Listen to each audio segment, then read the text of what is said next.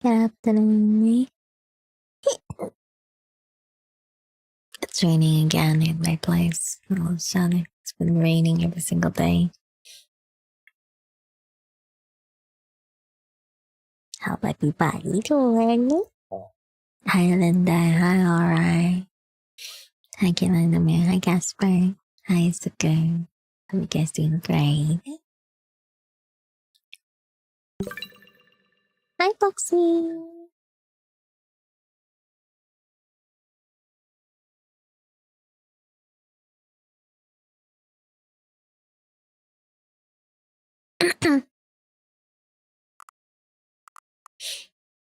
Our party game. The what again? The Stanley Parable Bear? Not deluxe. Actually, not sure what kind of game it says. My first time playing.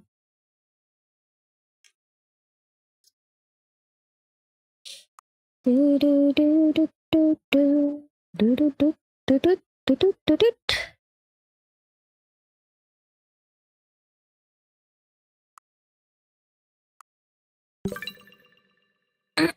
Amy cùng cùng em.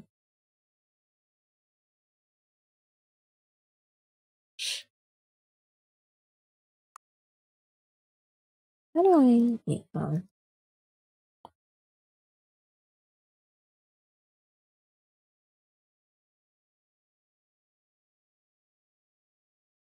If this works.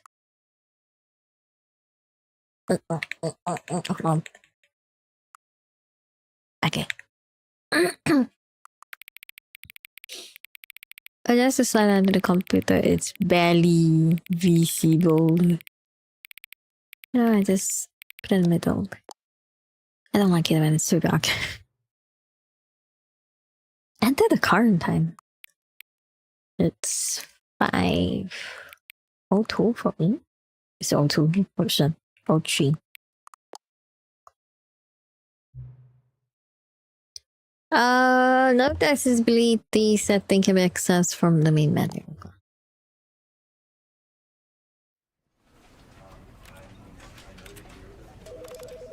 Good view. That's the maximum, right?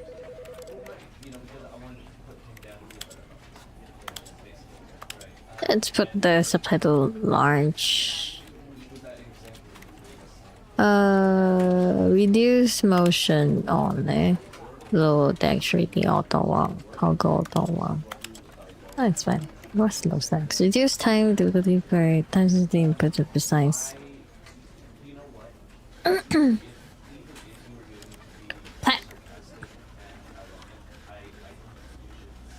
That's platforming in this game. I hate my editor now.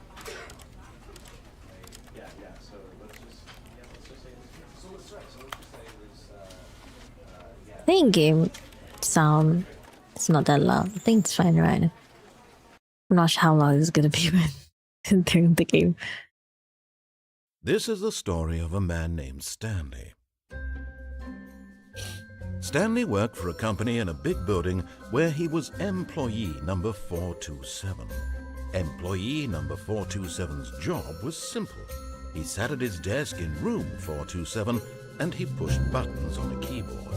Orders came to him through a monitor on his desk, telling him what buttons to push, how long to push them, and in what order. This is what employee 427 did every day of every month of every year. That sounds kind of boring. Considered it soul-rending, Stanley relished every moment that the orders came in, as though he had been made exactly for this job. And Stanley was happy. How are you happy for such a boring And then job? one day, something very peculiar happened. Something that would forever change Fresh Stanley. employee experience. Something he would never quite forget. He had been at his desk for nearly an hour when he realized that not one single order had arrived on the monitor for him to follow. No one had showed up to give him instructions, call a meeting, or even say hi. Never in all his years at the company had this happened, this complete isolation. Something was very clearly wrong. Shocked, frozen solid, Stanley found himself unable to move for the longest time. But as he came to his wits and regained his senses, he got up from his enjoy desk Stanley. and It's a stepped real out of trip. his office. Damn. Now you make me worried. Okay, I think the subtitle large. It's a little too large.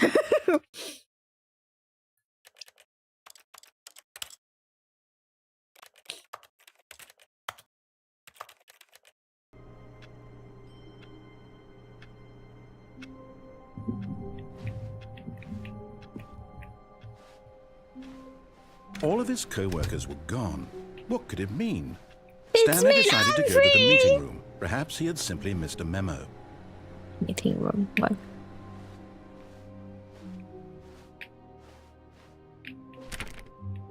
Wait. Oh, I can actually try to open the door. Wow, the camera actually makes my head hurt.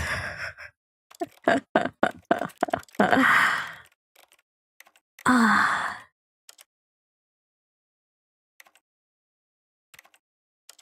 But that's the other way. Let me see. Camera sensitivity stream.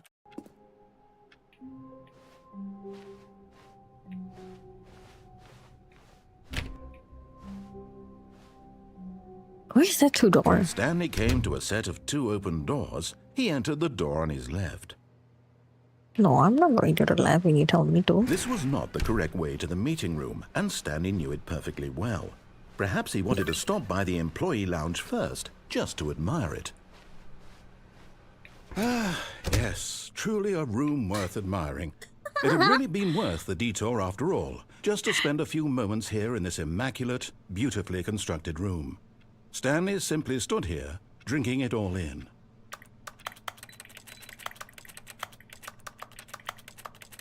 Drink where? Yes, really, really worth it being here in the room. A room so utterly captivating that even though all your co-workers have mysteriously vanished, here you sit looking at these chairs and some paintings. Really worth it. Thank you. I love this. Look at the painting. So pretty. At this point, Stanley's obsession with this room bordered on creepy and reflected poorly on his overall personality. It's possible that this is why everyone left. Fucking hell. Oh. Stanley sat around waiting for more dialogue, but when a long time had passed and there was no more, he decided that the game was trying to send him a message. What message? I'm curious. Okay, let me see. Are you gonna give me more message?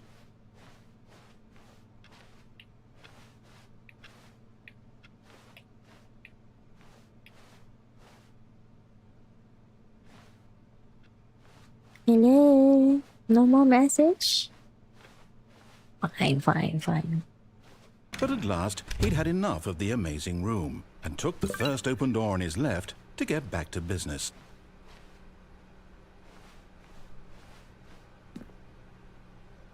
Stanley was so bad at following directions, it's incredible he wasn't fired years ago.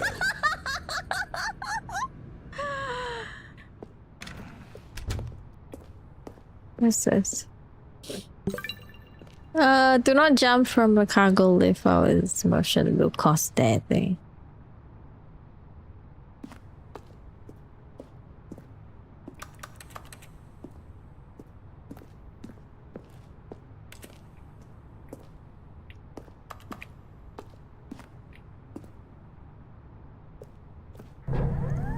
Look, Stanley, I think perhaps we've gotten off on the wrong foot here.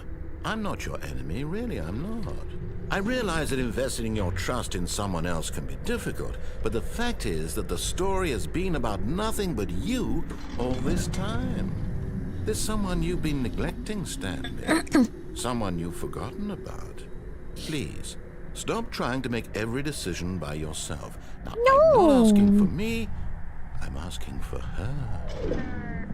I want to make my own decisions. This is it, Stanley. Your chance to redeem yourself, to put your work aside, to let her back into your life. She's been waiting. Why does it sound so scary? What's this? Oh. That's her, Stanley. You need to be the one to do this. To reach her. Oh. Oh? Oh, Stanley, is that you? Hold on, sweetie. Sorry to keep you waiting. I'm just pulling the bread out of the oven. All right. Okay, there we go. All right, now, I want you to come in and tell me all about your day. Gotcha. Oh, Motherfucker. Did you actually think you had a loving wife who'd want to commit their life to you? I'm trying to make a point here, Stanley. I'm trying to get you to see something. Come inside. Let me show you what's really going on here. I got scammed. This is a very sad story about the death of a man named Stanley. Me, huh? Good morning. Press R on your keyboard. No. I can't click any other. Stanley is quite a boring fellow. He has a job that demands nothing of him. Hey! Thank you. Thank you, yeah. Thank you for my sub. Tier 5. Tier 5? Huh? Tier 2 for 5 months. What the fuck am I talking about? So, thank you, thank you. And every button that he pushes is a reminder of the inconsequential nature of his existence.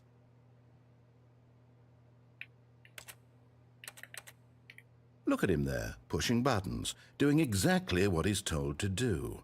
Now he's pushing a button. Now he's eating lunch. Now he's going home. Now he's coming back to work. One might even feel sorry for him. Thank you. 一封谢谢，谢谢续订了16个月啦，谢谢谢谢，欢迎回来。Except that he's chosen this life. But in his mind, he can go on fantastic adventures. From behind his desk, Stanley dreamed of wild expeditions into the unknown, fantastic discoveries of new lands. It was wonderful. And each day that he returned to work was a reminder that none of it would ever happen to him. Press J to watch TV. And so he began to fantasize about his own job. My TV First, on, he man. imagined that one day while at work, he stepped up from his desk to realize that all of his co-workers, his boss, everyone in the building had suddenly vanished off the face of the earth. The thought excited him terribly. Press P, spend time with the boys. So he went further. He imagined that he came to 2 open doors and that he could go through either. At last, choice. It barely even mattered what lay behind each door. The mere thought that his decisions would mean something was almost too wonderful to behold. Press P to prepare dinner. As he wandered through this fantasy world, he began to fill it with many possible paths and destinations. Down one path lay an enormous round room with monitors and mind controls. And down another was a yellow line that weaved in many directions. And down another was a game with a baby. And he called it the Stanley Parable. It was such a wonderful fantasy, and so in his head he relived it again and listening to this shit over and over, wishing beyond hope that it would never end, that he might always feel this free. Surely there's an answer down some new path, mustn't there be? Perhaps if he played just one more time. Press G to tell you why you love her. But there is no answer. How could there possibly be? In reality, all he's doing is pushing the same buttons he always has. Nothing has changed. The longer he spends here, the more invested he gets, the more he forgets which life is the real one.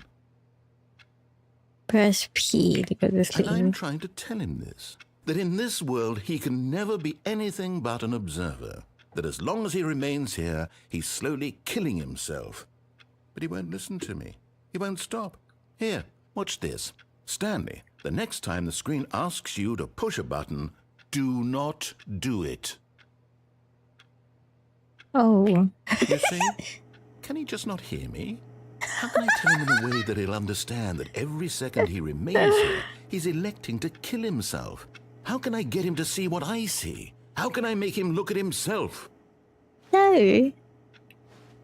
It's you, the question Suppose I nothing. can't, not in the way I want him to. But I don't make the rules. I simply play to my intended purpose, the same as Stanley. We're not so different, I suppose. I'll try once more to convey all this to him. I'm compelled to. I must. Perhaps, well, maybe this time he'll see. Maybe this time. And I tried again, and Stanley pushed a button. And I tried again, and Stanley pushed a button. Damn. And I tried. Fuck! I should have cut off. Oh, I'm back again. All of his co-workers were gone. What If I could do it the mean? same, if I'm Stanley not decided to listening go to the again, meeting room. Perhaps he had simply missed a memo. if I don't listen to it again, do I have to go through the same thing again? I'm curious. Hold on. When Stanley came to a set of 2 open doors, he entered the door. This was not the correct way to the meeting room, and Stanley knew it perfectly well. Perhaps he wanted to stop by the employee lounge first, just to admire it. Wow. Yes, this room. What a beautiful room. What a gorgeous, gorgeous room. Thank goodness Stanley had taken this, but eager to get back to business, Stanley took the first open door on his left. No, I don't want to listen to that again. Stanley was so bad at following directions, it's incredible he wasn't fired years ago. Can I go down?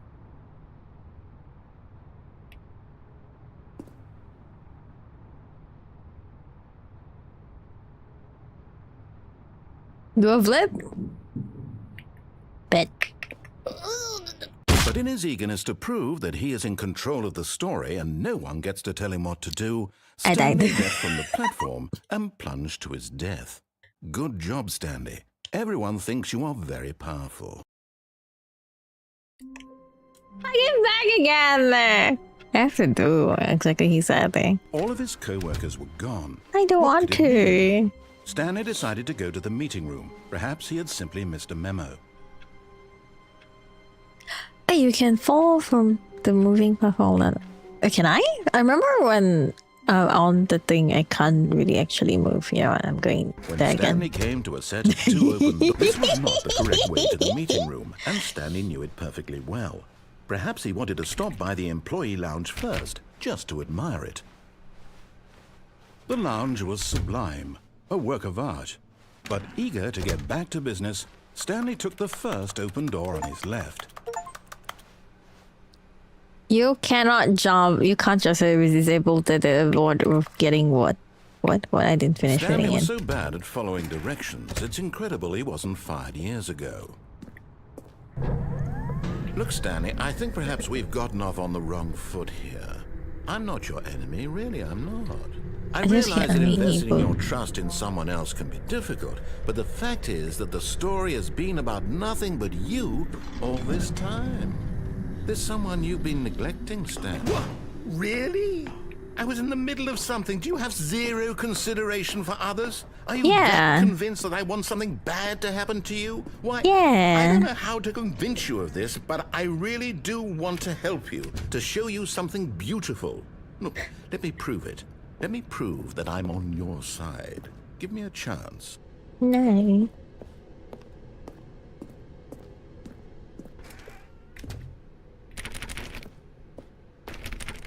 Now listen carefully, this is important.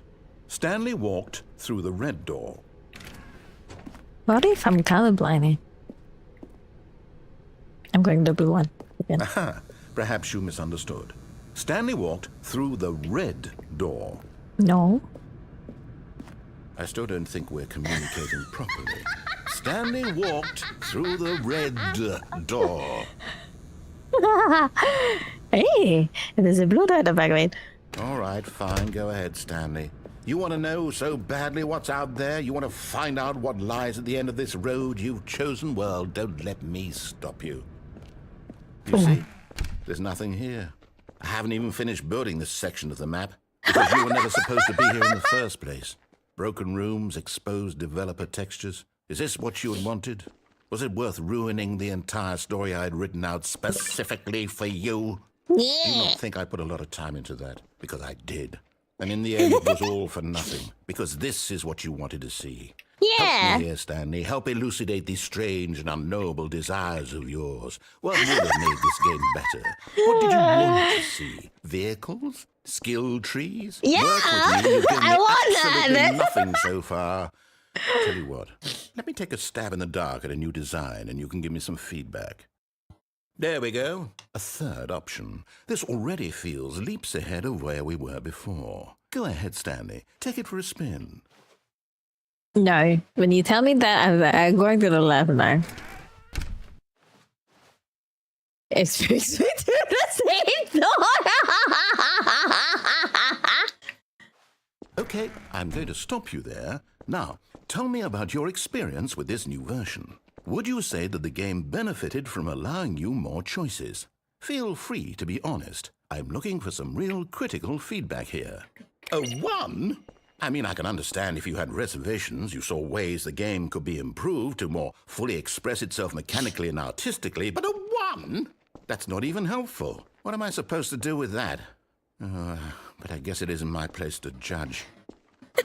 Here, based on the data from your previous playthrough, I've compiled a new version. And to be perfectly candid, I think I've knocked it out of the park with this one. Let's take a look. What's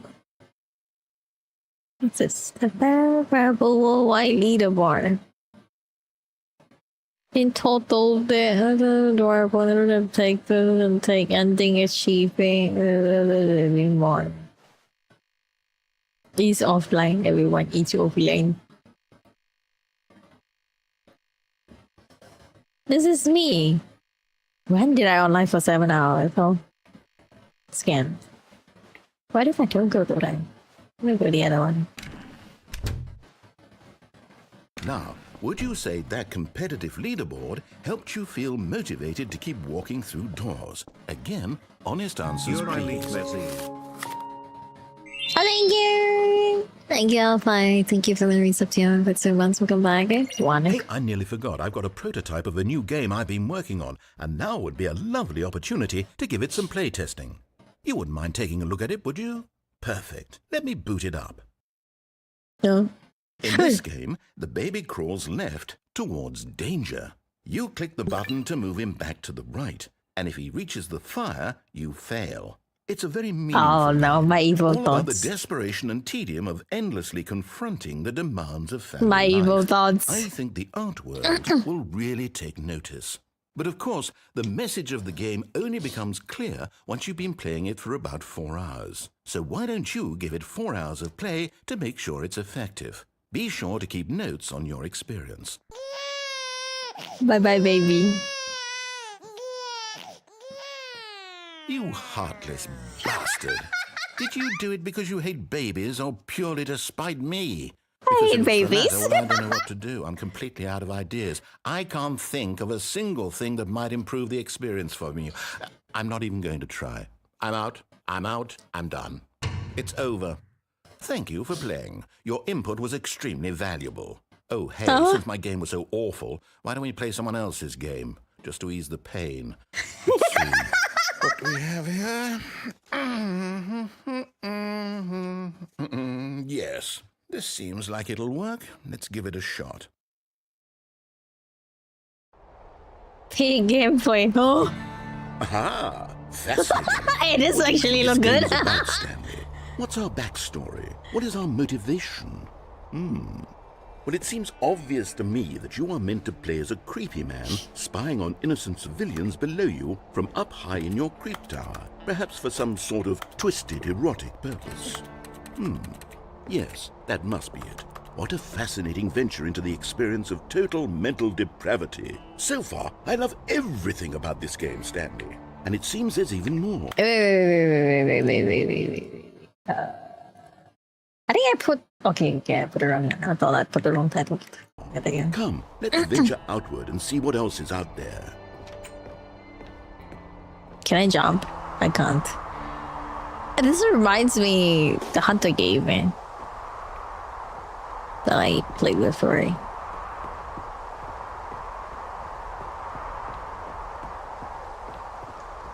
Oh no.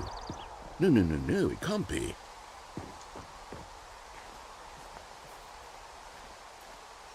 It is. It's an open world game. Good God, quickly block it off. Oh. Oh, thank goodness, Stanley. What a close call. You nearly wandered off into that thing. That big, open, just wandering around. No right or wrong directions. No path to follow. You can just go in any... Oh, thank heavens we avoided it. We're out of the woods now, Stanley. Damn it. Okay, I'm going to get us out of here. Let's find another game. Preferably something with walls. Something with nice, big, insurmountable walls. Okay, I think this will be just the thing. Hey! Oh. What's this racing game? Wonderful. See, this is exactly what I had in mind. Just a nice big box for you to run around in. There isn't any possibility that you could get lost here. Now this is game design. Stanley, if you manage to get lost in this game, I will be phenomenally impressed.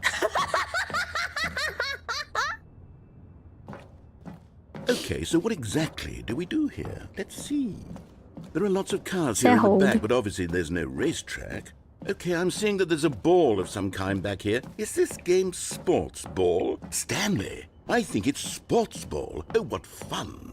We shall run the bases and do a touchdown together.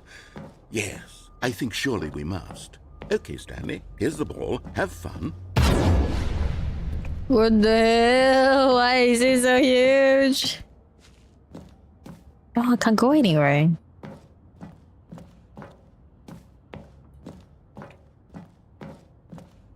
It's actually full of walls.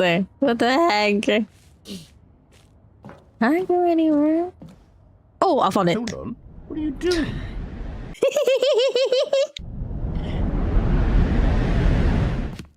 Stanley, don't do that. I can't follow you there. I can't help you. How will you write a story without me? You can't do it. You know that. Stanley. Feeling campaigning. What are we doing? It's so dark. Oh, yo, why is it so dark?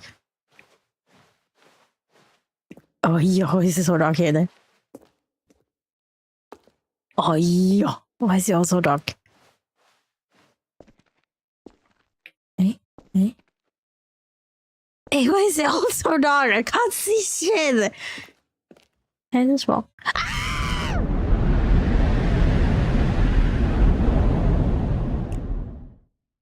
Hey. Oh.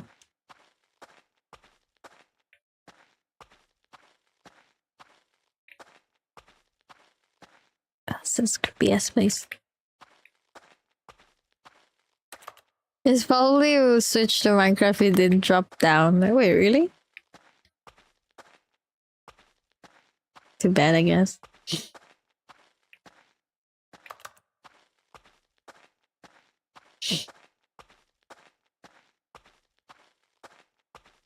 Hey, and that's my room. I'm going back my room and work.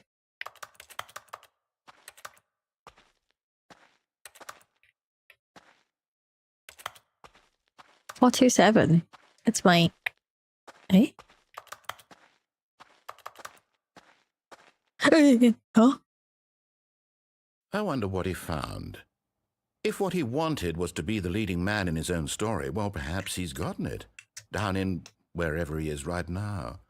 I wonder if he's happy with his choice, and if he's learned the heavy cost that comes with it. He'll understand soon what I was trying to tell him. He needs me. Someone who will wrap everything up at the end, to make sense out of the chaos and the fear and the confusion. That's who I am. That is what I mean to this world.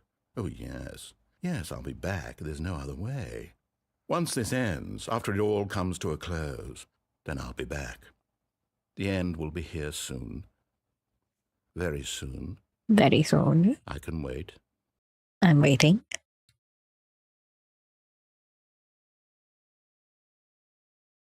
Ready? Oh. I am back again. Okay, let's listen to All it this time. All of his workers were gone. What could it mean? Stanley decided to go to the meeting room. Perhaps he had simply missed a memo. When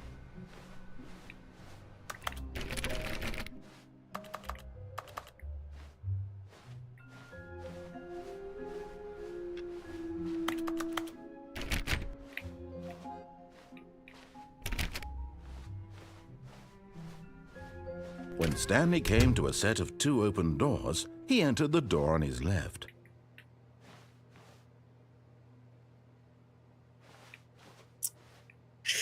Whenever they ask me to go left, I don't feel like going left. Do I have to listen? Damn it, okay.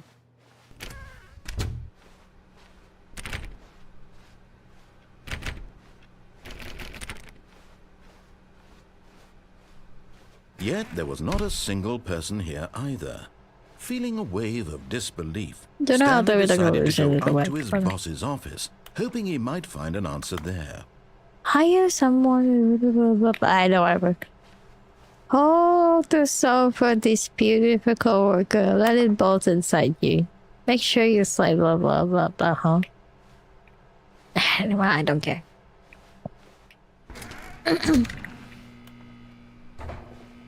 Stanley stepped into the broom closet, but there was nothing here, so he turned around and got back on track. There's so many things here. I can't even take a thing with me. Coming to a staircase, Stanley walked upstairs to his boss's office. Oh, your voice is very nice. But Stanley just couldn't do it. He considered the possibility of facing his boss, admitting he had left his post during work hours. He might be fired for that. And in such a competitive economy, why had he taken that risk? All because he believed everyone had vanished? His boss would think he was crazy. And then something occurred to Stanley. Maybe, he thought to himself, maybe I am crazy. All of my co-workers blinking mysteriously out of existence in a single moment for no reason at all. None of it made any logical sense. And as Stanley pondered this, he began to make other strange observations. I'm looping. For example, why couldn't he see his feet when he looked down? Why did doors close automatically behind him wherever he went? And for that matter, these rooms were starting to look pretty familiar. Were they simply repeating? No, Stanley said to himself, this is all too strange. This can't be real. And at last, he came to the conclusion that had been on the tip of his tongue. He just hadn't found the words for it. I'm dreaming! He yelled. This is all a dream. dream. Oh, what a relief Stanley felt to have finally found an answer, an explanation. His co-workers weren't actually gone. He wasn't going to lose his job. He wasn't crazy after all. And he thought to himself, I suppose I'll wake up soon. I'll have to go back to my boring real-life job pushing buttons. I may as well enjoy this while I'm still lucid. So, he imagined himself flying and began to gently float above the ground. Oh. Then he imagined himself soaring through space on a magical star field, and it too appeared. It was so much fun, and Stanley marveled that he had still not woken up. How was he remaining so lucid? And then perhaps the strangest question of them all entered Stanley's head. One he was amazed he hadn't asked himself sooner. Why is there a voice in my head dictating everything that I'm doing and thinking? Now the voice was describing itself being considered by Stanley, who found it particularly strange. I'm dreaming about a voice describing me, thinking about how it's describing my thoughts, he thought. And while he thought it all very odd and wondered if this voice spoke to all people in their dreams, the truth was that, of course, this was not a dream. How could it be? Was Stanley simply deceiving himself? Believing that if he's asleep, he doesn't have to take responsibility for himself? Stanley is as awake right now My head is tired. as he's ever been in his life. Now, hearing the voice speak these words was quite a shock to Stanley. After all, he knew for certain, beyond a doubt, that this was in fact a dream. Did the voice not see him float and make the magical stars just a moment ago? How else would the voice explain all that? This voice was a part of himself too. Surely, if he could just... He would prove it. He would prove that he was in control, that this was a dream. So he closed his eyes gently and he invited himself to wake up. Hey! He felt the cool weight of the blanket on his skin, the press of the mattress on his back, the fresh air of the world outside this one. Let me wake up, he thought to himself. Why would they talk about the blanket? I'm yawning. Let me go back to my job. Let me continue pushing the buttons. Please, it's all I want. I want my apartment, and my wife, and my job. All I want is my life exactly the way it's always been. My life is normal. I am normal. Everything will be fine. I am okay. Damn. Hey. Assume this place. Stanley began screaming. Please, someone, wake me up. My name is Stanley. I have a boss. I have an office. I am real. Please, just someone tell me I am real. I must be real. I must be. Can anyone hear my voice? Who am I? Who am I? And everything went black. Oh. This is the story of a woman named Mariella. Oh? Mariella woke up on a day like any other. She arose, got dressed, gathered her belongings, and walked to her place of work. But on this particular day, her walk was interrupted by the body of a man who had stumbled through town talking and screaming to himself, and then collapsed dead on the sidewalk. And although she would soon turn to go call for an ambulance, for just a few brief moments, she considered the strange man. He was obviously crazy. This much she knew. Everyone knows what crazy people look like. And in that moment, she thought to herself how lucky she was to be normal. I am sane. I am in control of my mind. I know what is real and what isn't. It was comforting to think this, and in a certain way, seeing this man made her feel better. But then she remembered the meeting she had scheduled for that day, the very important people whose impressions of her would affect her career, and by extension, the rest of her life. Good night, Sejima. She had no time for this, so it was only a moment that she stood there, staring down at the body. And then she turned and ran. Oh.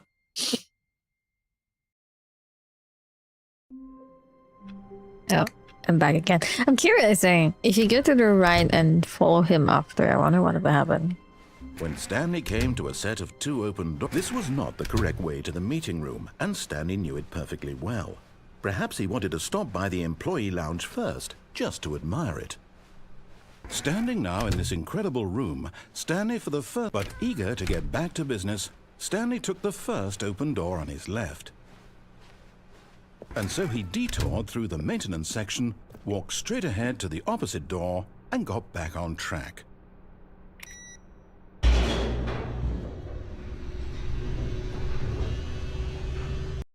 Eh? But Stanley didn't want to go back to the office. He wanted to wander about and get even further off track.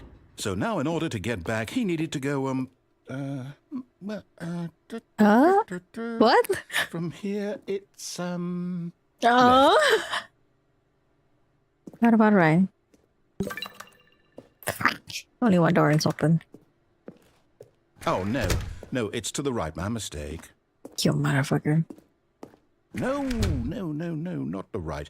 Why would I have ever said it was to the right? What was I thinking? It's clearly... Oh, dear, would you hold on for a minute, please? Hey! Now, let's see. We went down right, left, down, left, right. Yep, okay, yes. I've got it now. This story is absolutely, definitely this way.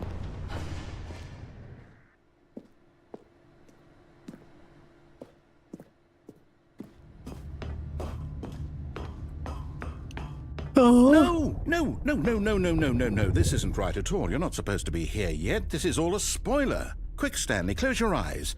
Okay. No. Okay. We just have to get back Spoilers. to... Who am I kidding?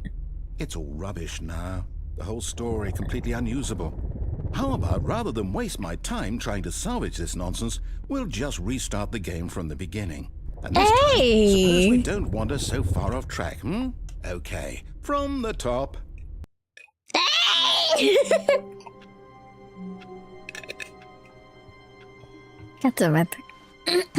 All of his co-workers were gone. What could it mean? Stanley decided to go to the meeting room. Perhaps he had simply missed a memo.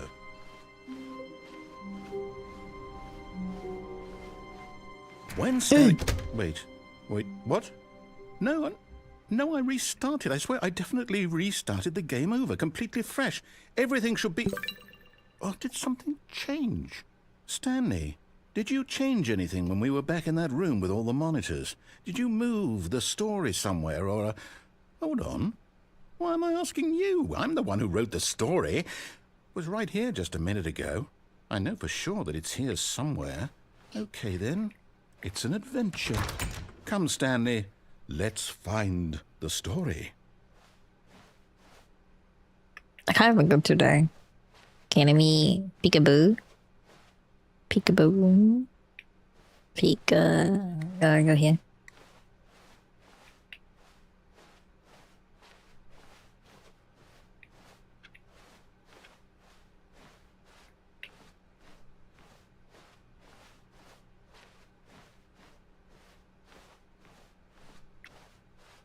What the hell am I? I'll say it. This is the worst adventure I've ever been on. I can promise you there definitely was a story here before. Do we need to restart the game again?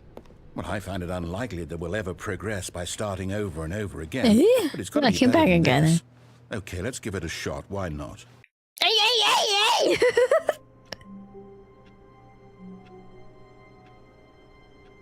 Freak.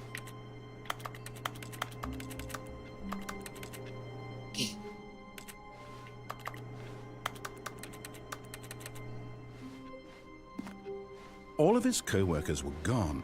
What could it mean? Stanley decided to go to the meeting room. Perhaps he had simply missed a memo. UA, what is the name of the game? I am expecting Earmom reply. Yeah. You already know the answer, then why are you asking?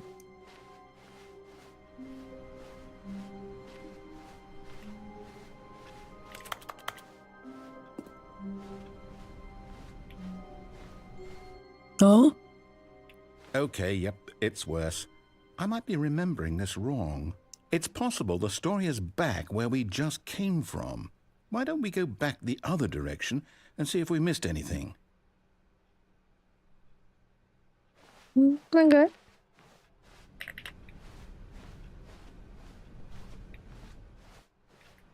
No.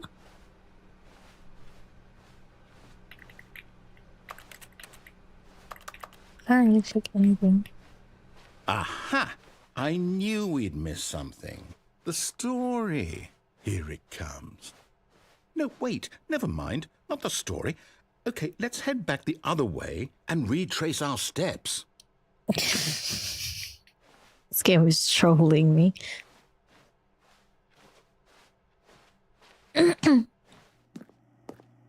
Now this... Well, I'll be honest, I don't recognize this place at all. Is this the story? I don't think so. I can't quite recall, but I believe my story took place in an office building. Is that correct? Do you remember, Stanley? Well, do you know what? Since I've completely forgotten what we were supposed to be doing, how about this? You win! Congratulations! I know you put in a lot of hard work, and it really paid off. So, good job. Oh, no. They gave up! I don't feel right about this at all. We both know you didn't put in any actual work for that win. Some people win fair and square, and this was not one of those situations. Okay, I'm getting weirded out by whatever this place is. I don't care what might happen this time. I have to restart. Interesting. This is All right, the I've got a adventure solution. line. This time, to make sure we don't get lost, I've employed the help of the Stanley Parable Adventure Line. Just follow the line. How simple is that? No. No, I'm down. We're living it up to the line from now on.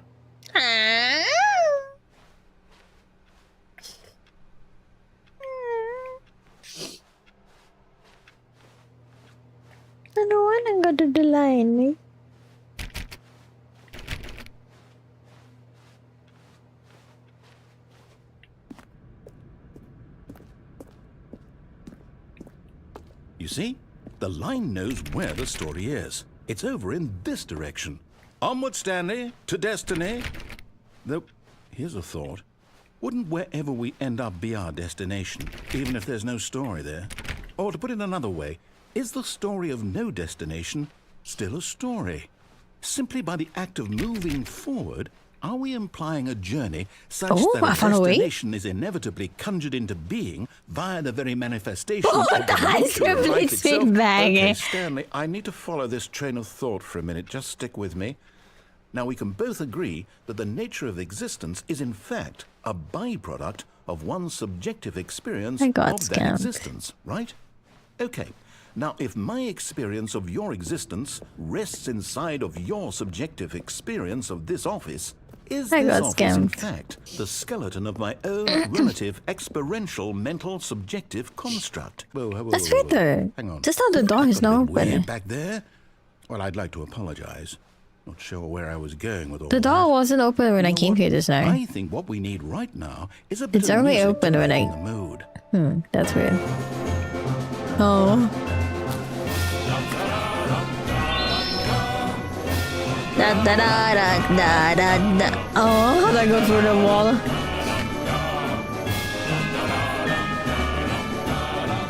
Yeah, she blocked every single path.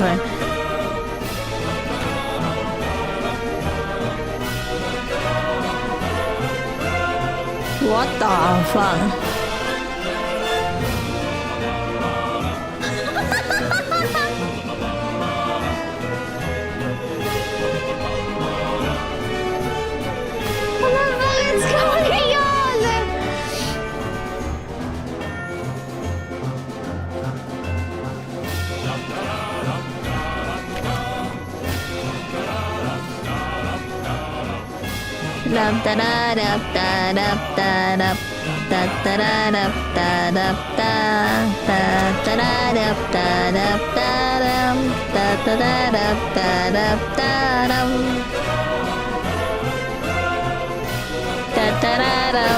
Music.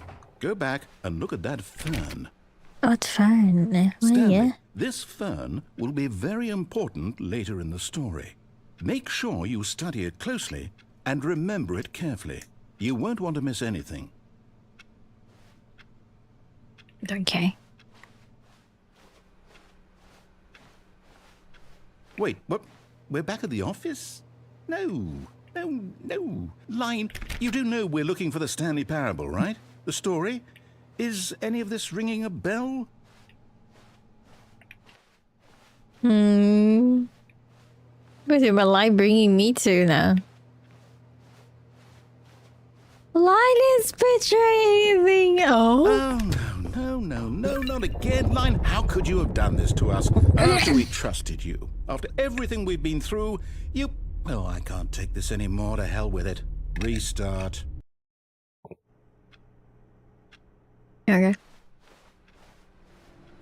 You know what, Stanley? I say forget the adventure line. What's it ever done for us? We're intelligent people, right? Why can't we make up our own story? Something exciting, daring, mysterious. This all sounds perfectly doable. Why don't we simply start wandering in, well, I don't know. How about this direction? Now, yes, this is exciting. Just me and Stanley forging a new path, a new story. Well, it could be anything. What do you want our story to be? I am spinning in nothing. Whatever it might be, Stanley, I'm ready for it. Oh, no, not you again. It's the line again. Stanley, I'd also like to veto the line from having any role in our awesome new story. No lines or monitor rooms. Just don't acknowledge it, and we should be fine. Oh? How do I go up there? Oh.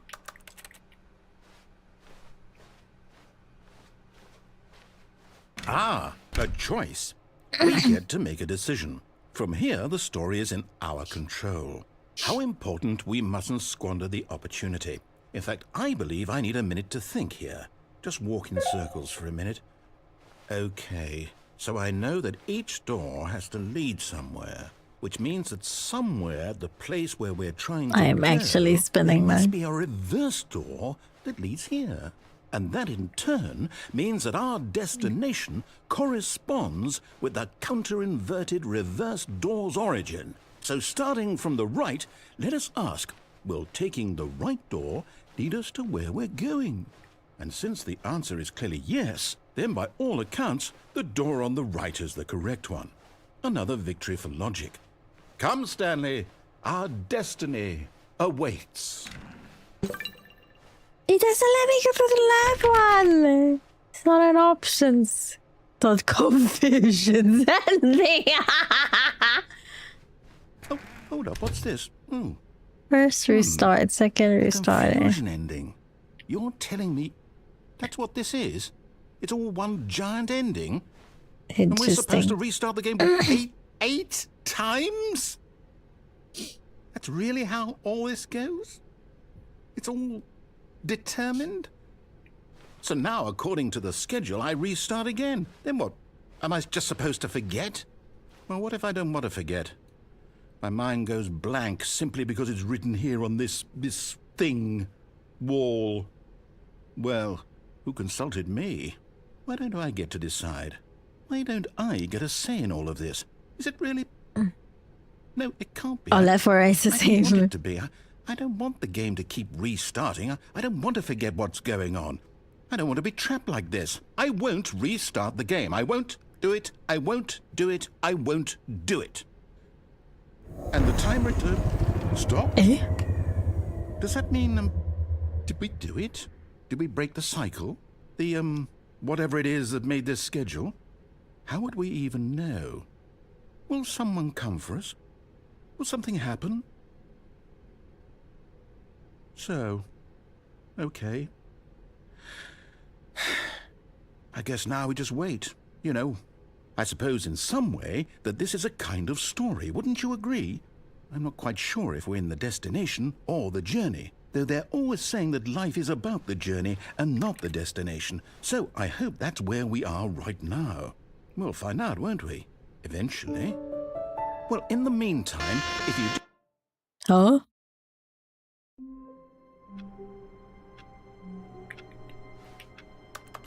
Did he actually forgot?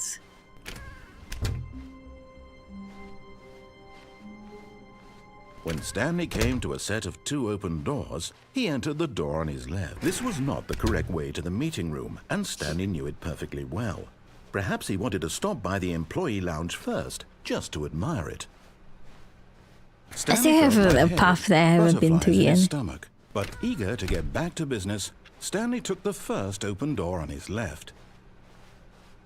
And so he detoured through Been the to the maintenance lift section, down here. walked Let's straight go ahead to here. the opposite door, and got back on track. Oh.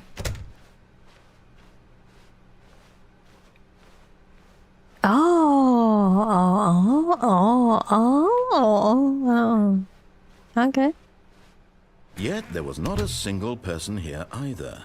Feeling a wave of disbelief, Stanley decided to go up to his boss's office, hoping he might find an answer there. Coming Already to a went down staircase, before, Stanley so walked let's go up, upstairs eh? to his boss's office.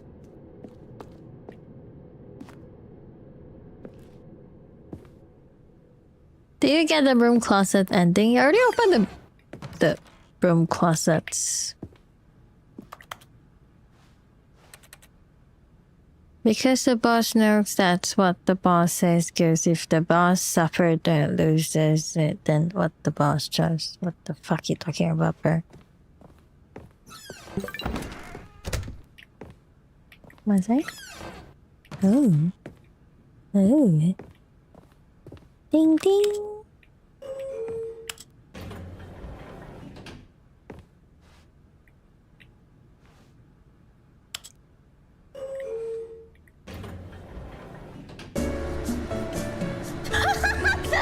Later music.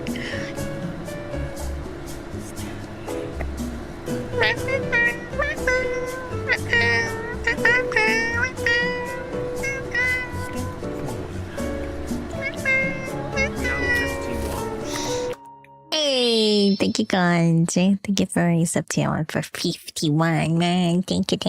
Welcome back.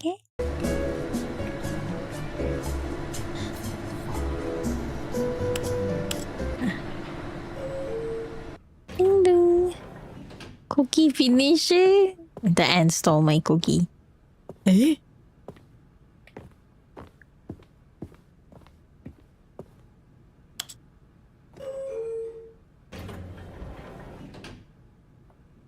I left the cookie in my room and this bunch of ants.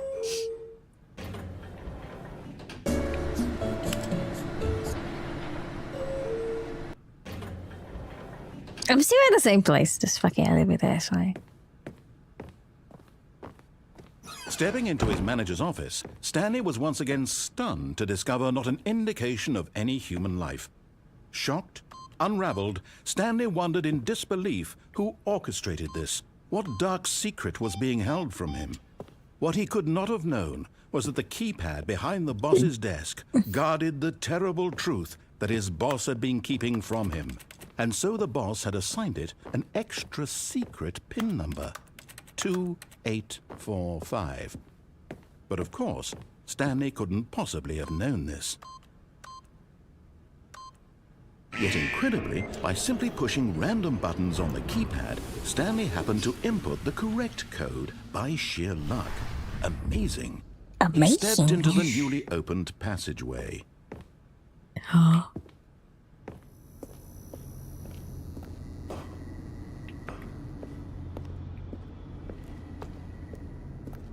What the fuck?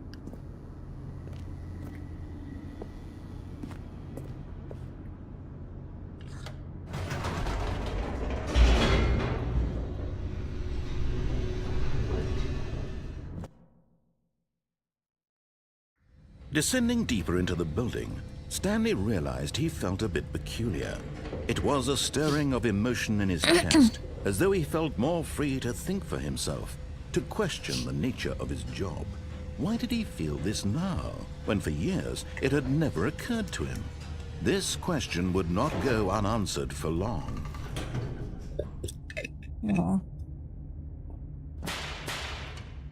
Oh.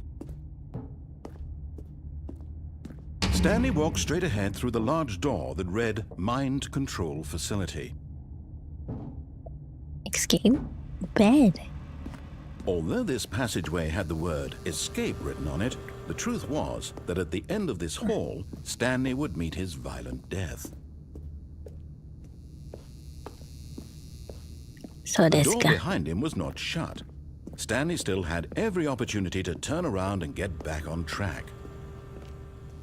At this point, Stanley was making a conscious, concerted effort to walk forward and willingly confront his death.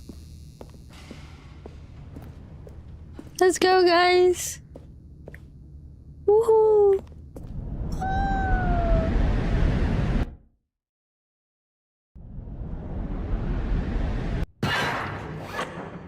Oh. As the machine whirred into motion and Stanley was inched closer and closer to his demise, he reflected that his life had been of no consequence. Oh, I can't move anyway. Stanley can't see the bigger picture. He doesn't know the real story, trapped forever in his narrow vision of what this world is. Perhaps his death was of no great loss, like plucking the eyeballs from a blind man. And so he resigned and willingly accepted this violent end to his brief and shallow life. Farewell, Stanley.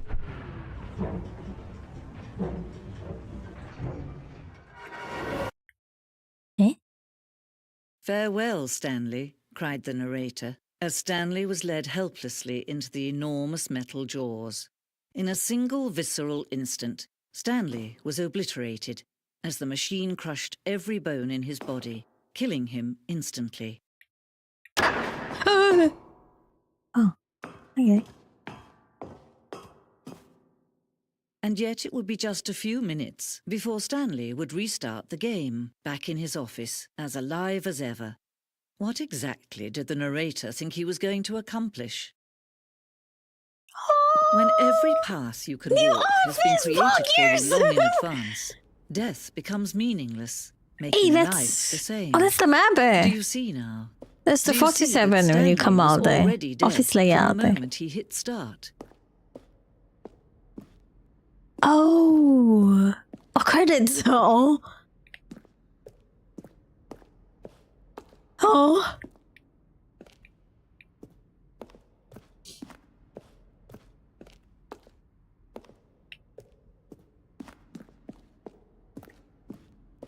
Just the war zone.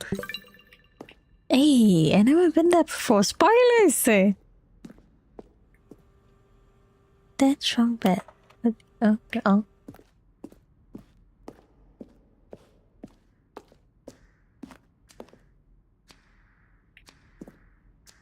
Hey.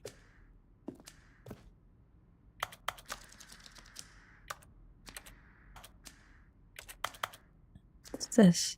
Apartment timer. There's a previous choice leading to the apartment ending. The timer will give you 15 seconds to pick up the phone. Or picking up the phone will lead a different ending.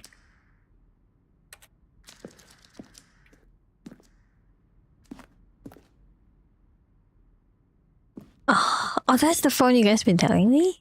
Oh, I've never seen the phone though.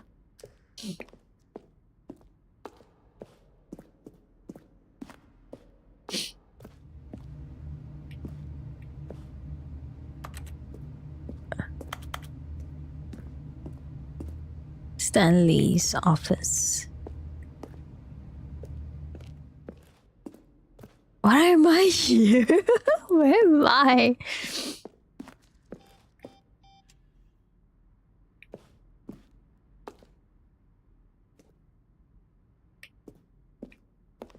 Where am I? I'll exit.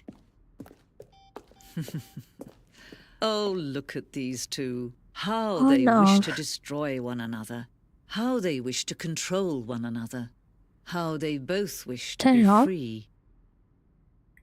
Ooh. Can you see? Can you see how much they need one another? No, perhaps not. Sometimes these things cannot be seen. But listen to me. You can still save these two. You can stop the program before they both fail. Push escape and press quit. There's no other way to beat this game. As long as you move forward, you'll be walking someone else's path. Stop now and it'll be your only true choice. Whatever you do, choose it. Don't let time choose for you. Huh? It asked me to quit. I don't know. Oh.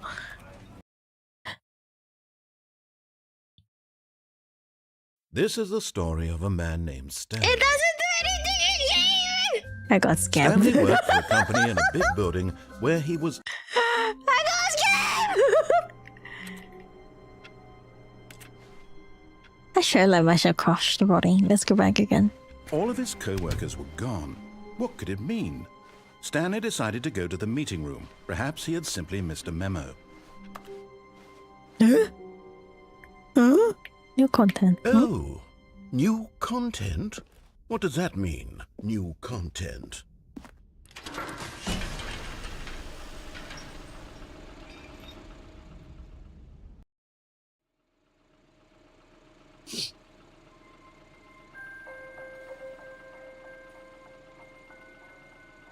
Hello, and thank you for playing The Stanley Parable Ultra Deluxe.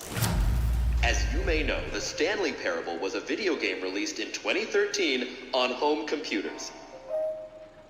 After receiving critical and commercial success, it was expanded upon in 2022 with The Stanley Parable Ultra Deluxe, a reimagining of the game for consoles and home computers. The Stanley Parable Ultra Deluxe features exciting new content that broadens and expands the world of the Stanley Parable, delighting audiences the world over. Please, step inside and see what thrilling new adventures await in The Stanley Parable Ultra Deluxe. Oh, well, this sounds delightful. I'm very excited to see the thrilling new Ultra Deluxe content. Okay, so far it's an elevator. Nothing special yet, but I'm sure it's just the beginning of a mesmerizing adventure. And then Is it broken? What's going on here? Should we be moving somewhere or... Oh, here we go. All right, finally, at long last, it's on to the new content. I've never been more ready. Let's do it.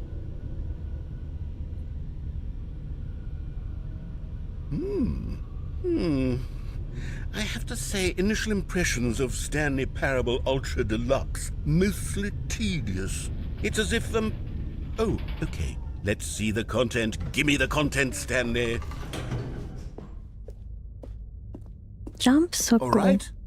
All right, let's see. It's the jump circle.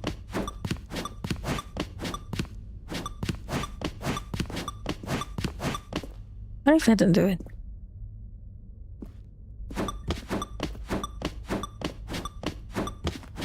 Is this a hard game? Not really.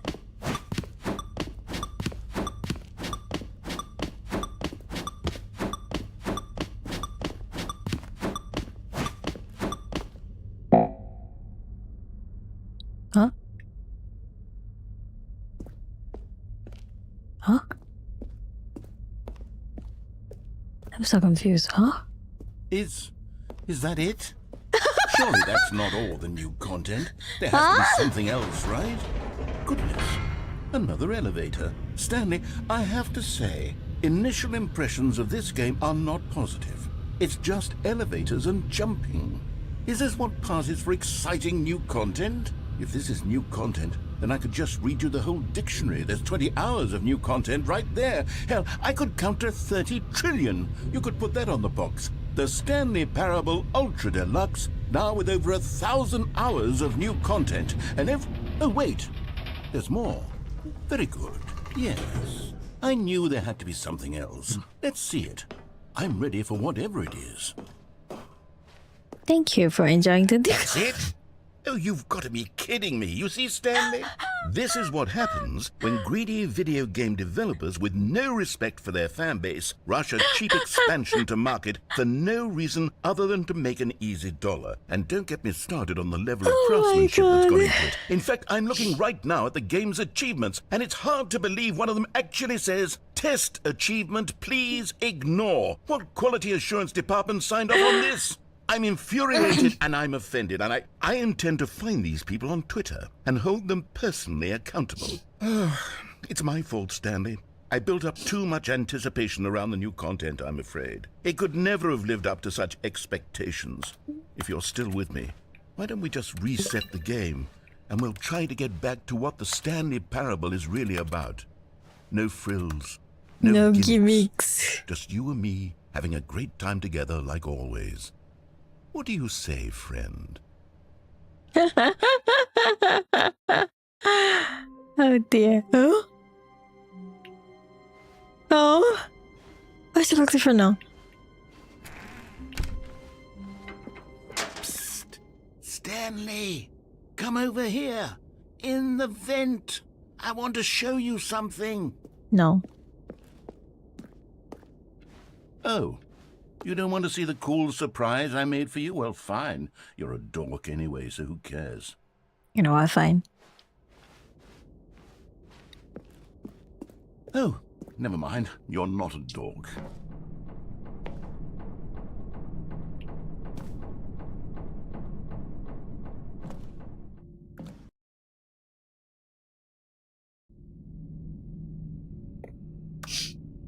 Okay, you remember how cheap and unsatisfying the new Ultra Deluxe content turned out to be? Well, it got me thinking about the past, and how much better the Stanley Parable used to be.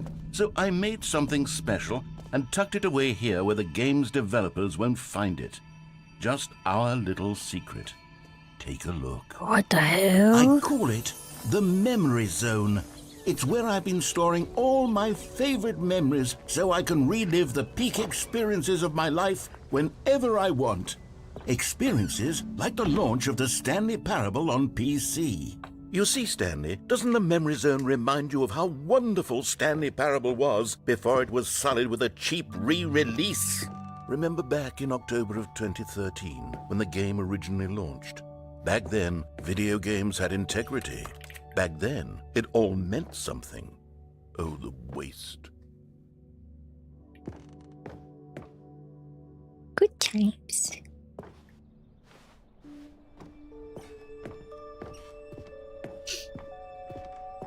Oh.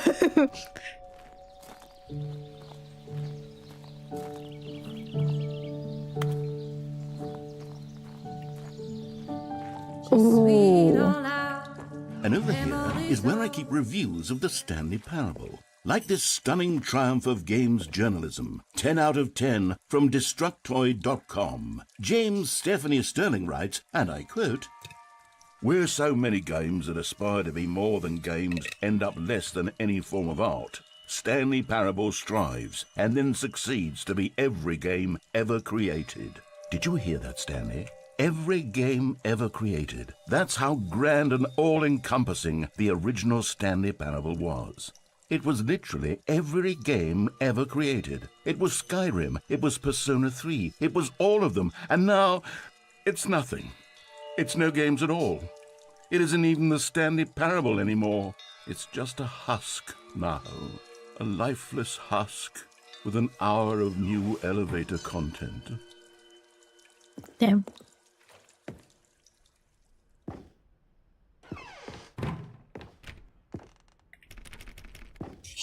Damn it. The original remake. Here's another moving passage, this time from GameSpot.com. The Stanley Parable is both a richly stimulating commentary on the nature of choice in games and one that offers some of the most enjoyable, surprising, and rewarding choices I've ever been confronted with in a game. 9 out of 10. Don't you get it, Stanley? The game was perfect. It didn't need anything else. It didn't need new content.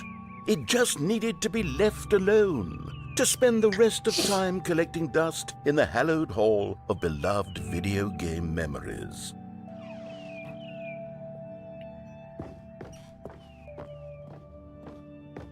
Allez, why is it blocked?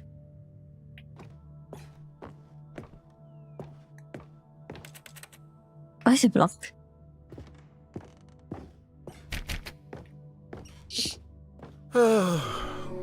These were simpler times, Stanley.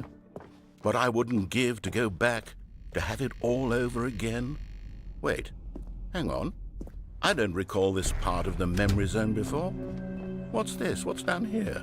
Oh, no.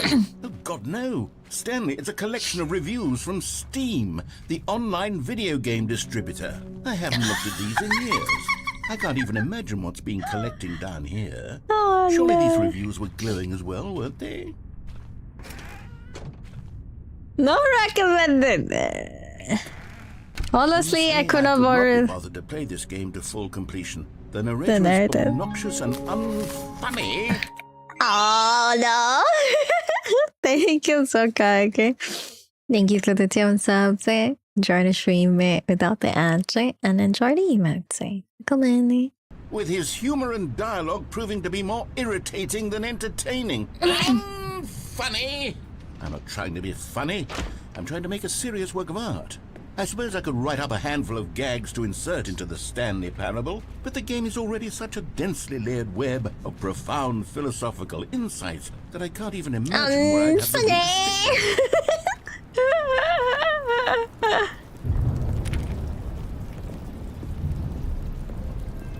Okay, let's see what this one says. While the idea for the game is good, for someone who prefers non-linear games, this preachiness gets annoying fast. Preachy? Stanley? I'm not preachy, am I? You can tell me if I'm preachy. Is this even real? I'm curious. This is actually quite shocking. I am actually so curious. Well, to be honest, I had always thought of the game's dialogue as being rather terse to begin with. You can't know how much fluff I cut from the game to get it to feel as light and airy as it... Well, I always thought it did. But maybe it wasn't. Oh dear. What an awful memory to have to hold on to. Let me go. Marks on my otherwise unimpeachable Stanley track record. Parable. I feel like a failure. Like I let these people down. Review Perhaps the type Stanley negative. Parable isn't quite as sterling as I always remembered.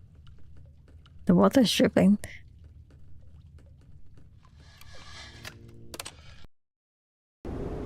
Oh, what the hell?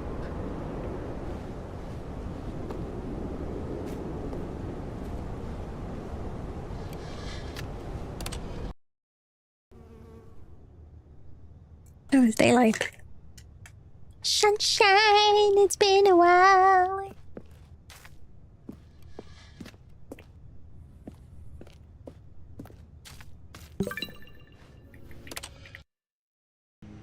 Oh, damn.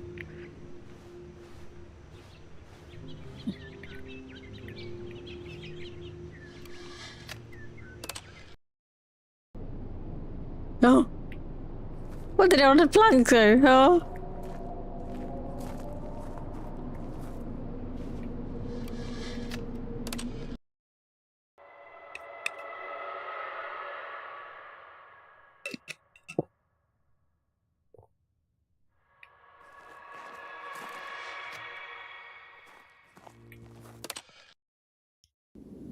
Hey. Hey.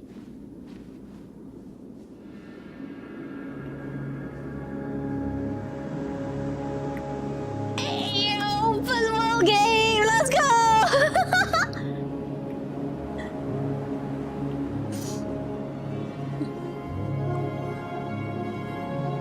Let's see how far I can go.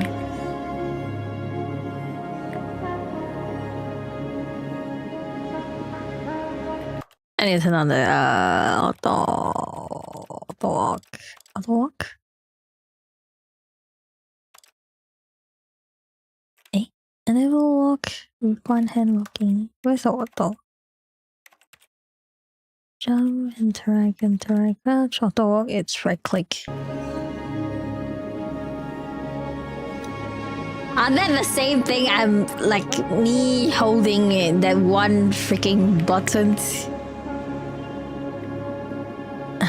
Okay.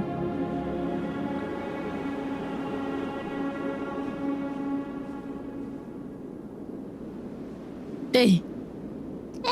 Hey! I was gonna see how far I can go. Okay, we're back. The meeting room. Yes, that's where everyone would be. Stanley just needed to get to the meeting room, and from then on, he would never be alone ever again. Another new content thing. Oh, good. You noticed my sign. Yes, I have something very exciting to show you.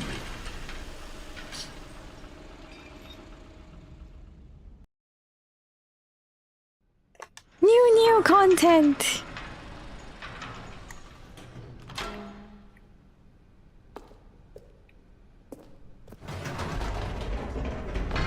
You see, Stanley, I've been reflecting on the Stanley Parable and about how roundly disappointing this ultra-deluxe version has turned out to be. The original Stanley Parable was a landmark, and any new content for it should live up to that legacy. So forget this ultra-deluxe nonsense. I say we take it one step even further.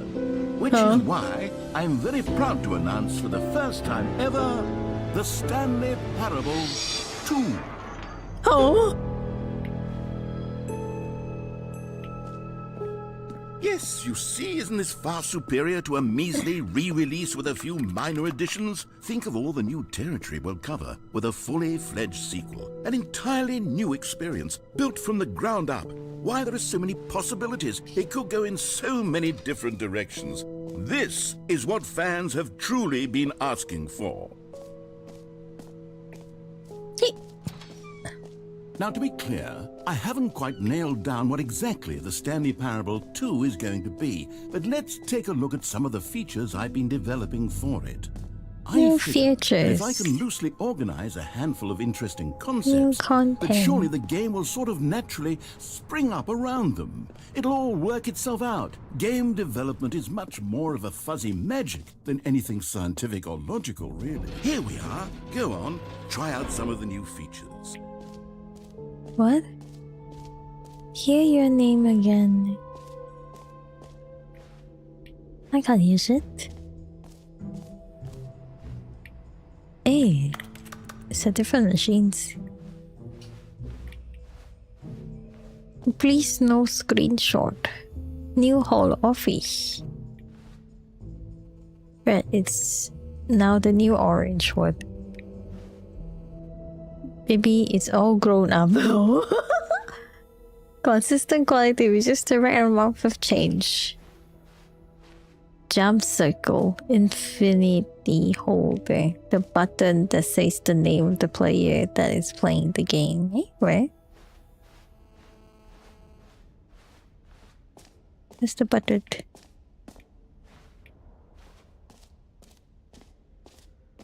Oh, For the it's Stanley Parable 2, I asked myself, what do players really want? And of course, the first and most obvious answer is that they want to be individually recognized and validated as people. So with that in mind, my first addition to the game is this button which speaks the name of the person playing. Sorry, I should have clarified. Right now, the button only says the name Jim. But of course, in the final game, this button will say your name, whatever name that is. Here, let's have you role-play as Jim to really simulate the full experience of this feature. Just play along. I promise you'll love it. Okay, here we go. Let's take a deep breath, clear your mind, forget whoever you are, and simply become a person named Jim. Jim. Whoa, hold on. I wasn't finished setting up the backstory. If you don't properly roleplay as Jim, then you'll never understand the impact of this button. Otherwise, it's just a stupid button that says somebody else's name. Okay, we're doing it again, and this time let me finish first. Now, allow yourself to become Jim.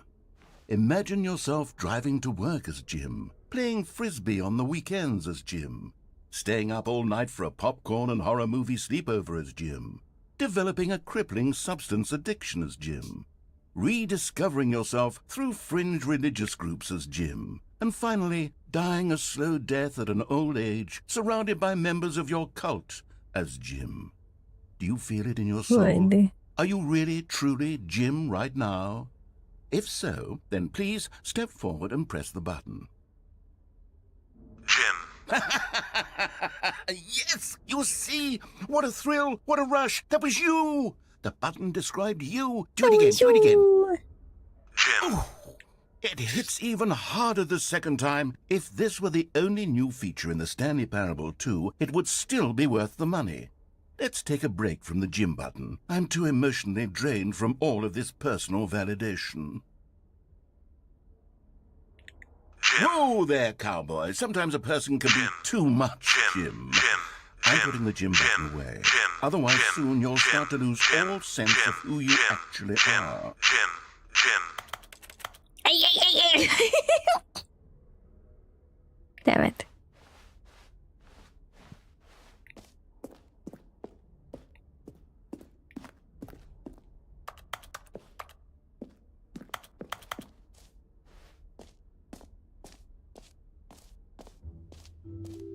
I suppose I could allow only people named Jim to play the Stanley Parable 2. That would actually save me the work of finishing this feature.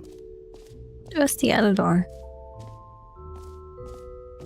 Okay, I'll be honest, I haven't yet decided on this one. I think that in the new version, the office could use a bit of decoration, like balloons. But I'm undecided on Get Well Someday and Happy 12th Birthday. Which would you go with? You know, sometimes when you solicit another person's opinion, it makes you realize that you knew which one you actually really wanted all along. Happy 12th birthday, step-niece, it is. Putay na.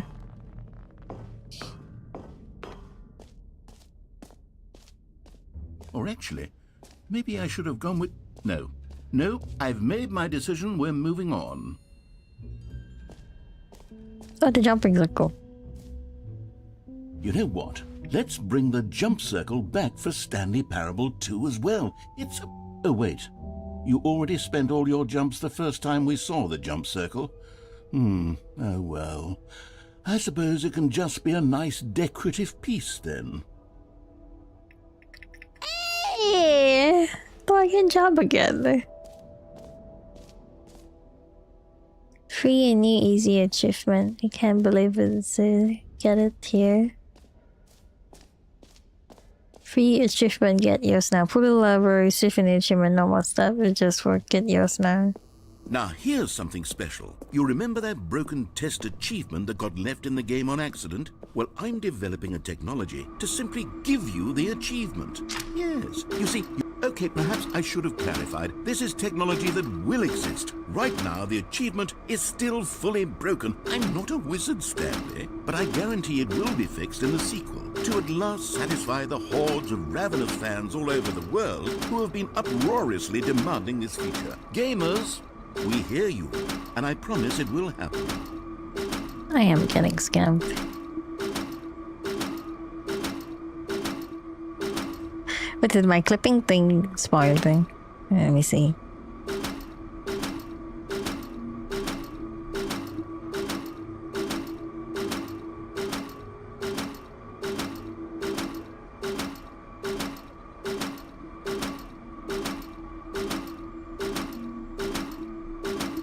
Oh, never mind, it's working. What the heck?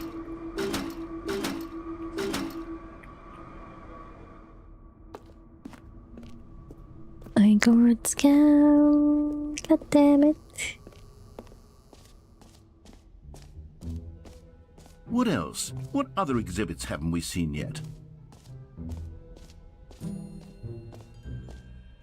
What's this? Collectible.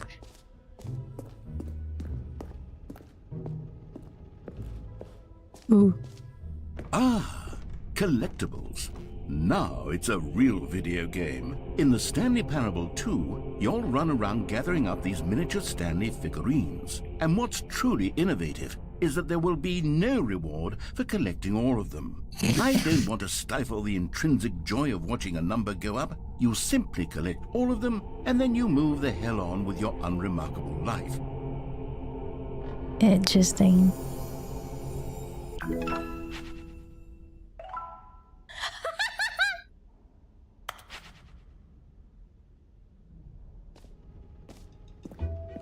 God, it really is the worst when you collect everything in a video game and then they give you a big fancy reward for it. Calling it the Stanley Parable 2 is just so much catchier than Ultra Deluxe, don't you think? Ultra Deluxe? What does it even mean? But oh goodness, Stanley, this is fairly awkward. I hate to do this, but before you leave, you really should go to the bucket exhibit. You see, there's a surprise I was going to spring on you later, and it involves the bucket. And I really do hate to break the illusion, but it's important that you go see the bucket, okay? All right, I'll get out of your hair now. It won't end infinity or hold. I still don't know which bucket is actually talking about.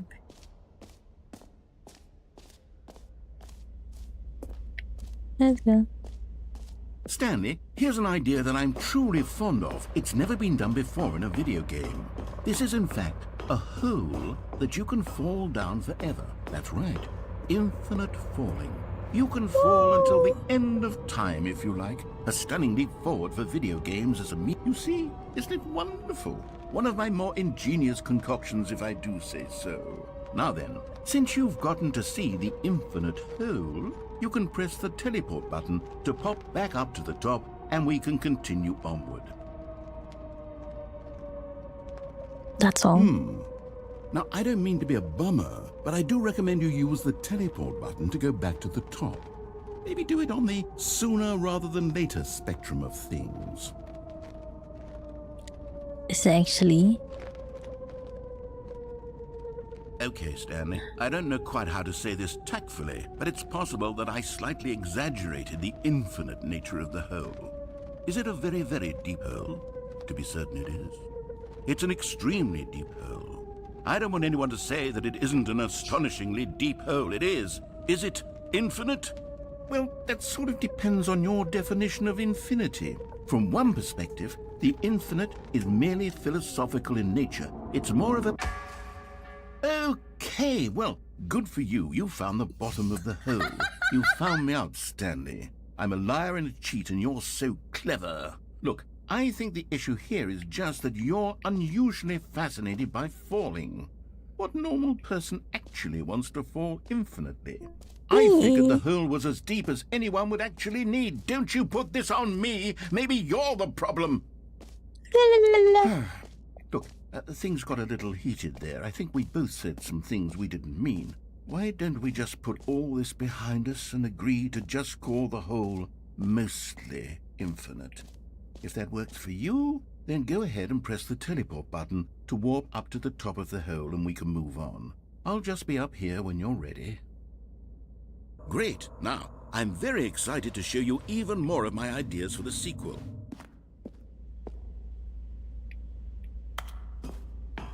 Do it again? Okay.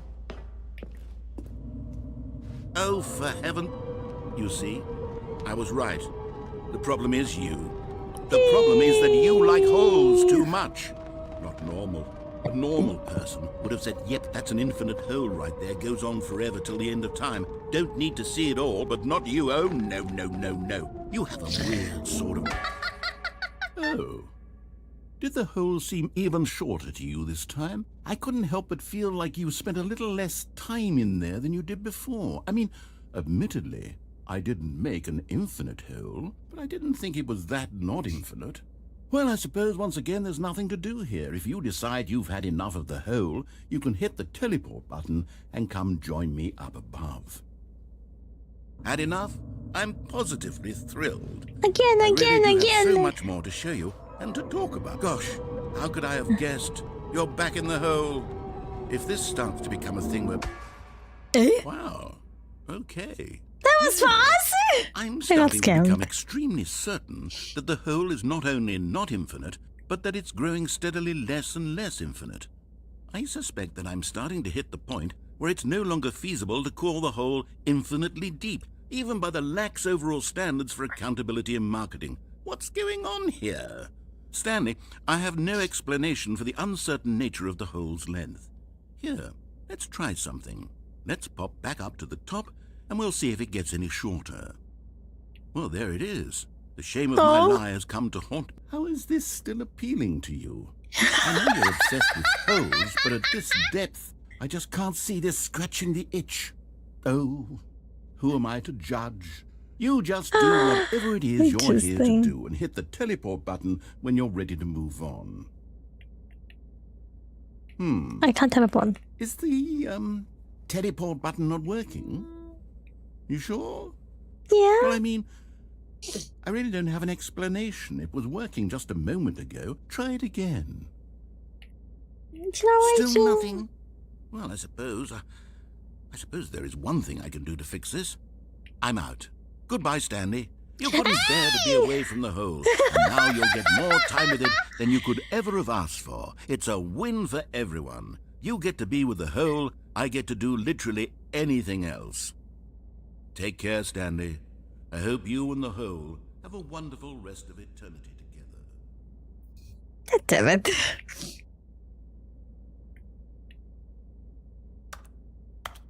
I'm actually stuck with the hole! What is that?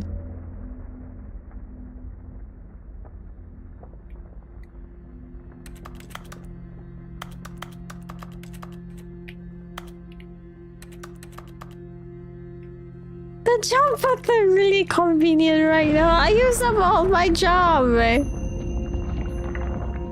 Hey, it's going down.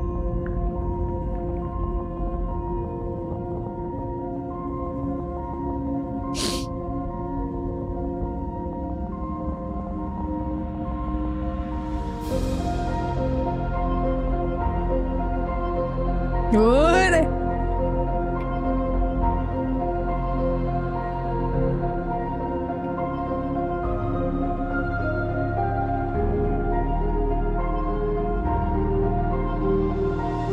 Change your perspective. Oh.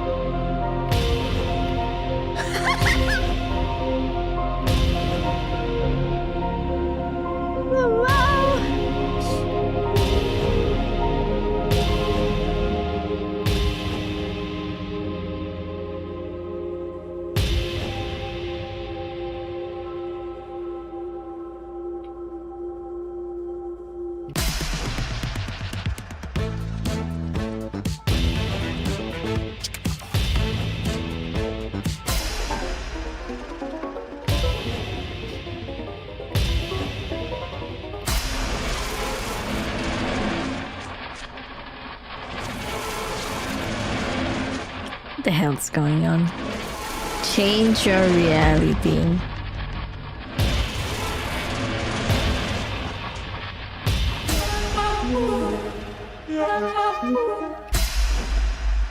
My head's stronger. Now you're no longer using up the space of mind. Okay, this is scary. My head's stronger. Change yourself?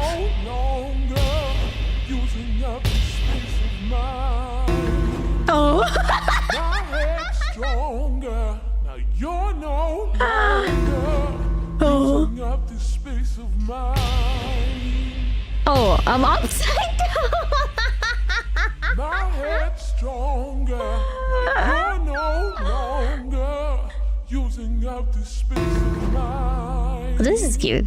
I like this one. My head's stronger.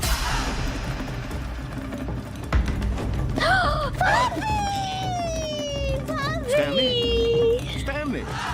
Stanley! Oh? Oh, good, you're awake. It seems you had sort of dozed off there, drifting away into dreamland. But we can't have that, Stanley, because this hole is just so darn fascinating that I want you to be wide awake for every second of it. You don't want to miss a single moment. So how about if I just pop in from time to time and wake you up to keep you really, truly focused on the hole? From the looks of things, you and I will have many, many years here in this hole, and I'm looking forward to all of them. Stay alert, Stanley. I'll be back. Toodlepip. My puppy! I was having fun with my puppy! Is he going down again? Oh.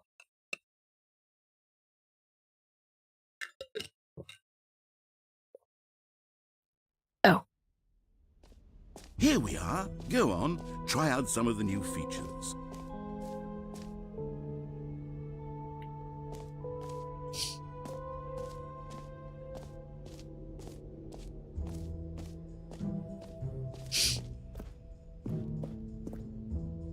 A common complaint of the Stanley I wonder what Parable happened if I go back was to the that it hole was again. confusing and paradoxical, that it engendered a chaotic sense of reckless despair in those who played it. Well, I'm happy to say that after much consideration, I've engineered a clever solution to this fundamental problem with the game.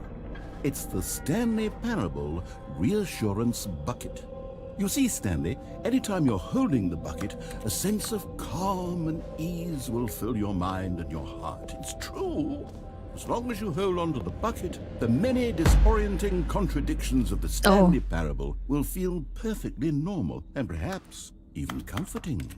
You may even come to long for the gentle embrace of jarring cognitive dissonance while the bucket is in your arms. And to be honest, it's a much more convenient solution for me than actually redesigning the game to be less uncomfortable. Can you imagine what a pain in the ass that would be? Yes, the bucket is the perfect solution. Come on, give it a try. Damn it.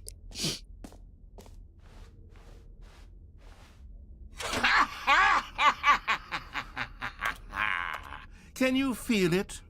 The glow of comfort, even in the face of crushing despair, must already be sweeping through your body. And in fact, can I say that I do believe the bucket lends you an air of charisma as well? I think that just holding it has made you the slightest bit more attractive as a person. The benefits of the bucket seem to go on, don't they? All this and more await you in the Stanley Parable 2. So I'll be holding buckets now.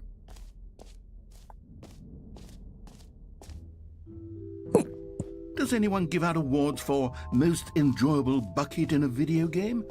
That really should be an award if it isn't already. I'm done. Let me out.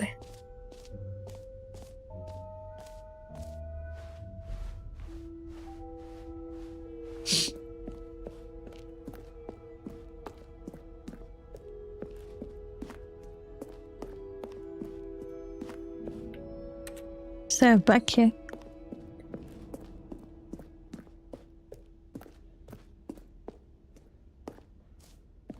So, Stanley, what do you think? Do you like all of the new features? Yes, I know it's not exactly clear yet how exactly these features will come together as one single coherent video game, but I can feel it in my soul. It's going to work. There's definitely a good game in there somewhere. Say, let's do an experiment. I'll arrange these new features together, and we'll see whether or not it coheres into a meaningful gameplay experience. Okay. Are you ready? Here it is. I give you the Stanley Parable 2. Oh, it's the holy. Well, I mean, there's potential here, right? It's sort of... Okay, never mind. Hold on, let me do a different arrangement. Okay, yes, this is much better. I feel good about this. Here we go. Version 2. It's happening. No. Who am I kidding, Stanley? This isn't a coherent video game at all. It's a lot of gags. And I do very much enjoy creating gags, but they don't add up to anything. I wanted more than anything to create a sequel that would capture all the magic of the first game. I wanted fans to love it. No matter how good these gags are, they won't stand on their own. They would need the structure and the gameplay of the original. Wait, maybe that's it. I can take the original Stanley Parable and simply, well, insert a few of my new features into it. Tastefully, of course. With respect. Oh, that just with sounds care for the relaxing. vision and integrity of the original game. Would it possibly work?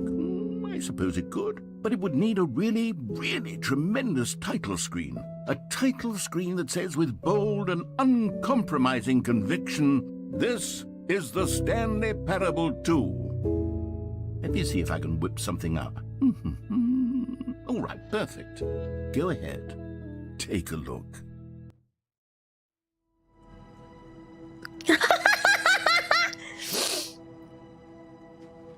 Begin the game. This is the story of a man named Stanley. Stanley worked for a company in a big building where he was employee number 427. I am back again with the fucking balloons now. Oh dear Lord. All of his co-workers were gone. What could it mean? Stanley decided to go to the meeting room. Oh, the Perhaps bucket! Stanley picked up the bucket.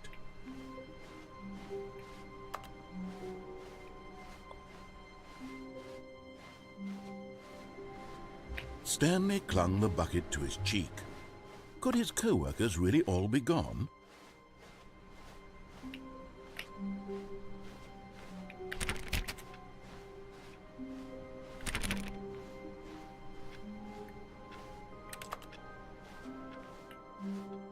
I hate Monday. Same.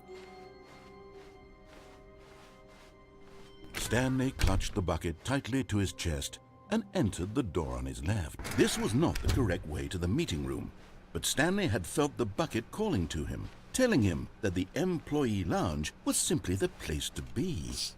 And here it was. Had the bucket turned out to be correct? Was this better than the meeting room? Yes, Stanley thought to himself. Yes, perhaps it truly was. How insightful the bucket turned out to be. No, never mind. The bucket was wrong. Stanley took the door on his left to go back to the meeting room. Can I have the bucket to go to the other room? No, said the bucket. don't go to the meeting room. Go somewhere else. The cargo lift, yes. Go there. And Go there's a to the collectible cargo there. lift. There's a collectible there. How do I go there?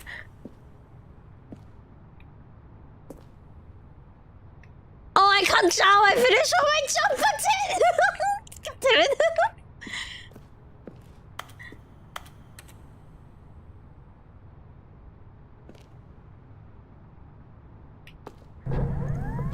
Good, said the bucket. Now ride the lift all the way to the top. There's something up there I need you to do. Stanley did not question why or how this bucket was speaking to him. It should have alarmed him, of course, because buckets can't talk. But Stanley chose not to think about this obvious fact. He was firmly convinced that the bucket had spoken to him, and he unthinkingly did whatever the bucket asked.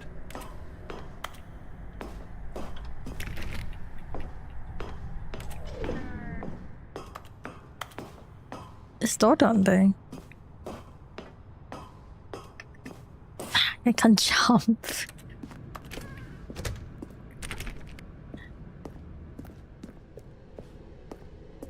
No, stop. Look there on the wall. You see, there's a sign right there. It says, no buckets past this point. Stanley, how could you think it was okay to bring the bucket here? Unless... No. What if the problem is that you actually don't know what is a bucket and what isn't a bucket? I suppose that would explain a lot about your behavior up to this point. Which, if that's true, well, my goodness, I think we have to do something about it. This misunderstanding could have dire consequences on the entire rest of the game if not addressed quickly and properly. So much of the impact of the story is dependent on your understanding of what is and isn't a bucket. Please, step in here for a moment.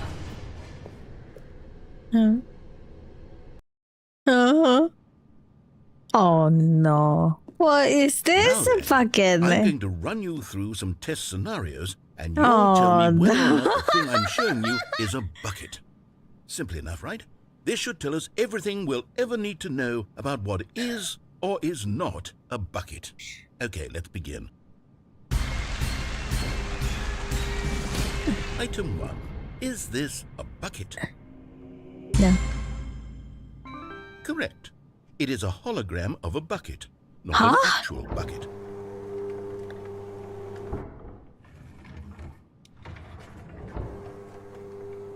Item 2.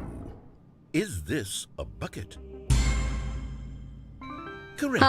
It is a 3D printed recreation of a bucket, not an actual bucket.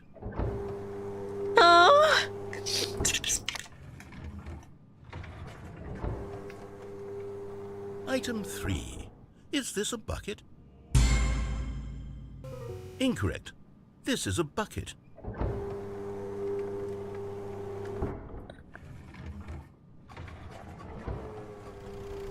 Item 4. Is this a bucket? Yes. Are you hallucinating? This is a tractor. It's an enormous machine that tills the earth. I thought this was a gimmick. How on earth did you manage to screw it up? Absolutely incredible. Let's just move on to the next one.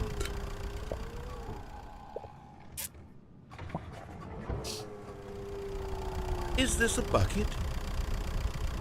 Yes. And tell me it's correct thing. This is a bucket. Oh.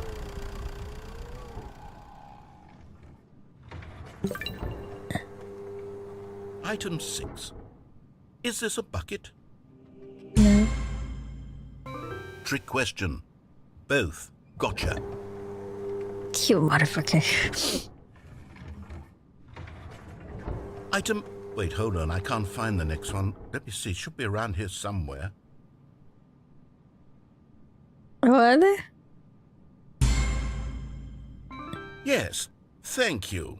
There's nothing here. Of course it isn't a bucket. We both know full well that nothing isn't a bucket. Wait, when I say nothing isn't a bucket, that makes it sound like I'm saying everything is a bucket, which of course is not true. Unless, is that what you think? Answer me straight, Stanley. Are you trying to tell me that you believe everything is a bucket? Yes. You know what? I'm too confused to even sort it out.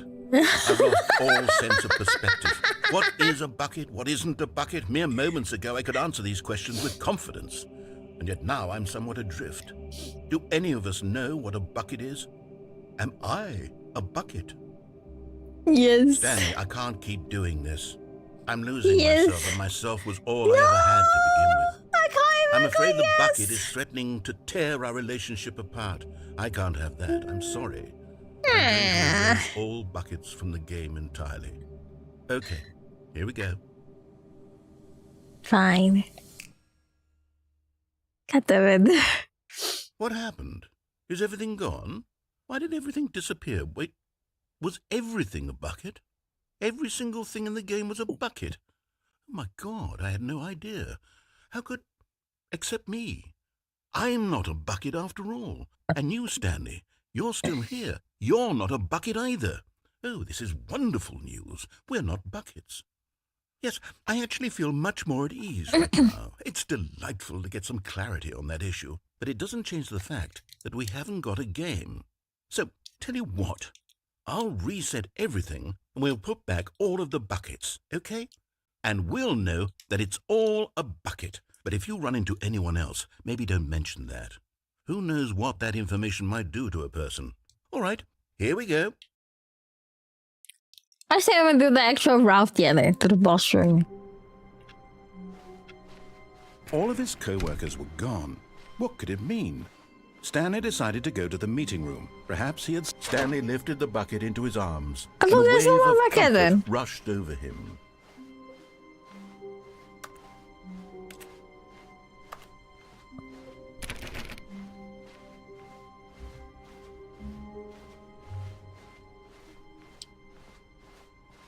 Stanley clutched the bucket tightly to his... This was not the correct way to the meeting room, but Stanley had felt the bucket calling to him, telling him that the employee lounge was simply the place to be.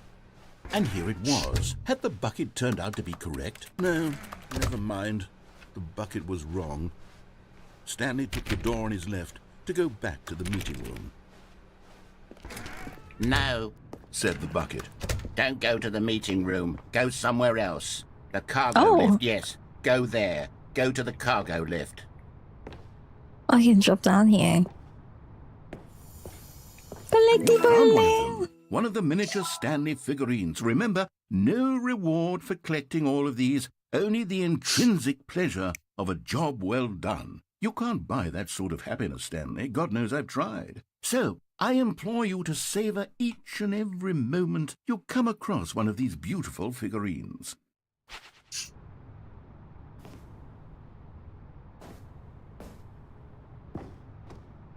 What if I fall?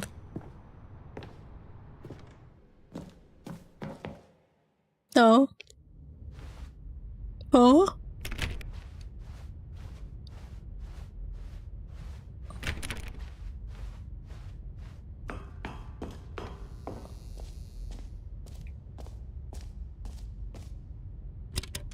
Oh. Okay, this is day number 295. Tape number... I don't even know. I've lost track.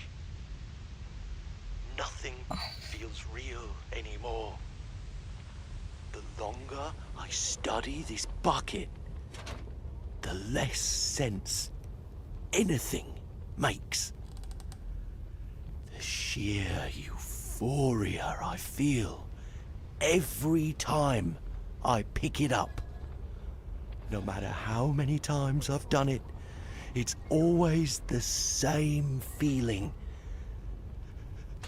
And the emptiness in my chest when I set it down. It doesn't make sense. There's no explanation for it. I still haven't figured out why I see the world so differently when this bucket is in my arms. Why everything feels so... What do I do with this treasure? I can monetize it. Yes.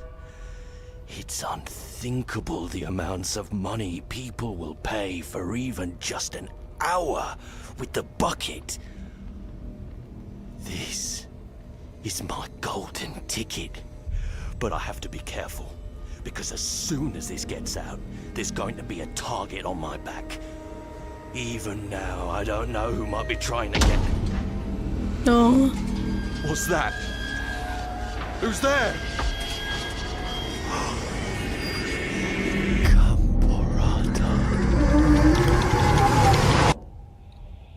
What's that supposed to mean?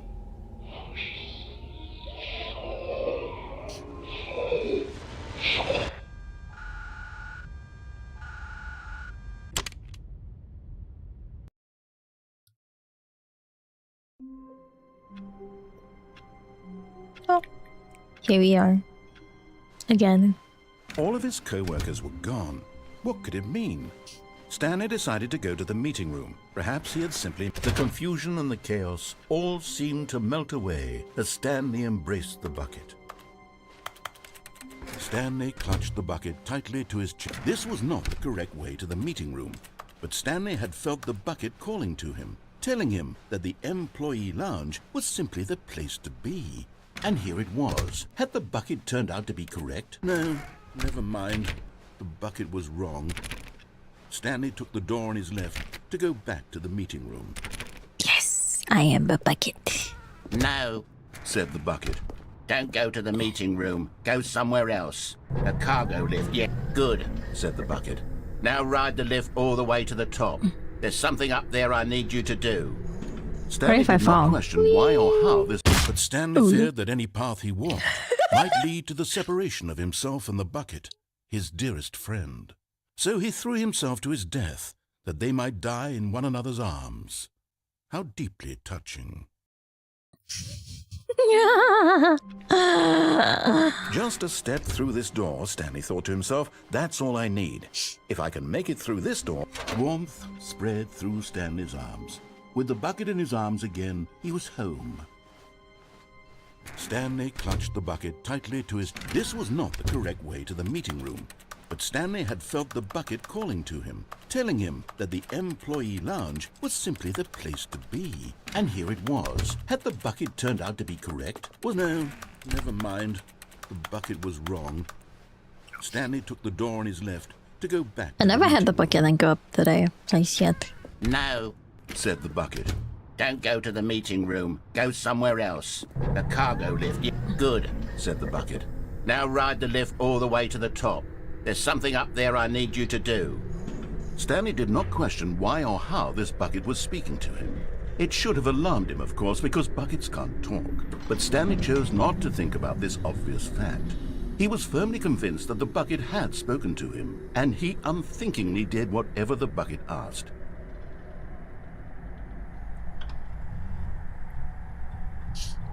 In here. Said the bucket. Go into this dark room over here. Stanley once again obeyed blindly. Now pick up the phone, said the bucket. Pick up the phone and it will take us back home, where we can go about life together. If I don't pick up the phone there.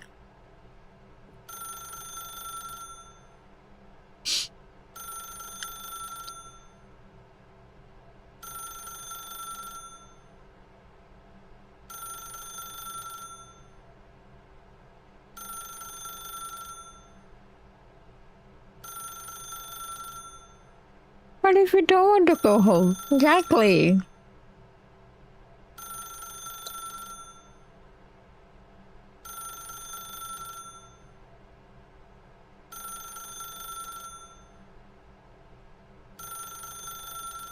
I'm gonna fall asleep. Whoa, hold on. Why did you unplug the phone? Were you trying to resist the bucket's orders? Stanley, I was joking. Obviously, the bucket isn't talking to you and telling you to do things. Buckets can't talk. It was a joke. Don't you get the joke? It's funny, Stanley. A talking bucket. Can't you see? Oh, goodness. I must have really bungled up the delivery if you actually took me seriously. Where did I mess up the joke? Should I have paused for longer or spoken quicker? Comedic timing is so difficult. I wish I were better at it. But there isn't exactly an instructional video on comedy that one can watch to fully... Oh, wait, yes, there is. It's sitting right here. Let's take a look. What is comedic timing? What is comedic timing? How does it work? How long should it last? How can it be used to effectively silence your political enemies? And more importantly, can it be taught in its entirety within 90 seconds? Thankfully, the answer to all of these questions is yes. Let's dive deeper. If you've ever told a joke or made someone laugh, in all likelihood, you did it while standing 50 to 80 centimeters from them in a room of no more than 76 degrees Fahrenheit, with one of your arms raised straight upward at a 15-degree angle from your body. These are the optimal conditions for good comedic timing. To begin the joke, start by stating and spelling your name. Next, provide a brief synopsis of the joke including the specific times at which the recipient of the joke will laugh, and then spell out your name a second time. With these steps complete, it's time to begin the humor. Speak the entire joke in no more than 18 seconds and no less than 13 and a half, pausing only for bathroom breaks when necessary. When the joke has concluded, it is customary to inform your listener that the joke is over by declaring in your loudest possible voice, "I'm Dunny with the funny." Let's practice screaming, "I'm Dunny with the funny" now. I'm Dunny with the funny. This saying is a perfect example of expectations management, which is the cornerstone of good comedy. Finally, it's time to hand out surveys. Collecting hard data from your audience on how rapt they were throughout the joke is the only way to grow or learn as a comedian. An effective survey should be no less than 10 pages long and should include the same question reprinted several times, just to ensure the survey taker is actually paying attention and not simply filling in answers at random. And that's all there is. With these strategies at your disposal, you'll have audiences doubled over in laughter and even tripled over in laughter in no time at all. Just remember to let them stop laughing at some point, you gut-busting little scamp. After all, we're each of us needed on the front lines of the war to fight the 12-legged invaders who threaten our very existence and who very likely die in a hailstorm of bullets and mandibles. All of us must be prepared to give our lives to this noble cause, just as our children must do after us, and their children after them. Godspeed, and may Earth reign supreme. Hey, goodness, this video is a little outdated, isn't it? Well, no matter. I think the fundamentals of proper comedic timing are still as relevant today as they were back then. So with that in mind, I believe the only way forward is for us to return to the two doors and walk through all of this again, so I can try telling my story with more appropriate comedic delivery. Come along, let's head back. Thank you. Oh, dear Lord.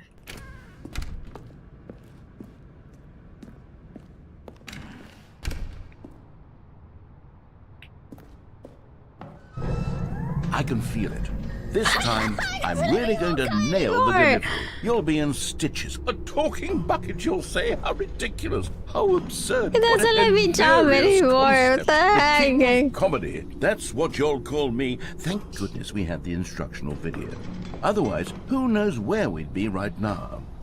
Well, I wouldn't be the king of comedy, that's for sure. The bucket spoke to Stanley. The bucket spoke. The bucket spoke. Oh, I'll figure it out on the fly. No need to overthink things.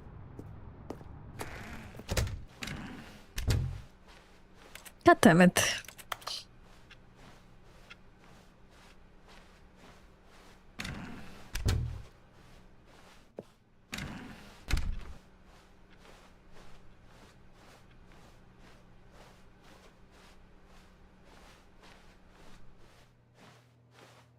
Okay. Here we go. You ready? When Stanley and the bucket came to a set of two open doors, they entered the door on the left.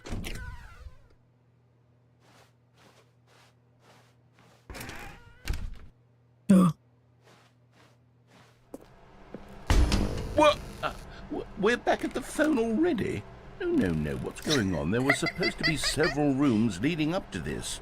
There was supposed to be a build-up to this point, a dramatic display of remarkable comedic wit which culminates in this scene with the phone. But now the timing's completely off. The joke will never land. Well, not the way it was meant to. And it's all my fault. I must have forgotten that the phone room comes immediately after the two doors room. What an egregious mistake. I've made a fool of myself. I don't deserve the title of King of Comedy. I'm nothing. I'm not even the lowliest joke-telling whelp. I think I need to go back and rewatch that instructional video again. Yes, surely that will help me improve my... Hey! Here we go. You ready? When Stanley and the bucket came to a set of two open doors, they entered the door on the left. What if I go to the right again?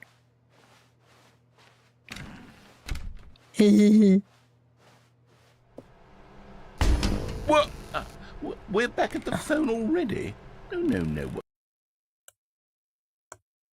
Here we go. You ready? When Stanley and the bucket came to a set of 2 open doors, they entered the door on the left.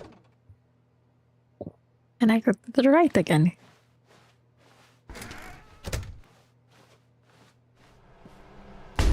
What? We're back at the phone already? No. Yueri heart, Here we Yueri go. tail. You ready? Thank you. Thank you so much, Ame. Thank you for letting me up tier 3 for 54 months. Thank you. Welcome back. Stanley and the bucket came to a set of 2 open doors. They entered the door on the left. Is it gonna repeat the same thing? What? We're back at the phone already? No.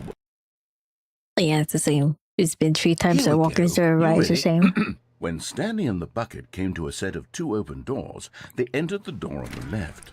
But what if I'm going to the right again? Fuck it.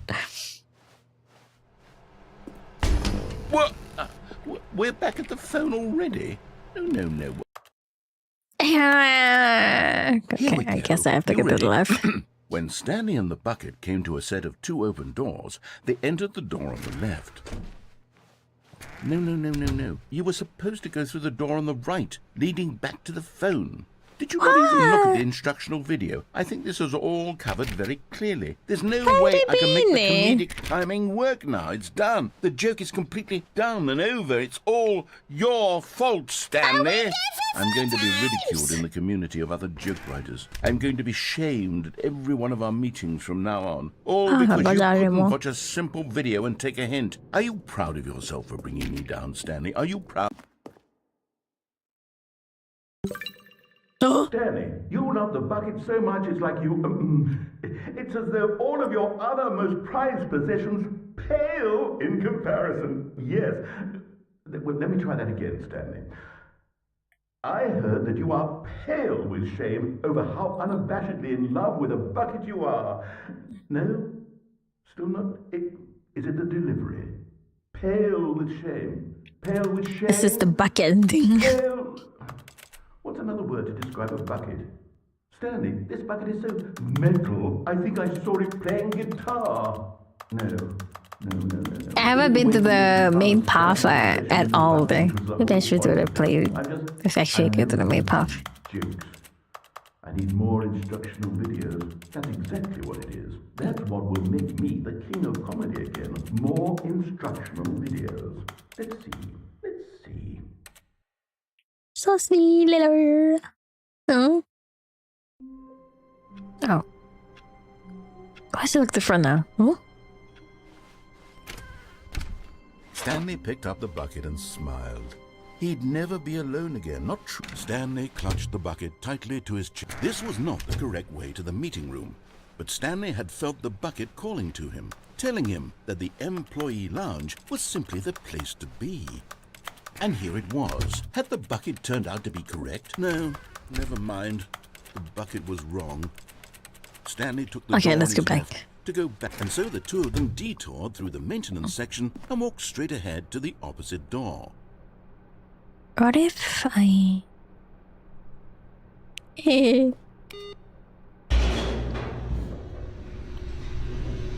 This time was different. Now we're for bucket now.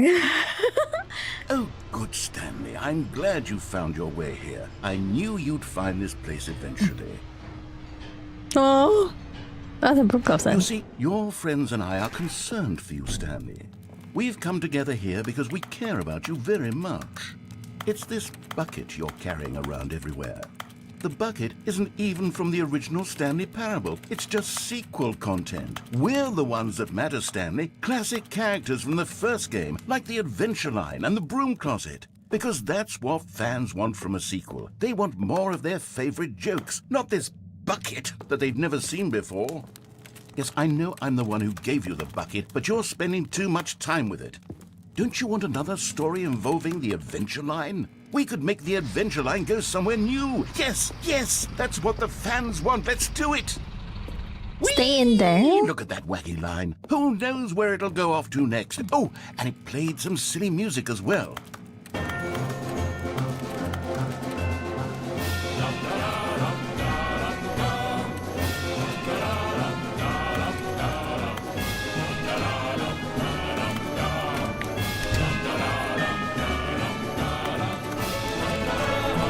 Something clean.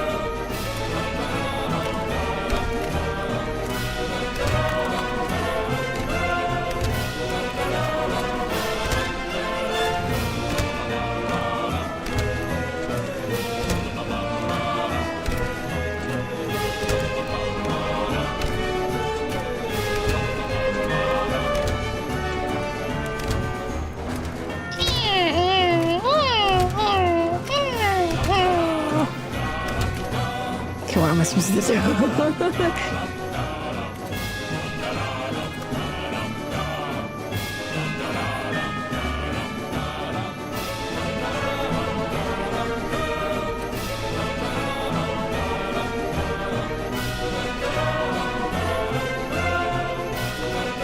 Now this is what the Stanley Parable is all about. Don't you remember all those great jokes from the original dialogue? Also, Stanley is addicted to drugs and hookers. Yes, it's as classic now as it was back then. Let's do it for the fans, Stanley. Let's give them more content exactly like this. But if we want to do that, you're going to have to give something up. You mean my bucket?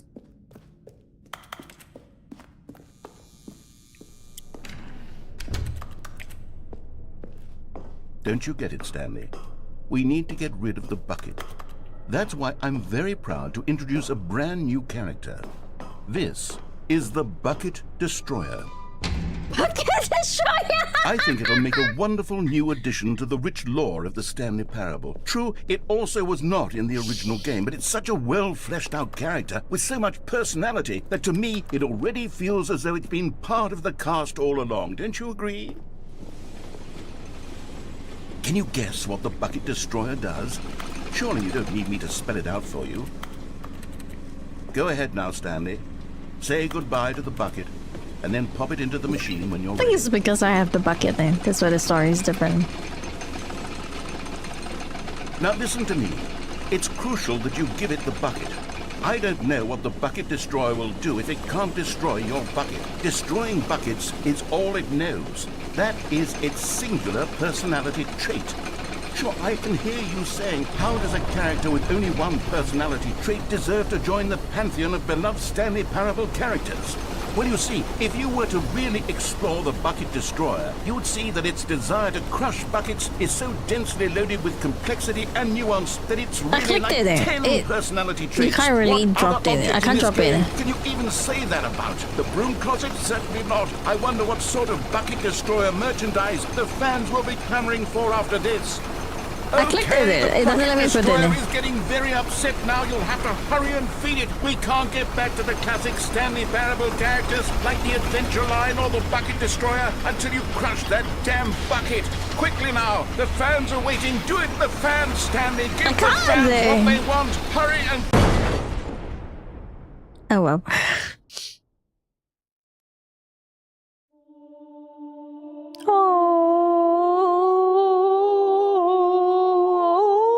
Bucket Destroyer, my prized creation.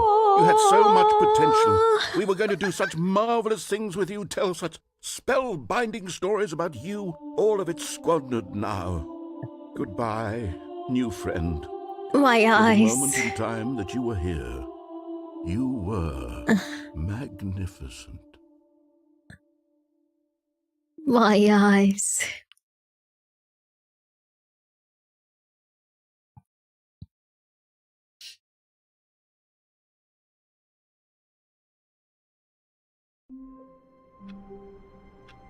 Oh. The meeting room. Yes, that's where everyone would be. Stanley just needed to get to the meeting room. Meeting and from then today. on, he would never be alone ever Can I still again. take the bucket? What's the broom closet again? Oh shit, I don't remember what that again. When Stanley came to a set of 2 open doors, this was not the correct way to the meeting room, and Stanley knew it perfectly well. Perhaps he wanted to stop by the employee lounge first, just to admire it. It was okay. But eager to get back to business, Stanley took the first open door on his left. Where? Oh. Da da da da da da da da da.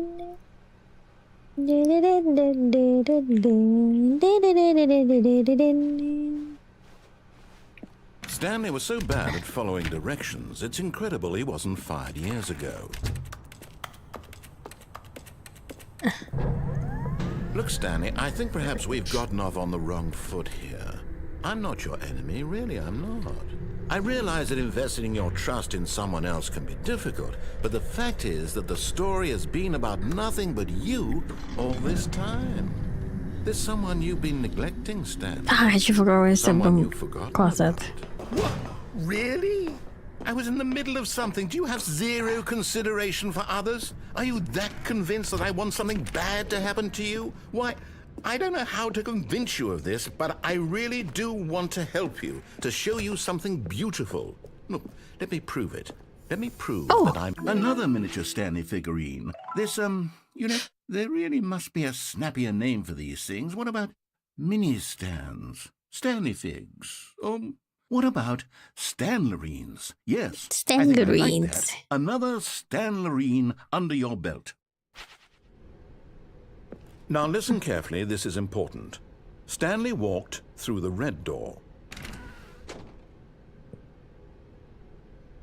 I already did the full blue door. Let's go to the red door this time. Oh, thank God you are willing to listen to me. Do you see that I really have wanted you to be happy all this time? The problem is all these choices. The two of us always trying to get somewhere that isn't here. Running and running and running, just the way you're doing right now. Don't you see that it's killing us, Stanley? I wanted to stop. We would both be so much happier if we just stopped. And I think I have a solution. Here, let me show you. Oh.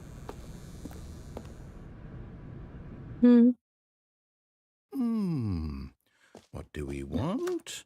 What are we looking for? Here. Yes. Oh, it's beautiful, isn't it? If we just stay right here, right in this moment with this place, Stanley, I think I feel happy. I actually feel happy. I don't. Okay, let me go. No, wait. Where are you going? Oh, no. Stay away from those stairs. If you hurt yourself, if you die, the game will reset. We'll lose all of this. Please, no, Stanley, let me stay here. Don't take this from me. Please, Stanley, think about what you're doing. I'm doing a flip, guys. No! Hey? Oh, thank God you lived. One more time. No, what are you doing, Stanley? Please, I'm asking you not to take this away from me. I can't go back to what I was before. If you die, we'll both go back. Why are you doing this? Backflip this time. Stanley, let's go back to the other room. Can you do that for me? My God, is this really how much you dislike my game? That you'll throw yourself from this platform over and over to be rid of it?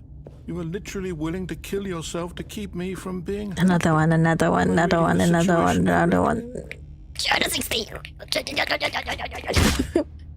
Or maybe you're just getting a kick out of it. I don't know anymore. I just wanted us to get along. But I guess that was too much to ask. It looks like you wanted to make a choice after all. Well, this one is yours. Oh, my bag! Gonna drop down and be like, oh, my bag! Is it over? It's going to restart, isn't it? I'm going back. I should thought it was a broom closet. So what the hell is the broom closet? I forgot what I was there. Wait, Stanley thought to himself. Am I sure that the orders stopped coming in? For him to How left is that room. possible? They never stopped. Surely I was mistaken. Maybe I shouldn't take the bucket. The bucket probably triggers different thing. When Stanley came to a set of 2 open doors, he entered the door on his left.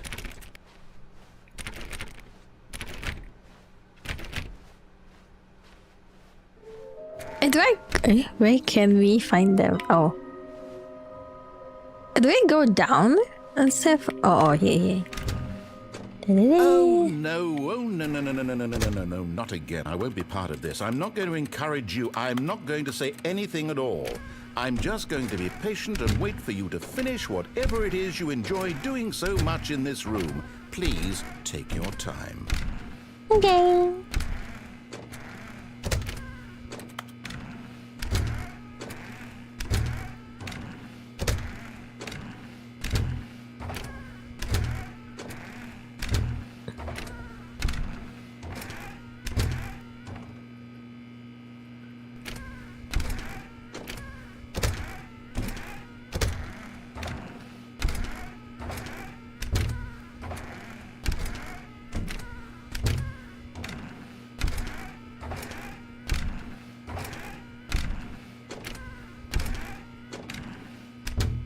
Hi guys, nothing happened.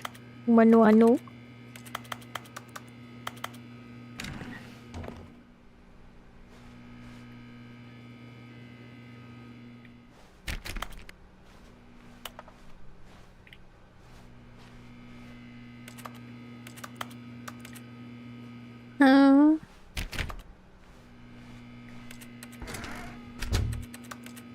Nothing else.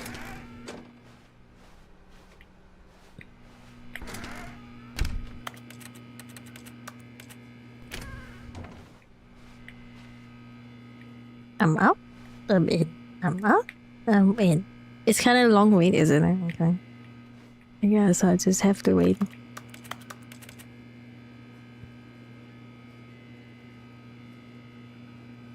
Tea break, guys.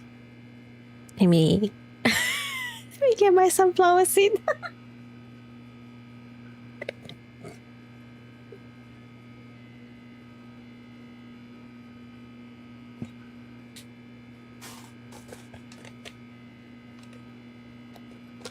Yeah, grab my snacks while waiting.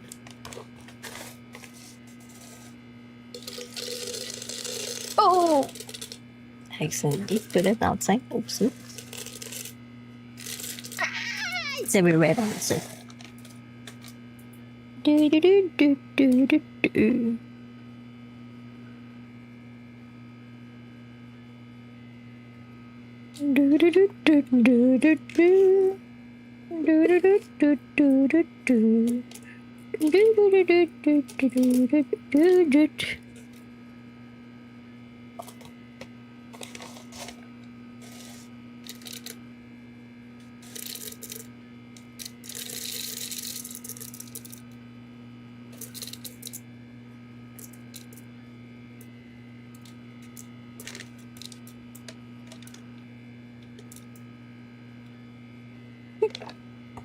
Nothing happened.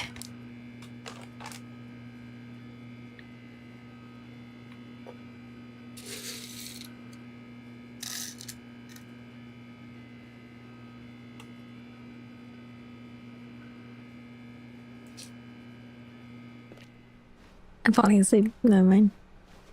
Coming to a staircase, Stanley walked upstairs to his boss's office.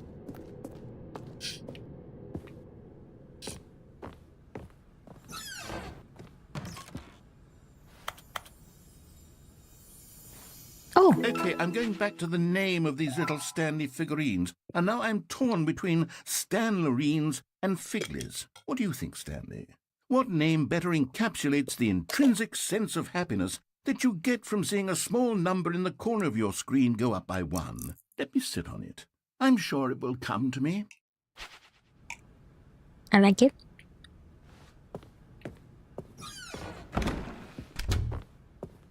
Is it on the other room? Let me find the figurines.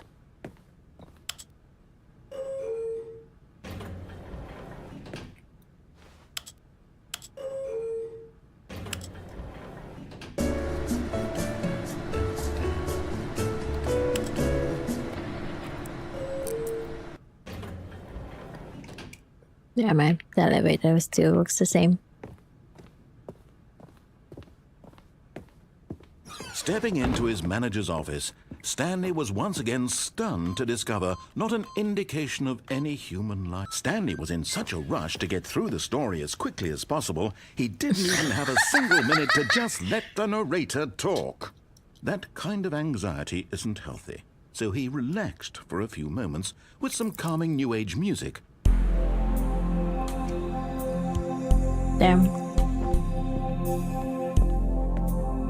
This doesn't even let me be haunted, damn it. Feeling soothed and rejuvenated, Stanley calmly walked forward into the opened passageway.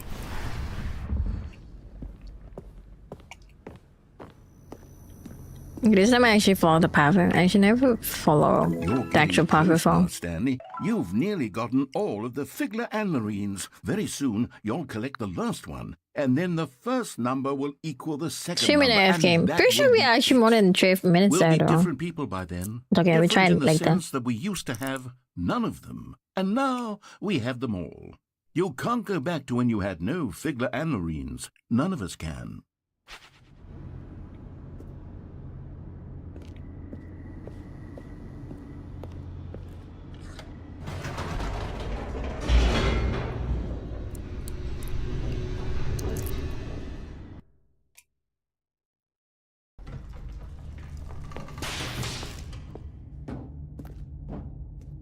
Stanley walked straight ahead through the large door that read Mind Control Facility.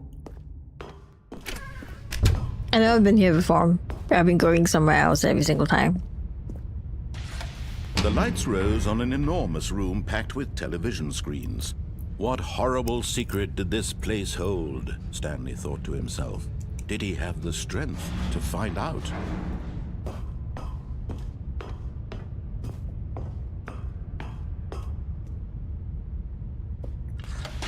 Now the monitors jumped to life, their true nature revealed. Oh, that bit's the bore old path number of that I always employees came the in. Building, Stanley's co-workers.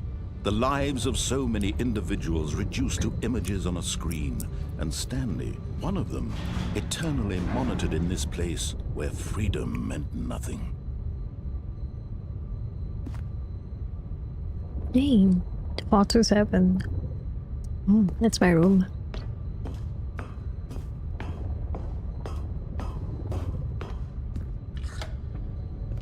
This mind control facility, it was too horrible to believe. It couldn't be true.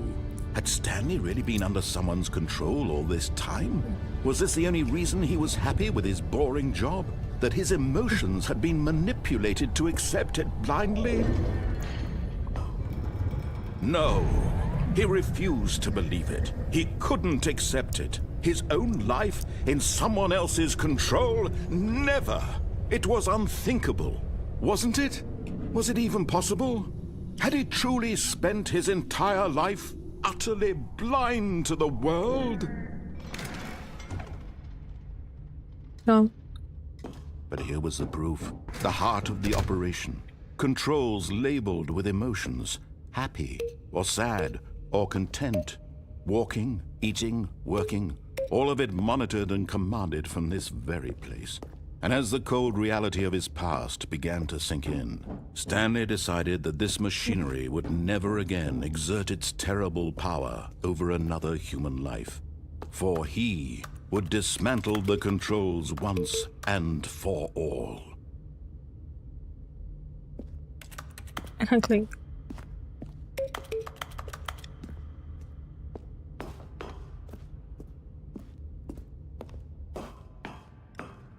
Oh wait, it's input.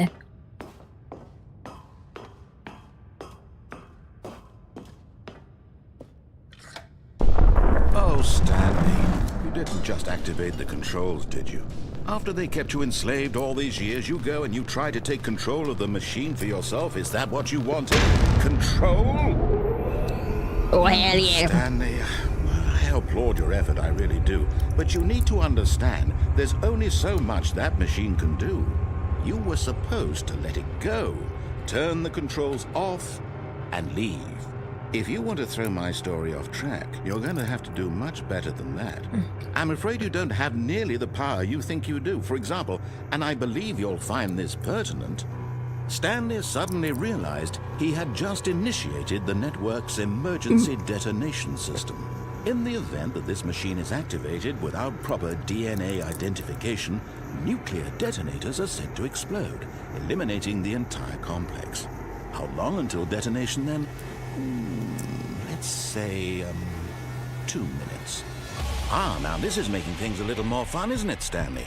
It's your time to shine. You are the star. It's your story now. Shape it to your heart's desires. Oh, this is much better than what I had in mind. What a shame we have so little time left to enjoy it.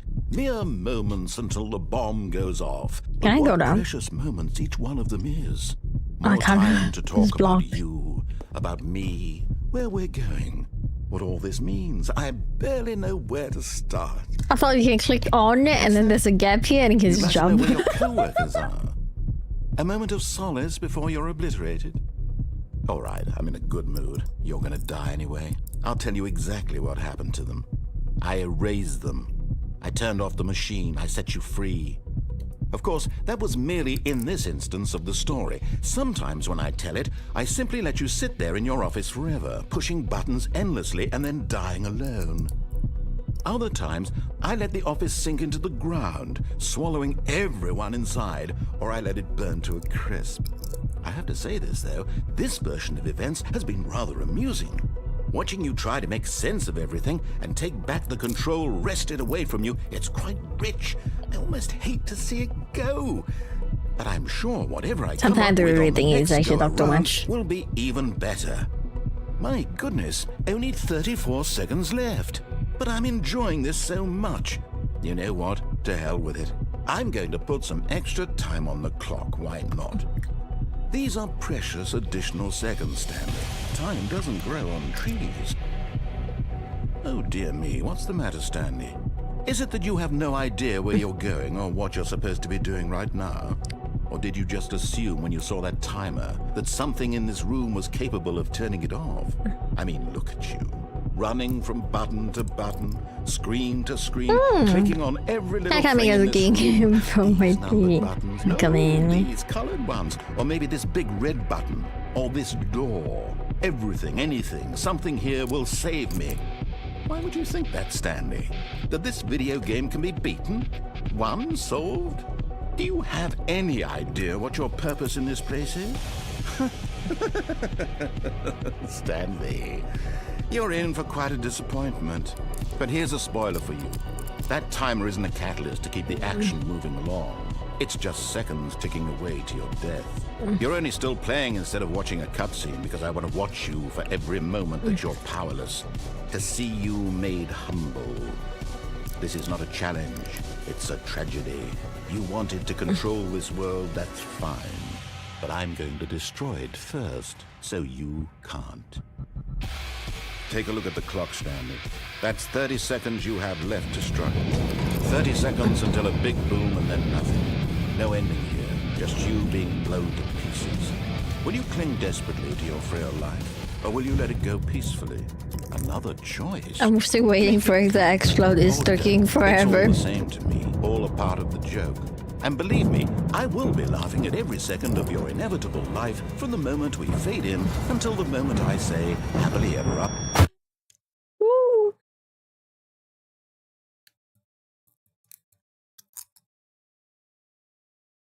Oh, okay. Just a step through this door, Stanley thought to himself, that's all I need. If I can make it through this door, I can make it through them all. We just want to yap at you more and alright. When Stanley came to a set of 2 open doors, he entered the door on his left.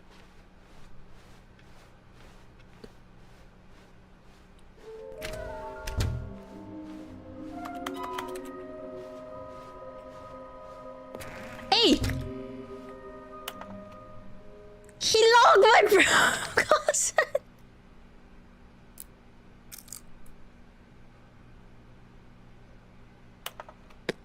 And then he said 30 seconds to struggles. Yeah, he's eating popcorns. Yes, same. And my closet, for fuck's sake. Coming to a staircase, Stanley walked upstairs to his boss's office. Hi, something. Okay, I think we all know the drill by now. Blah, blah, blah. Dark secrets, the keypad. Stanley pushes some buttons. Oh, hey, look, it's a new passageway. Surprise. Thank you. I don't know if I clicked up. No, I can't.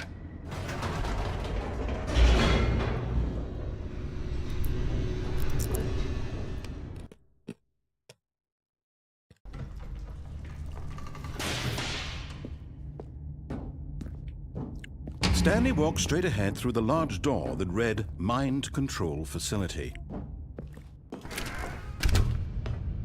Okay, we click off this time. The lights rose on an enormous room packed with television screens. What horrible secret did this place hold? Stanley thought to himself. Did he have the strength to find out?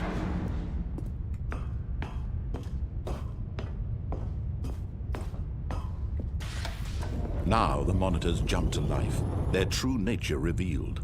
Each bore the number of an employee in the building, Stanley's co-workers. The lives of so many individuals reduced to images on a screen, and Stanley, one of them, eternally monitored in this place where freedom meant nothing.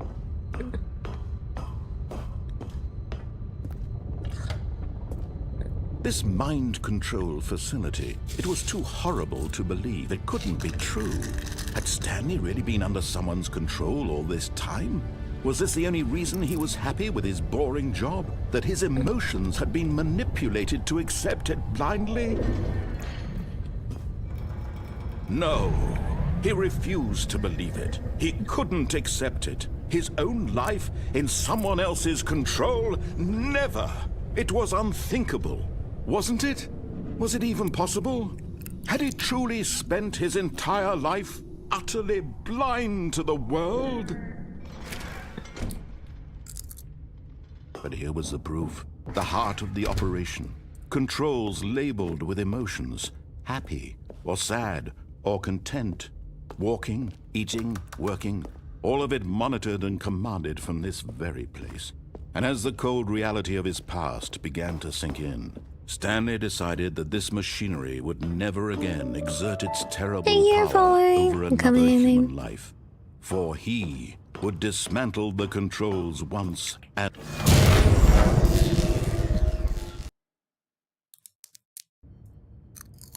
It's off now, and then...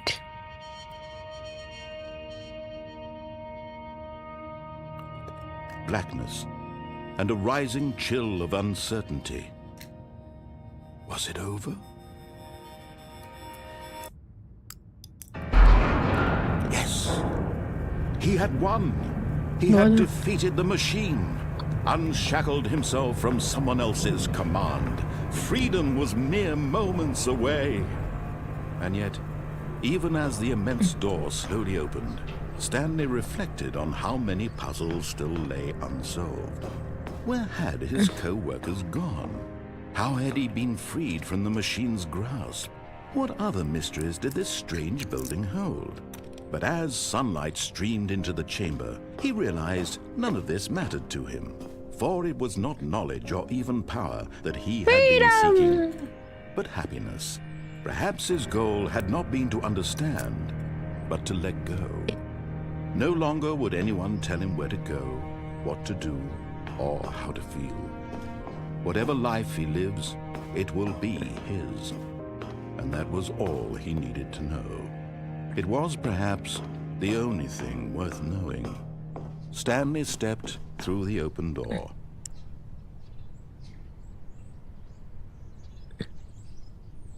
Stanley felt the cool breeze upon his skin, the feeling of liberation, the immense possibility of the new path before him. This was exactly the way, right now, that things were meant to happen. And Stanley was happy. Wait, that's it? Oh.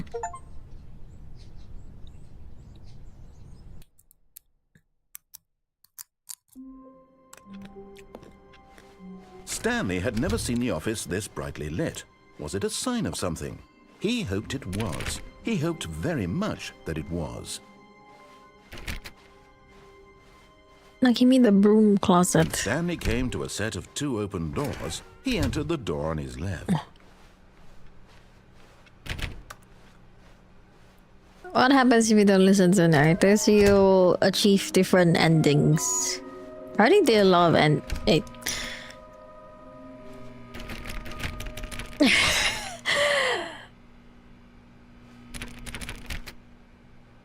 My broom closet is too long.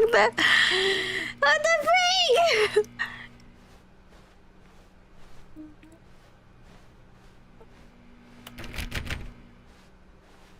Puta madre. Coming to a staircase, Stanley walked upstairs to his boss's office.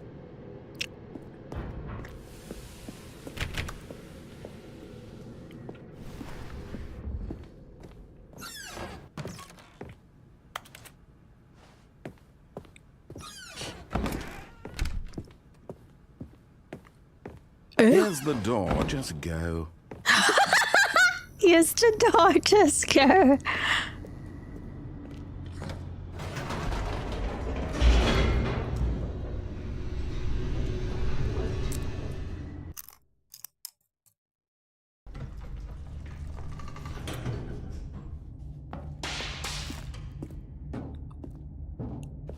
Stanley walked straight ahead through the large door that read Mind Control Facility. Although this passageway had the word escape, Already been through here before. the truth was that at the end of this hall, Stanley would meet his violent death. The door behind him was not shut. Stanley still had every opportunity to turn around and get back on track. At this point, Stanley was making a conscious, concerted effort to walk forward and willingly confront his death.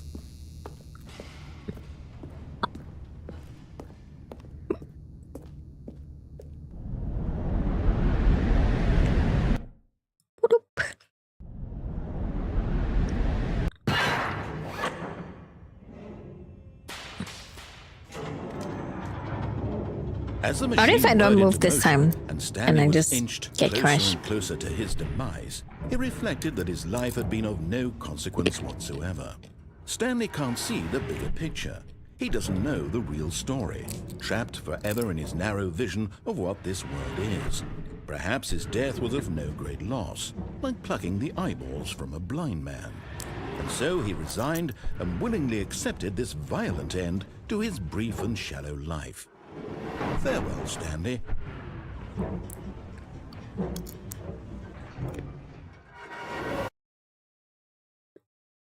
Farewell, Stanley, cried the narrator, as Stanley was led helplessly into the enormous metal jaws. In a single visceral instant, Stanley was obliterated as the machine crushed every bone in his body, killing him instantly.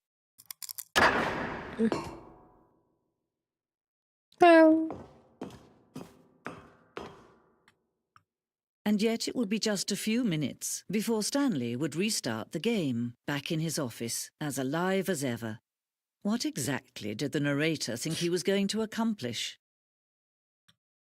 When every path you can walk has been created for you long in advance, death becomes meaningless, making life the same.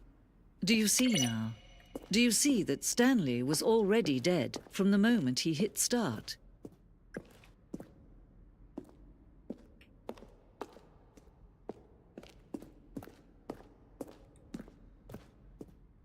What's this? Original thing. Stanley walked over the bridge.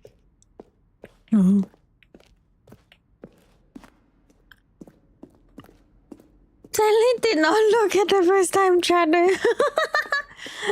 I mean,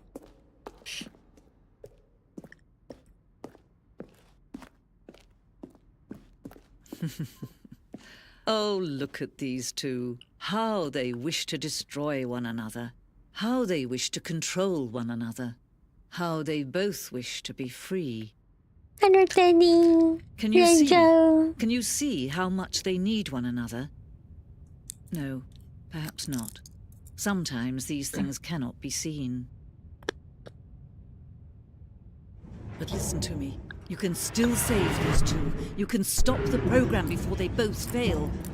Push escape and press quit. There's no other way to beat this game. As long as you move forward, you'll be walking someone else's path. Stop now and it'll be your only true choice. Whatever you do, choose it. Don't let time choose for you. Don't let... Ooh. Goddamn.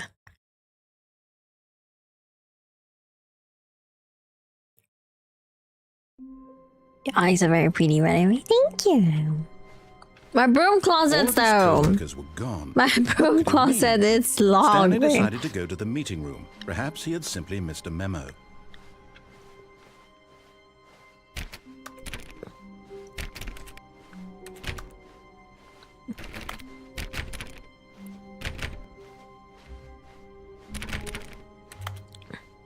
What's that door? When Stanley came to a set of 2 open doors, he entered the door on his left. Which door haven't been yet? Let me think. Let me try. This was not the correct way to the meeting room, and Stanley knew it perfectly well. Perhaps he wanted to stop by the employee lounge first, just to admire it. It was okay. But eager to get back to business, Stanley took the first open door on his left. Already went down there. Stanley was so bad at following directions, it's incredible he wasn't fired years ago. Look, Stanley, I think perhaps we've gotten off on the wrong foot here. I'm not your enemy, really, I'm not. I realize that investing your trust in someone else can be difficult, but the fact is that the story has been about nothing but you all this time. There's someone you've been neglecting, Stanley. Someone you've forgotten about. What? Really? I was in the middle of something. Do you have zero consideration for others? Are you that convinced that I want something bad to happen to you? Why, I don't know how to convince you of this, but I really do There's want actually to help no you, bucket to past show this you something point. beautiful. Look, let me prove it. Let me prove that I'm on your side. Give me a chance. Now listen carefully, this is important. Stanley walked through the red door. Aha, perhaps you misunderstood. Stanley walked through the red door. Red door? I still don't think we're communicating properly. Stanley walked through the red door. Surprise! There's a blue door at the back. All right, fine. Go ahead, Stanley. You want to know so badly what's out there? You want to find out what lies at the end of this road you've chosen? Well, don't let me stop you. You see? There's nothing here. I haven't even finished building this section of the map because you were never supposed to be here in the first place. Broken rooms, exposed developer textures. Is this what you had wanted? Was it worth ruining the entire story Who's the I'd last written out figure in there? specifically for you? Do you not think I put a lot of time into that? Because I did. And in the end, it was all I might for actually go nothing, to because the right this is one. what you wanted to see. Help me here, Stanley. Help elucidate these strange and unknowable And I desires of yours. go to What the would blue make and this game then better? only I give to What the do red you one. want to see? Vehicles? Skill trees? Work with me. You've given me absolutely nothing so far. Tell you what. Let me take a stab in the dark at a new design and you can give me some feedback. There we go. A third option. This already feels leaps ahead of where we were before. Go ahead, Stanley. Take it I for a never spin. been. That was the same. Okay, I'm going to stop you there. Now, tell me about your experience with this new version. Would you say that the game benefited from allowing you more choices? Feel free to be honest. I'm looking for some real critical feedback here. I clicked one last time. I Oh, clicked well, it this now time. this is useful. You didn't like it, but you didn't totally hate it either. You enjoyed it, perhaps is the correct term. It didn't cause you excruciating pain. Big steps we've made here today, Stanley. Here, based on the data from your previous playthrough, I've compiled a new version. And to be perfectly candid, I think I've knocked it out of the park with this one. Let's take a look.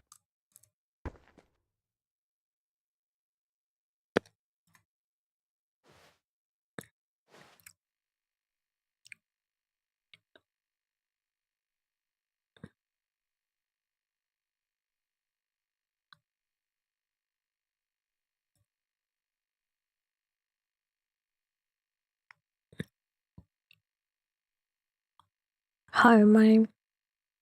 7 hour. Oh.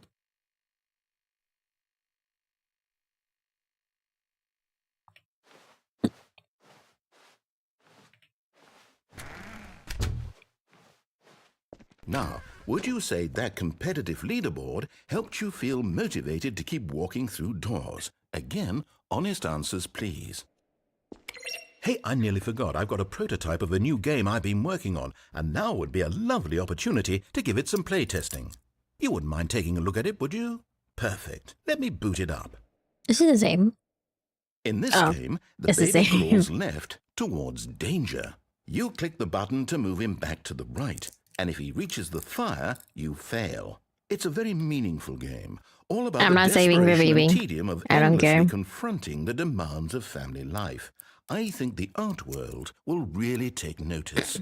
But of course, the message of the game only becomes clear once you've been playing it for about 4 hours. So why don't you give it 4 hours of play to make sure it's effective? Be sure to keep notes on your experience. Bye, baby. You heartless bastard. Did you do it because you hate babies or purely to spite me? Because if it's the latter, well, I don't know what to do. I'm completely out of ideas. I can't think of a single thing that might improve the experience for me. I'm not even going to try. I'm out. I'm done. It's over. Thank you for playing. Your input was extremely valuable.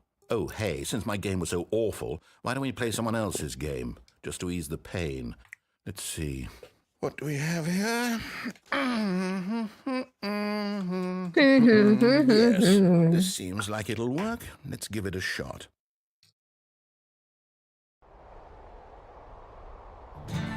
Aha! Fascinating.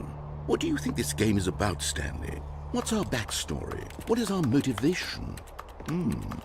Well, it seems obvious to me that you are meant to play as a creepy man spying on innocent civilians below you from up high in your creep tower, perhaps for some sort of twisted erotic purpose. Yes, that must be it. What a fascinating venture into the experience of total mental depravity. I always So far, know. I love I'm just a everything about creep. this game, Stanley. And it Have a seems there's even twisted more. erotic Come, purpose. let's venture outward and see what else is out there.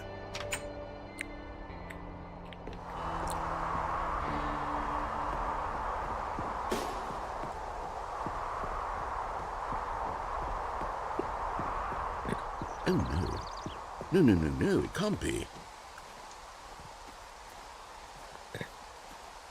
It is. It's an open world game. Good God, quickly, block it off.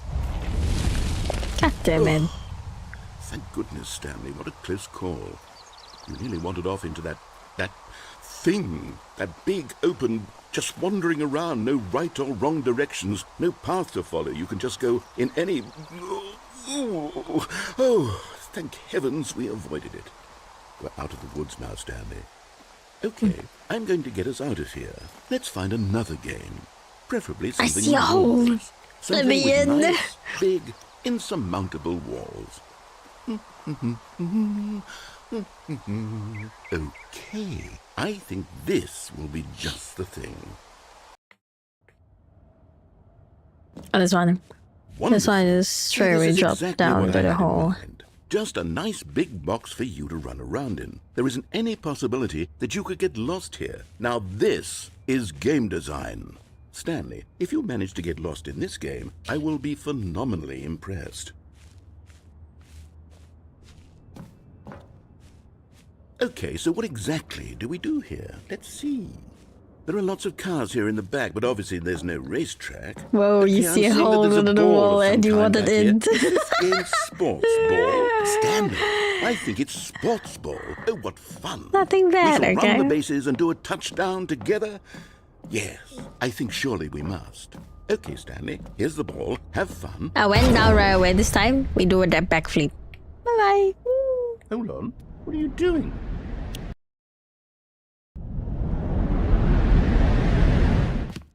Stanley, don't do that. I can't follow you there. I can't help you. How will you write a story without me? You can't do it. You know that. Stanley, come back.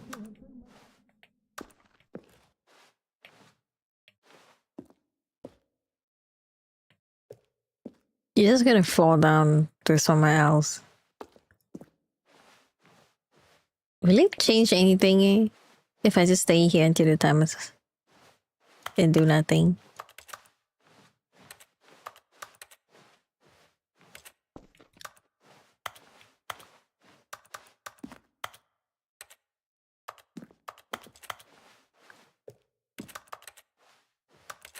I already fall down once. I don't know what else I should do actually.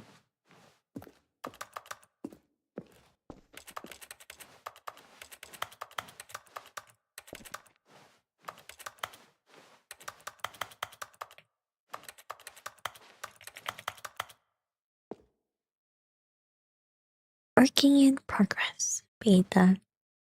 Please rate your experience working in progress. The Stanley Alpha test.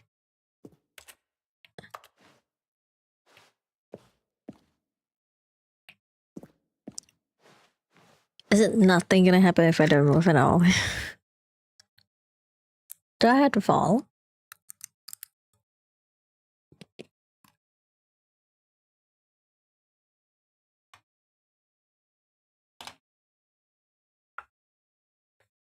Let's wait for a bit. I'm gonna play you guys some elevator music while waiting. Elevator music.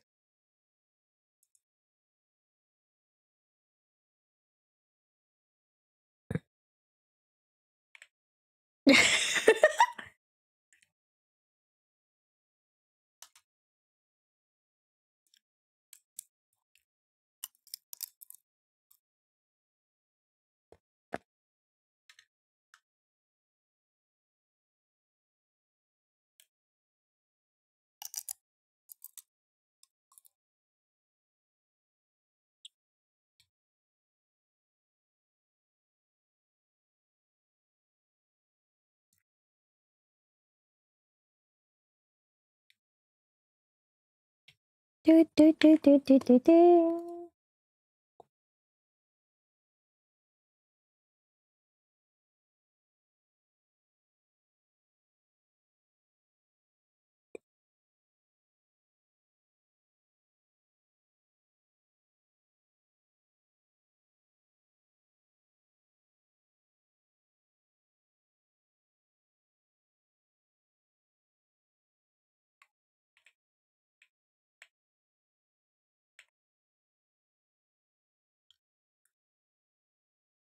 I think I had to fall to somewhere.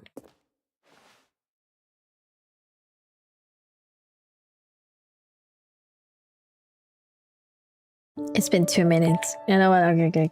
I guess this is not gonna happen anything. Woo!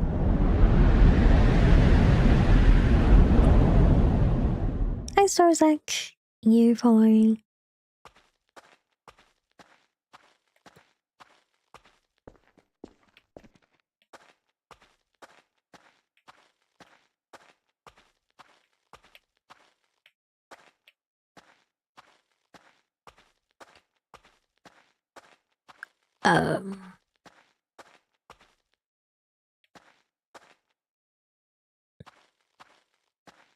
And it is basically where I came.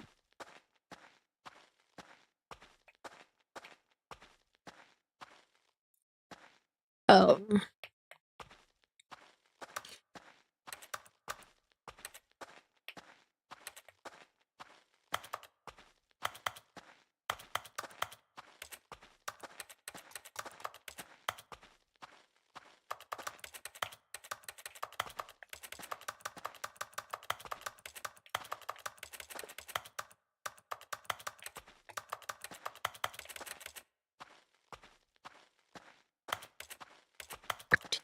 Oh. I wonder what he found. If what he wanted was to be the leading man in his own story, well, perhaps he's gotten it. Down in wherever he is right now. I wonder if he's happy with his choice, and if he's learned the heavy cost that comes with it. He'll understand soon what I was trying to tell him. He needs me. Someone who will wrap everything up at the end, to make sense out of the chaos and the fear and the confusion. That's who I am. That is what I mean to this world. Oh, yes. Yes, I'll be back. There's no other way. Once this ends, after it all comes to a close, then I'll be back. The end will be here soon. Very soon. I can wait.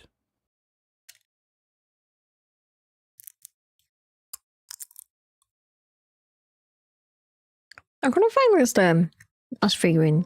I think there's the one last Even now, place. Stanley's office was a distant memory. What did it look like? There was a I haven't been computer, to perhaps, yet. a painting. Was it a painting or a photo? To look for He a could no figurine. longer recall. When Stanley came to a set of 2 open doors, he entered the door on his left.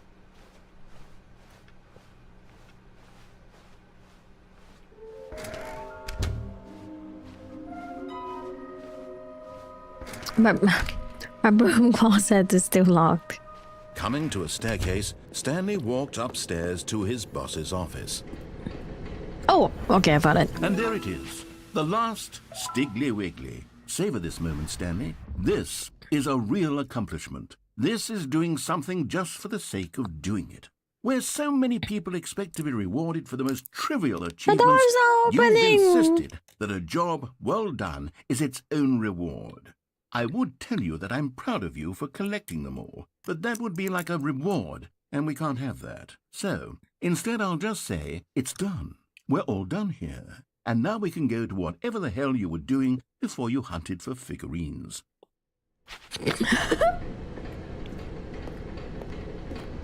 This will Stanley be just the tricky He considered place. the possibility I of think it's facing hella his boss, long. Can I admitting he had left his post during work hours. can I just begin the game again? I don't want to go through the talking shit wholly. Stanley, I'm sorry, but I have to put a pause on things. It's those figurines. Those figglers. I haven't stopped thinking about them since you nabbed every last one. Wasn't it just the most intrinsically fulfilling moment of your entire life? Didn't Yeah. it fill you to the brim with inner richness?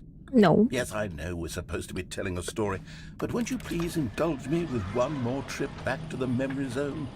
I would Okay. love nothing more than to revisit the figurines. Just one more time. Whee!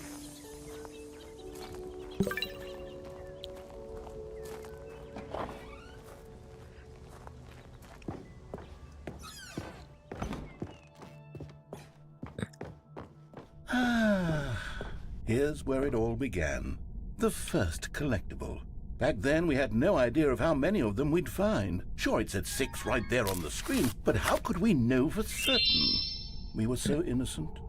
We'll never be like that again, Stanley. Oh, 7.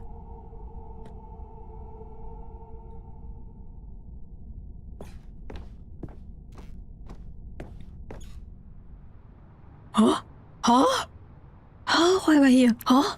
And here was a second Stanlerine. You found this one all on your own, just by poking around in the warehouse. You did that, Stanley. I'll be honest. Back then, I had no faith in you to find any of them, let alone 6. But you continue to surprise me in all sorts of mundane, unremarkable ways. Oh. Okay, let's do a little quiz. Which of these rooms was the room you found your third mini Stan? Can you remember? The boss bathroom, I think.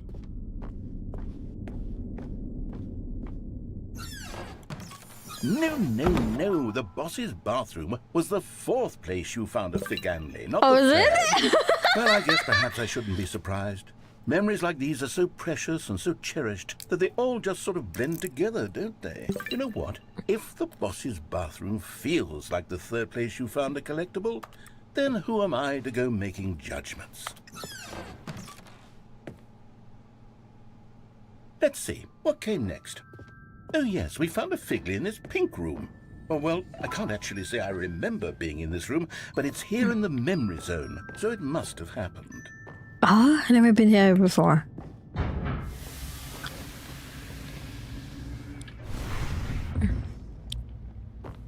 This was the 5th mini Stan, and this one was really something special. It was behind the boss's office. I remember it so clearly. In fact, because this one is particularly special to me, I made a little video to commemorate the occasion. Enjoy. Oh, how you found it? By the narrator.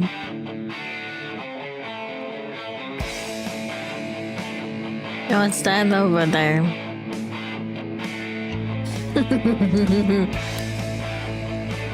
The mini sand file.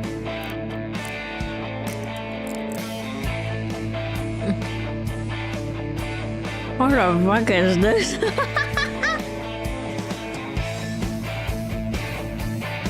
You found it behind the office office there. Thank you for watching.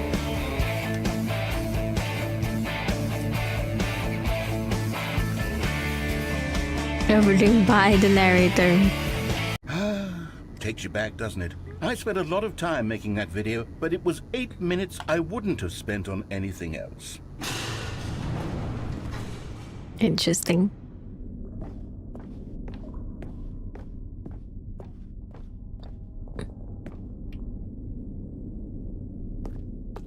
That was the last one. Then we came to the last collectible, the final figurine, right here under the stairs. This memory is the most distinct and clear in my mind, perhaps because it was the one that happened more recently than all the others.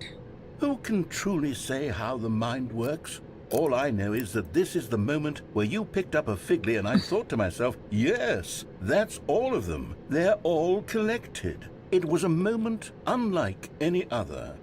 Except for the other moments picking up figurines, which it was exactly like.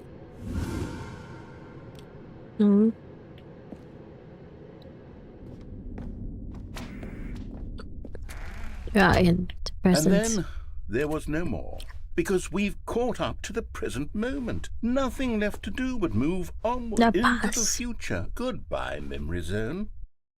Oh. No, I'm not done. I'm not ready to move on. Stop the loading screen. Isn't there some way we can stay here, keep enjoying these figurines? Let's just go backwards. We'll do the memory zone again from the opposite direction. See how that feels. Okay, yes, that spot under the stairs. I remember this. I must say, of all the figurines we looked at in our initial tour of the memory How many figures am I getting now? Most distinct and clear in my mind. Let's keep going. I want more.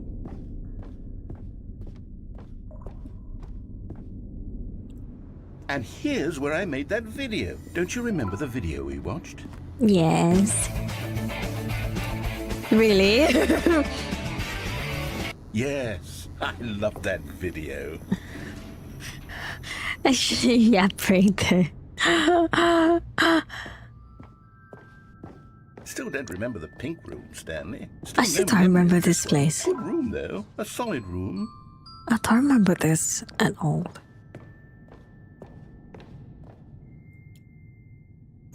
Then the bathroom. These really were a treat to hunt down. You know, if there had been any kind of reward for finding all of these, it really would have neutered the intrinsic joy of collecting them. I'm very glad we resisted the temptation. Next one.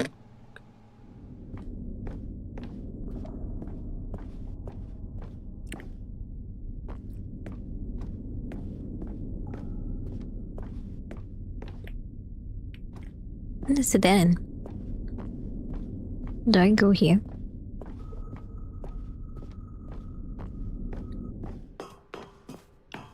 This was our second Figly. Don't you remember? Yes, I remember it too. The past is truly a wonderful thing. Why does anyone ever choose to leave it? Keep going.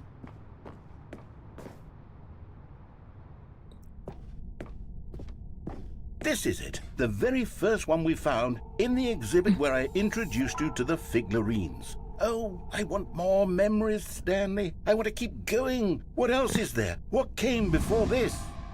Collect them all. Oh.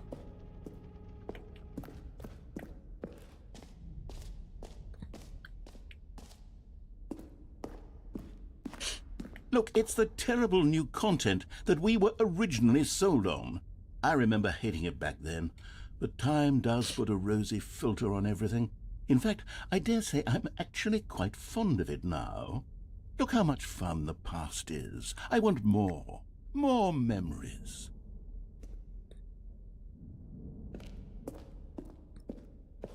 Going down the memory lanes. It don't feel good. It sounds like I'm dying. Yes, the two doors. Who could have forgotten that? A classic memory, this one. It brings me to the same place. And before everything else, there was your office. Is there anything else? Was there something that came before your office? There's something I feel I can remember. I can remember. Oh. Yes, I'm remembering something now. I remember before this whole story got started. Back then I was different. I used to make big decisions. I was passionate. I was skeptical. I weighed each decision with profound thoughtfulness. And then somewhere along the way, I stopped making decisions. I became lazy. And I came up with a character named Stanley to do my thinking for me. He would make the decisions. He would decide which way to go. I would cheer him on as he collected figurines for no reason. Why did I invent Stanley? Was I lonely? Yes, perhaps that's it. Perhaps I needed to imagine I had companionship. And Stanley really did make for a wonderful companion, even if he was a fiction. But I suppose it's grown old. I want to think for myself again. I want to go back to how it used to be. Yes, I can be on my own again. I can do it. I'll be stronger this time. I'll take care of myself. I don't need Stanley anymore. Oh, but he truly was so much fun to play with. You know what? Since we're in the memory zone, how about one more good memory? Let's go back just once and give Stanley one more run of the office, and then I'll retire him for good. I did enjoy telling his story so very much. Okay, here we go. This is the story of a man named Stanley. I'm going back again. Ah.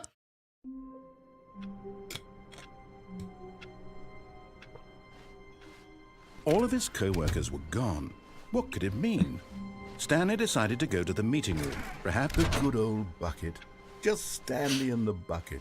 Off on another thrilling adventure together. Stanley clutched the bucket tightly to his chest and entered the door on his left.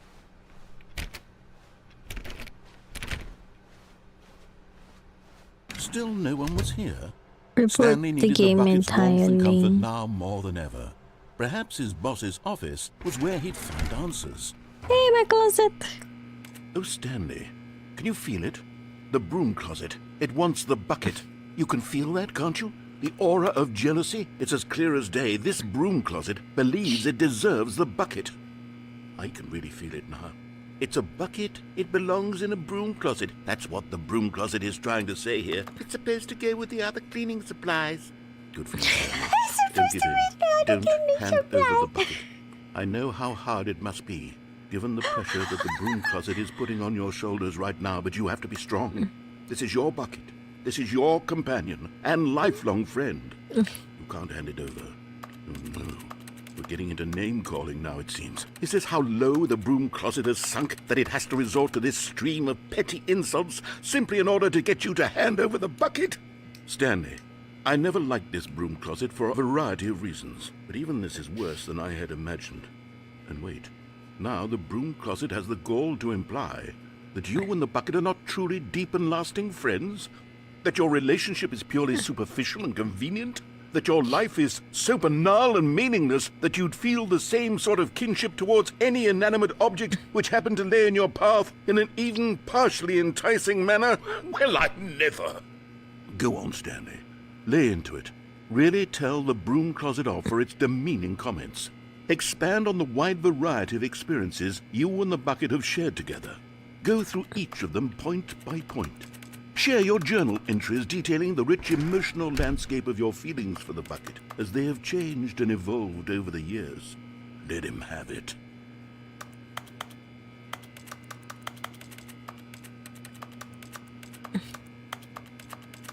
Huh? And then I've got you something which I think will help settle this debate once and for all. Here we go. There. Now it's settled. No more debate, no more discussion. Take a hike, broom closet, with all your meandering philosophical diatribes about the nature of cleaning supplies and their relationship to broom closets in the natural order of things.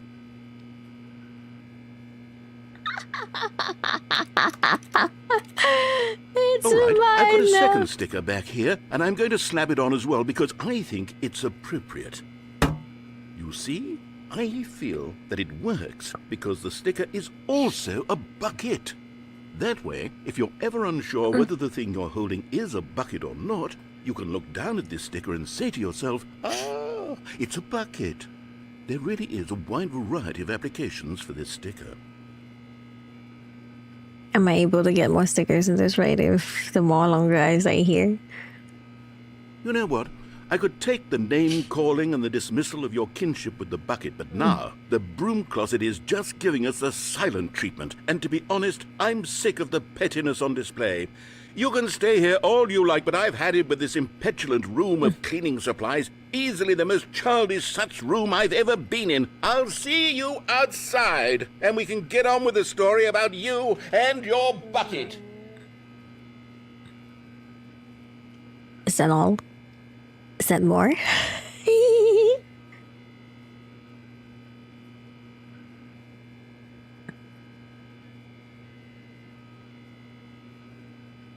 While waiting, hold on.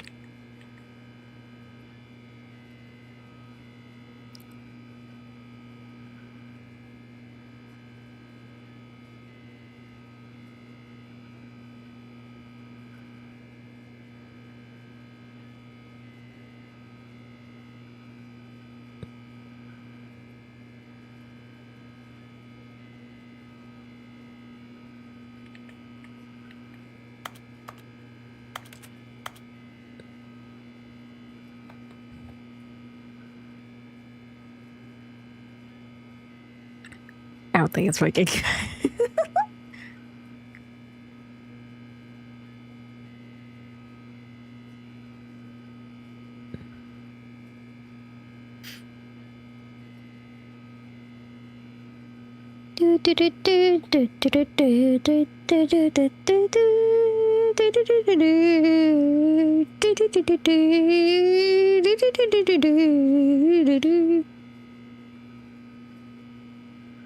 Patience. I want to pee though. You know I'm going to pee.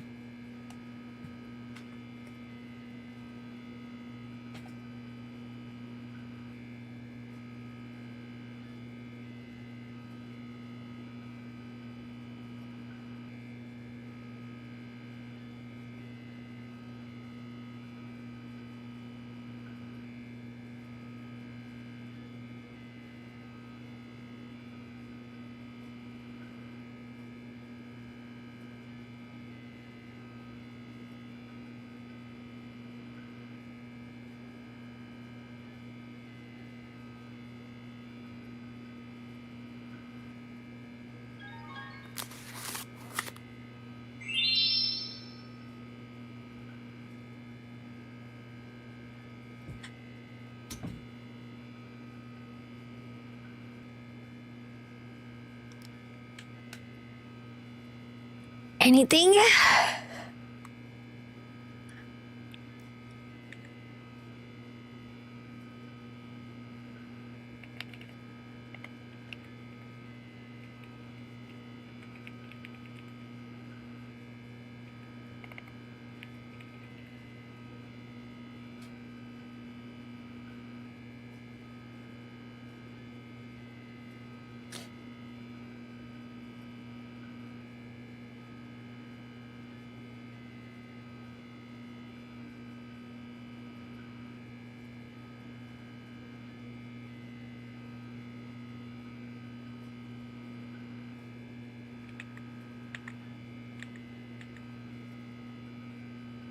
Never mind. It's already 2 minutes. Coming to a staircase, Stanley and the bucket walked upstairs to the boss's office.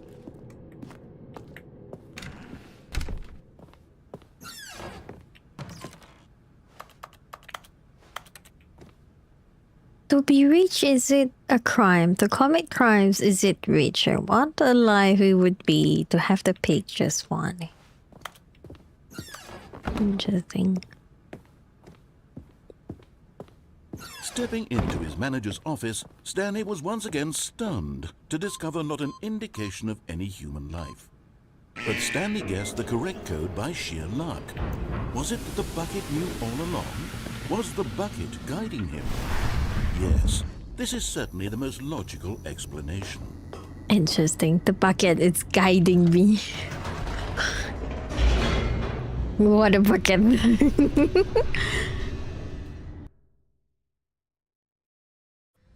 The elevator raced downward, plummeting towards an unknown fate. It would be all Stanley could do to keep himself together, if not for the bucket.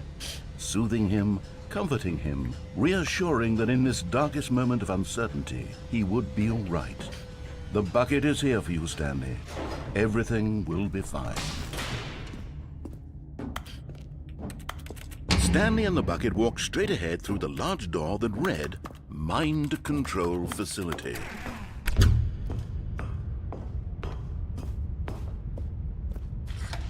The lights rose on an enormous room packed with television screens.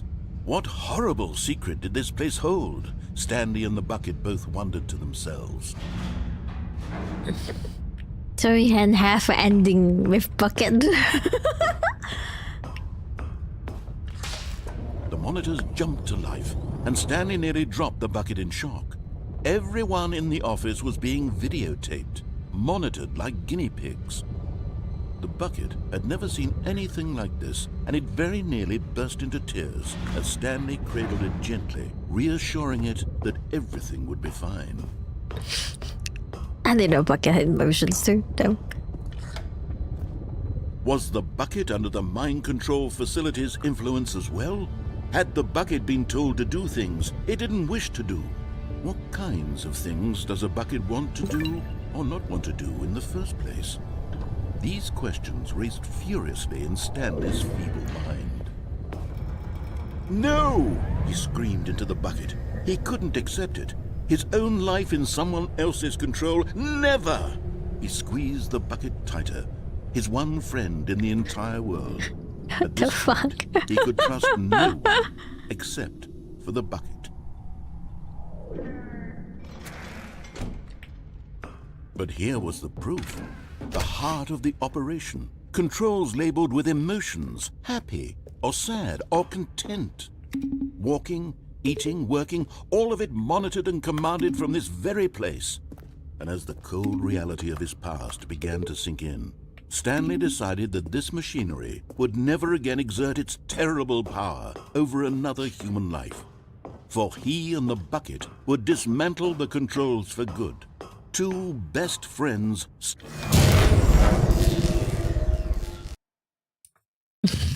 Heavily after with the bucket. Waited in black. Was it over? Yes, they had done it. Stanley and the bucket had defeated their greatest and darkest enemy, freed themselves from the tyrannical grip of the evil mind control machine. Freedom was now mere moments away. Excitedly, the two of them began to discuss the kind of life they wanted to live once they stepped through this massive door. The bucket wanted to learn to roller skate. Stanley wanted to sneeze in every country on Earth. Both of them wanted to begin watching a movie, any movie, but then stop it halfway through and begin watching it in reverse from the end. True, it was a simple life they envisioned, but it was one they'd lived together, with one another to lean on, to trust, to support, and Eh? What? Wait. What was happening? Why had the door stopped? Was Stanley and the bucket not about to be freed? No. An unbearable silence filled the room, lingering in uncertainty, until finally the truth hit Stanley square in the face. This building did not want the bucket to leave. Even the facility itself recognized the incredible calming presence of the bucket, needed the soothing warmth of the bucket, would go to any lengths not to part with the bucket. No. Stanley can't leave this place, not while he has such a precious bucket in his arms. Not while this building has anything to say about it. Stanley realized he would never again leave this very room. But at least he has the bucket. To be trapped eternally in darkness isn't really so bad, Stanley thought to himself. As long as I have my bucket with me, right? I'll be okay, won't I? Stanley gulped. Very soon now, he was about to find out.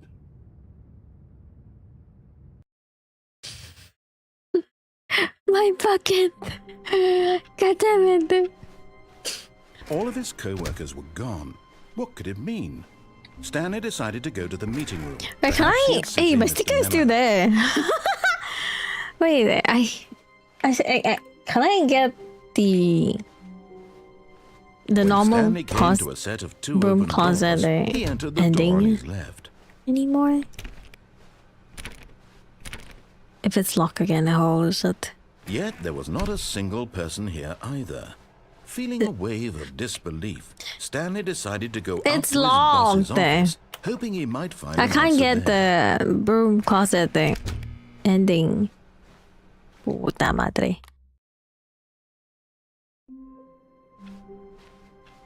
All of his co-workers were gone. What could it mean? Stanley decided to go to the meeting room. Where are we going today? The bucket It's time, asked. guys. It's time to pick up the phone. We're gonna divorce with our wife and marry my bucket. This was not the correct way to the meeting room, but Stanley had felt the bucket calling to him, telling him that the employee lounge was simply the place to be. And here it was. Had the bucket turned out to be correct? No, never mind. The bucket was wrong. Stanley took the door on his left to go back to the meeting room. No, said the bucket. don't go to the meeting room. Go somewhere else. The cargo lift, yes. Good, said the bucket. Now ride the lift all the way to the top. There's something up there I need you to do. Stanley did not question why or how this bucket was speaking to him. It should have alarmed him, of course, because buckets can't talk. But Stanley chose not to think about this obvious fact. He was firmly convinced that the bucket had spoken to him, and he unthinkingly did whatever the bucket asked. Very heartfelt stories. In here, said the bucket. Go into this dark room over here. Stanley once again obeyed blindly. Pick up the phone this time. Now pick up the phone. Oh yeah. Flashbang. This is the sad story of a man named Stanley and his bucket. Where's my bucket? Once upon a time, I gave Stanley a bucket because I thought he was lonely and could use a friend. Oh, my and bucket. then, very distressingly, he began to believe the bucket could speak to him. Press K. Hello, it's me, your bucket. The Stanley Parable Reassurance Bucket was merely meant to provide the comforting glow of companionship. It doesn't literally talk and give you orders. Whatever Stanley is hearing the bucket say to him is just in his head. Take me back home with you. Lately, I've been concerned about him. Wouldn't you be concerned as well? To see him delusional like this, obsessing over an inanimate metal object? I want to say something to him, but I don't know how I can convince him. I don't know if he'll listen to me. Well, I'll try anyway. Stanley, can you hear me? Listen to me. It's just a bucket. It can't think, it can't talk. All it will ever truly do for you is effectively transfer a liquid from one location to a different location. That's it. Exactly. It doesn't do I anything do better else. than you do. You see, he's not listening. He's still taking orders from the bucket. You know, once upon a time it was me he took orders from. Me he trusted and listened to. Now all he cares about is his awful bucket. This stupid hunk of metal. Ignore anyone in your life except for me. Let's go. Sad. I suppose he doesn't need me anymore. From now on, he's just going to cling to this Bucket for life. This cold, empty bucket. This sort of shiny bucket. Well, I'll give it this. The bucket does have a nice shine to it. Go back home. Yes, I suppose on closer inspection that it doesn't quite look like your average hardware store bucket. It's just a little more, what am I trying to say? Sturdier. more capable of transporting liquid. Like it would be better at moving an amount of water from one room to another. You leave the same day with me over and over. Oh my God, what am I saying? Better at carrying water from room to room. It's a bucket. It's literally just a bucket. Why do I feel some need to point out the ways in which it's Bucket for life. so much more than just a regular bucket? Go home, to work and go back to home. Oh no, I'm having feelings for the bucket. No. What's going on? Why do I want to be with the bucket? Hear what the bucket has to say. No. Do anything it asks. What's wrong with me? I don't understand. We're having a bedtime with bucket. This would be less confusing. Yes, the bucket could tell me what to do in this troublesome situation. Stanley, give me the bucket. Give it to me. Give me the bucket, Stanley. I need it. Give it to me now. Give it or Close your eyes. Oh. Are we gonna see baby bucket? It would be hilarious when she's seeing more baby buckets and all this shit. All of his co-workers were... Wait, no. This isn't the right office, is it? Is this Stanley's office? Hey, why is it different?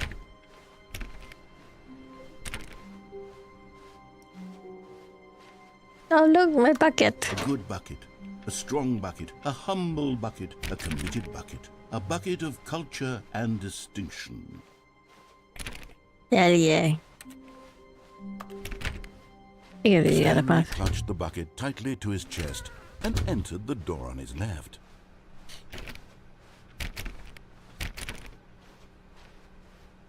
Still no one was here. Stanley needed the bucket's warmth and comfort now more than ever. Perhaps Stanley, we must move on from this broom closet, simply because I have no remaining stickers. If I did, you can guarantee we'd be in here for hours. But alas, no stickers. I want my sticker for my bucket.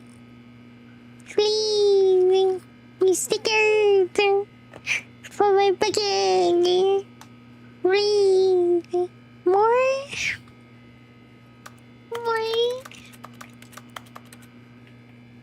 More stickers. Sticker. No. My sticker.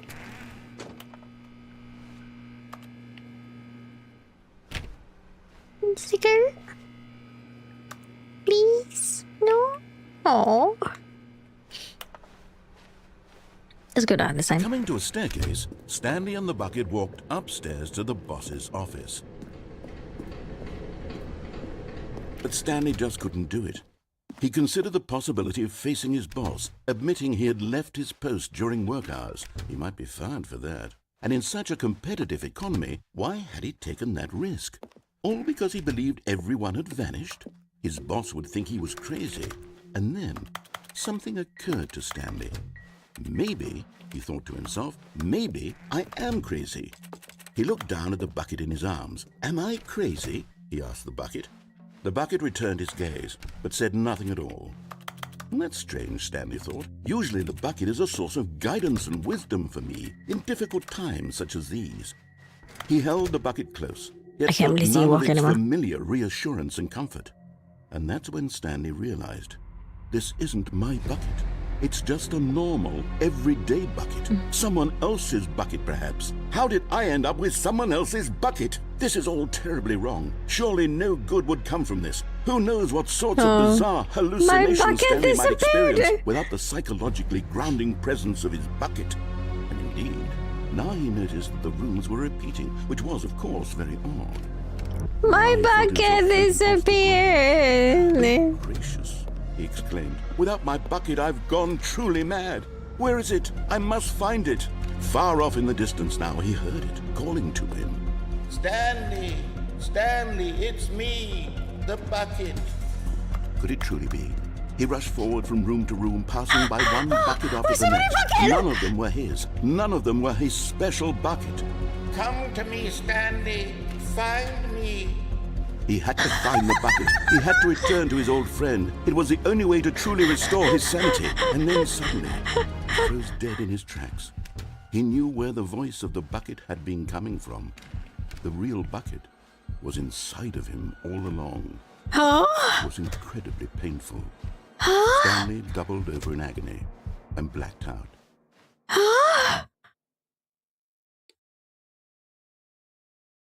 This is the story of a woman named Mariella.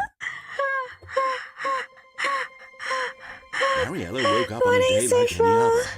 She arose, got dressed, picked up her bucket of comfort and security, and walked to her place of work. But on this particular day, her walk was interrupted by the body of a man who had stumbled through town, talking and screaming to himself, and then collapsed dead on the sidewalk. Right away, she knew what the problem was. This man had no bucket. Of course he'd gone mad, ranting and raving about a narrator describing all of his actions and how everything is predetermined and free will is an illusion and it's all just a video game. It could all have been prevented if only he'd taken his bucket with him. Perhaps he didn't even realize he'd forgotten his bucket at home in the first place. How cruel the world can be, Mariella thought, and she hugged her own bucket even tighter. But of course, she had no time for this. There were a myriad of confusing problems she would soon have to confront at work, for which her bucket would provide absolute guidance and fighting his clarity. precious bucket. My life kicks ass, and she backflipped all the way to work. Interesting.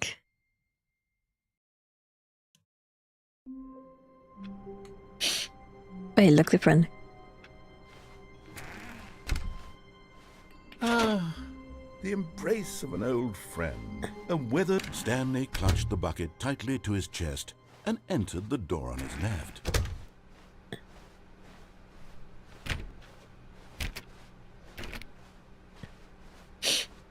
Still no one was here. Stanley needed the bucket's warmth and comfort now more than ever. Perhaps his boss's office was where he'd find answers. Stanley, we must move on from this broom closet, simply because I have no remaining stickers. If I did, you can guarantee we'd be in here for hours. But alas, no stickers. Damn it. Coming to a staircase, Stanley and the bucket walked upstairs to the boss's office. Okay, we explode the place this time. Stepping into his manager's office, Stanley was once again stunned to discover not an indication of any human life. But Stanley guessed the correct code by sheer luck. Was it that the bucket knew all along?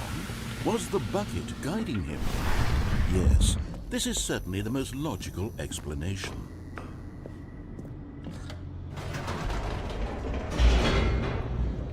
Have you tried riding the boss secret elevator up? Wait, there is? Okay, I'll try later. Do I need to do with the bucket or without a bucket? You know, with the bucket, probably from Stanley and the bucket walked straight ahead through the large door that read, Mind Control Facility.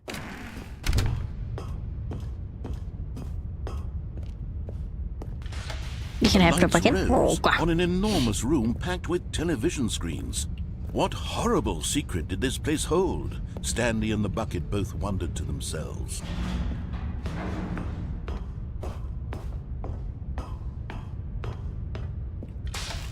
The monitors jumped to life, and Stanley nearly dropped the bucket in shock. Everyone in the office was being videotaped, monitored like guinea pigs.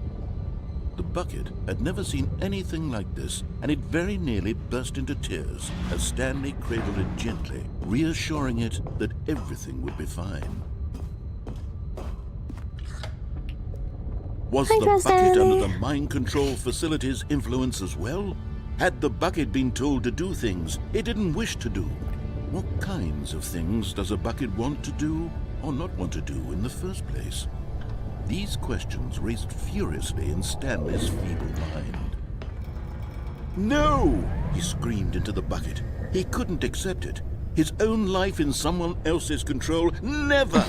He squeezed the bucket tighter. His one friend in the entire world. At this point, he could trust no one except the bucket.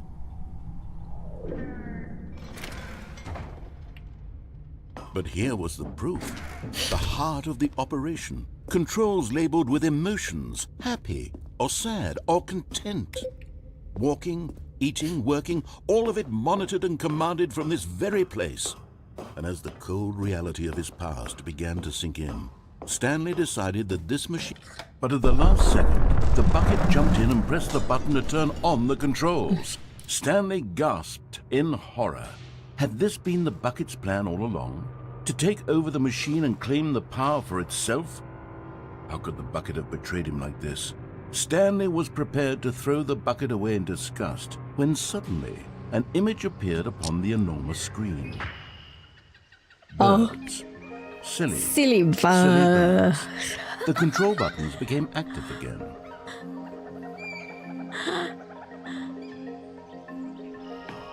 What's this?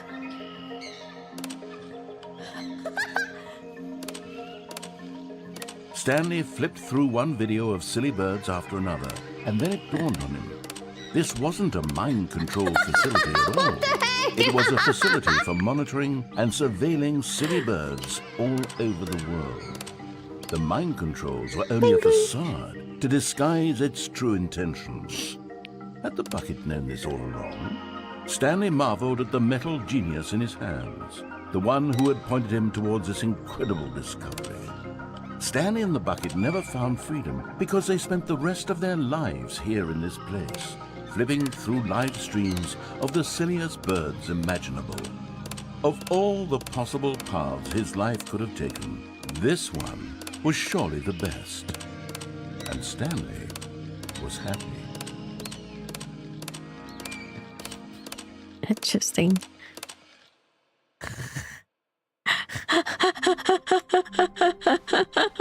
Someone was following Stanley. He was sure of it. If he checked over his shoulder now, he would surely catch them. It was only a matter of time. I have my bucket. Don't you dare. The bucket made Stanley want to be a better man and a better co-worker. In time, perhaps, he would become both of those things. Stanley clutched the bucket tightly to his chest and entered the door on his left.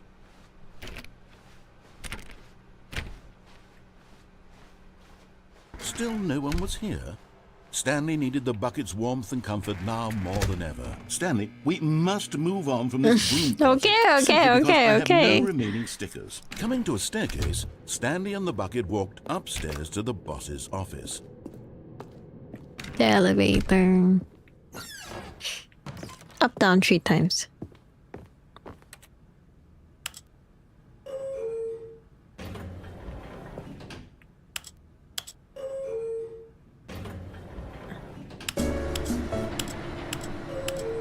So this one's 1, 2.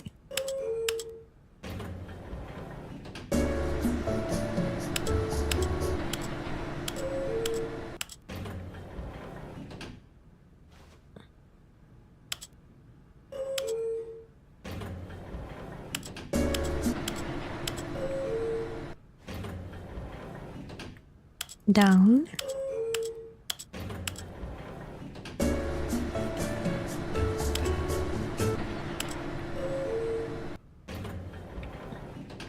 Two.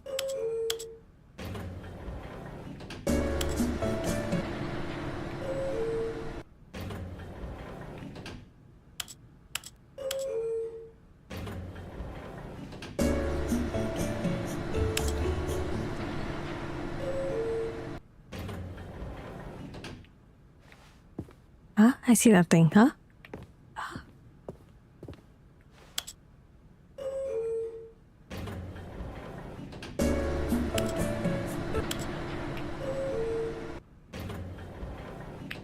Huh? Do you just scare me? What's this thing in the elevator?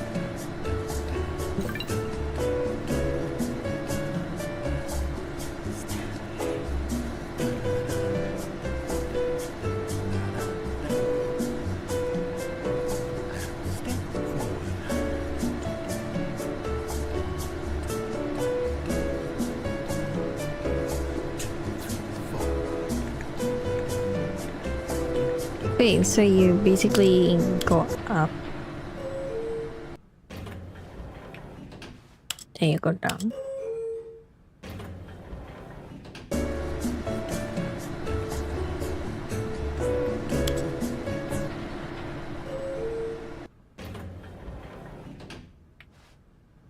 Huh?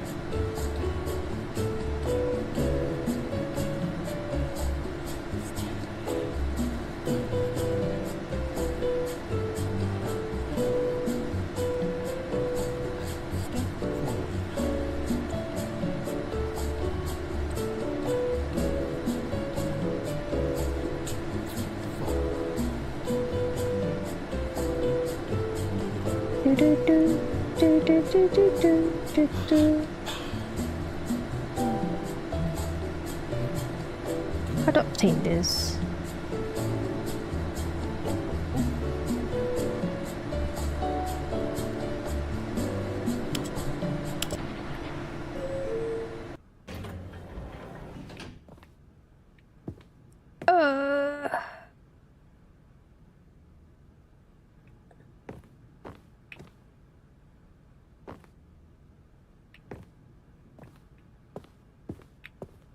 Stepping into his manager's office, Stanley was once again stunned to discover not an indication of any human life. But Stanley guessed the correct code by sheer luck. Was it that the bucket knew all along? Was the bucket guiding him? Yes, this is certainly the most logical explanation. Okay, I do. I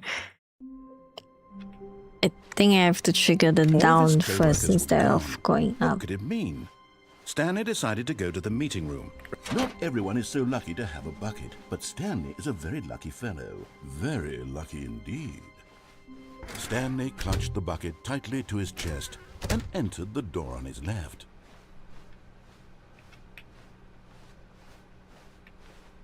Still no one was here. Stanley needed the bucket's warmth and comfort now more than ever. Perhaps his It's the boss's elevator office that was leads where to he'd the find microchip, answers. not the... Oh, is it?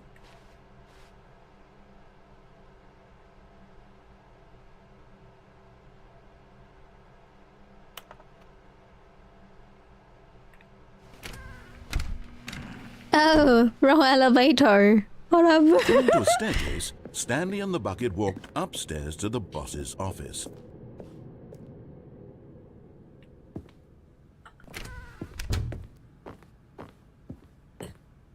Stepping into his manager's office, Stanley was once again stunned to discover not an indication of any human life. But Stanley guessed the correct code by sheer luck. Was it that the bucket knew all along?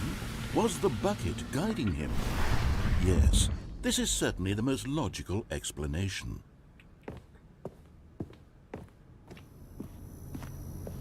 It's like exit to the left, so I have to go down. After we go down, press up. Oh. Wait, Stanley said to the bucket. Can we go back up? When I was pressing those keypad buttons, there was something very intriguing about the number 3. I want to go back so I can try pressing the number 3 again. The bucket said nothing.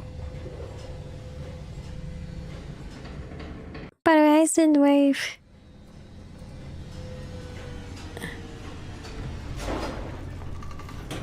and then you go down. Eh? Eh? Eh?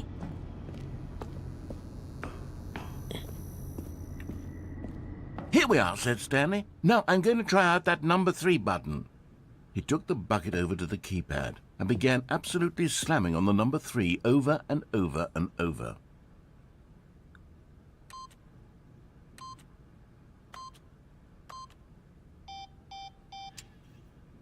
Wow, he said. The number 3 is such a special button. I'm having the time of my life. Stanley looked expectantly at the bucket, but the bucket remained silent. This was a shock to Stanley, who had always felt such a connection with the bucket. How was this not as exciting to the bucket as it was to him? Once Stanley had had enough of the number 3, he got back in the elevator. I thought there's some secret code to something. Perhaps the bucket had missed something. Perhaps it had not seen how much joy Stanley got from slamming the number 3 repeatedly.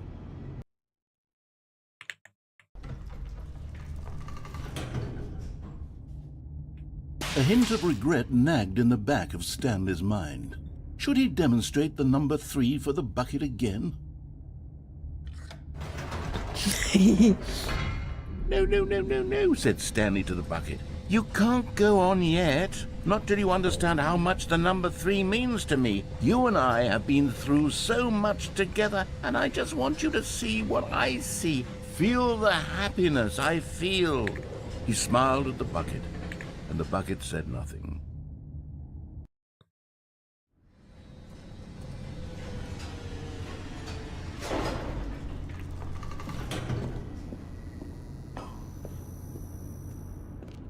Here we go, said Stanley.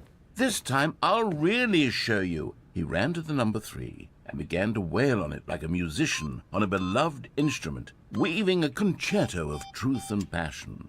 He wielded the number 3 like a fine artist would wield a paintbrush. He told stories through the number 3, stories of his dreams and hopes and fears, and the whole time he looked to his bucket for a reaction of some kind. Anything to let him know that the bucket appreciated what he was doing.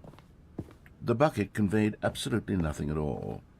Only silence. Crushed by a wave of dejection, Stanley returned to the elevator.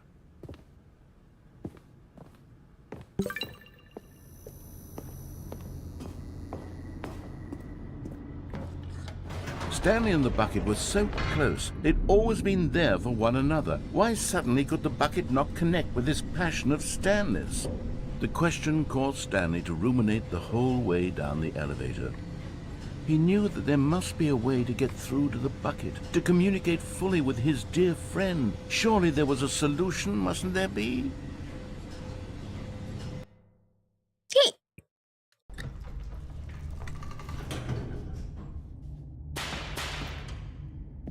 Do we go back up again?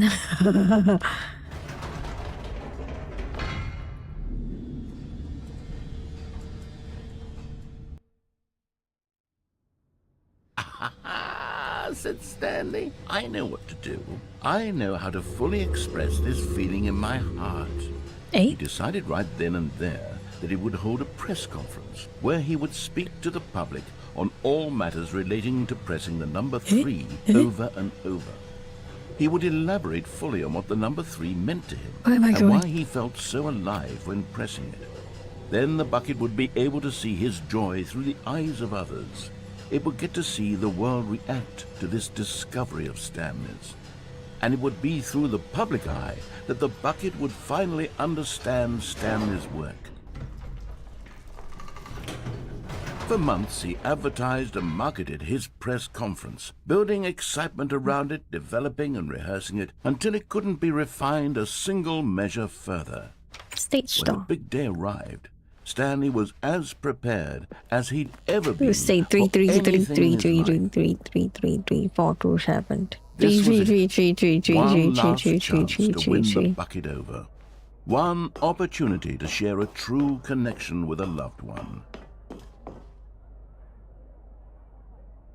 There was no one here. Nobody had come to the press conference to hear Stanley speak. to listen to him talk about what it really means to Tree, press tree, the tree, number tree, tree, 3 on a tree, tree. keypad over and over. He was unloved, uninteresting. He was a failure. What it really means And to in that press moment, the number Stanley 3 knew on the the bucket keypad would never over again and take him over, seriously. presented by There Stanley. would be no connection, no deeper understanding. The bucket merely sat there in his arms, indifferent. And so it began that slowly, over many years, the two of them grew more and more distant. They spoke less and less, neither wishing to state the obvious, that any sense of real respect between them had eroded since that day at the press conference. There would be no more games, no more long conversations about passion and pursuit, only a silence that consumed the space between friends. And Stanley, having for once in his life discovered the warmth and comfort of true companionship, was cast back into the unremarkable normalcy of loneliness.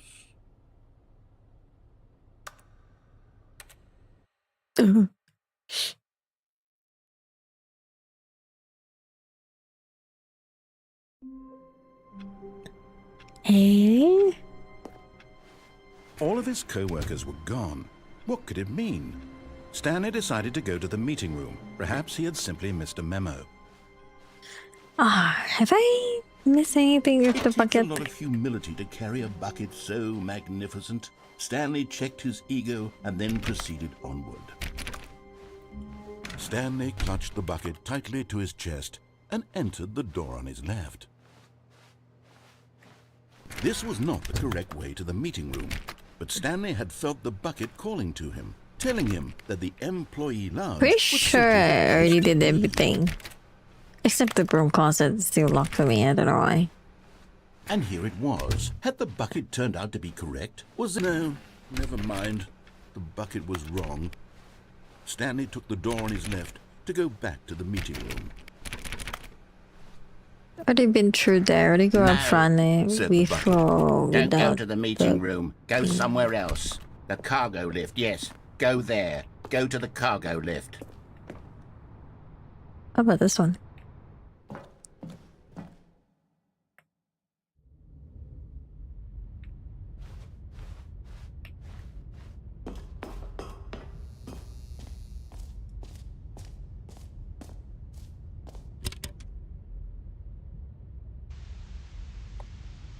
Okay, this is day number 295. Tape number... I don't even know. I've lost track. Nothing feels real. Is it a hard game? No. The longer I study this bucket, the less sense anything makes. The sheer euphoria I feel every time I pick it up. No matter how many times I've done it, it's always the same feeling. And the emptiness in my chest when I set it down. It doesn't make sense. There's no explanation for it. I still haven't figured out why I see the world so differently when this bucket is in my arms. Why everything feels so... What do I do with this treasure? I can monetize it.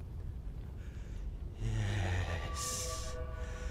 It's unthinkable the amounts of money people will pay for even just an hour with the bucket.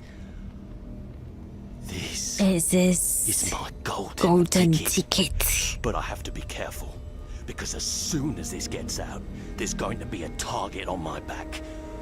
Even now, I don't know who might be trying to get me. What's that? Who's there? Fall down to the bottom of the monitor room.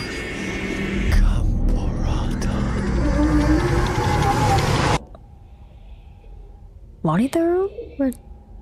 Oh, the mind control of it there.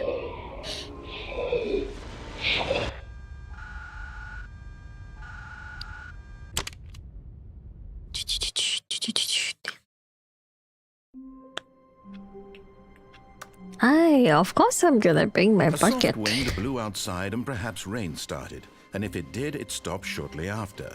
Stanley cradled the bucket in a gentle embrace, protective yet delicate, assertive yet compassionate. Stanley clutched the bucket tightly to his chest and entered the door on his left.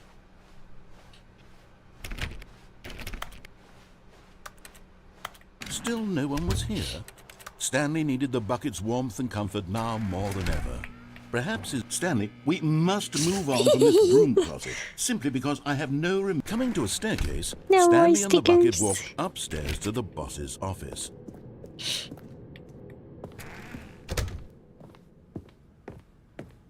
Stepping into his manager's office, Stanley was once again stunned to discover not an indication of any Bucket human has to life. come. Stanley guessed the correct code by Bucket is sheer my luck. bestie. Was it that the bucket knew all along? Was the bucket guiding him? Yes, this is certainly the most logical explanation.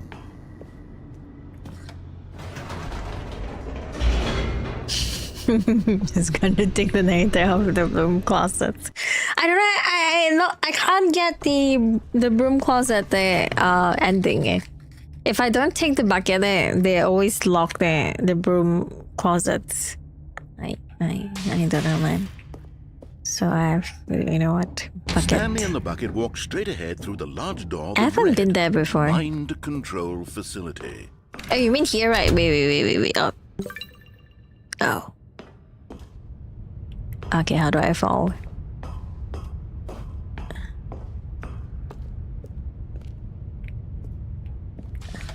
The lights rose on an enormous room packed with television screens.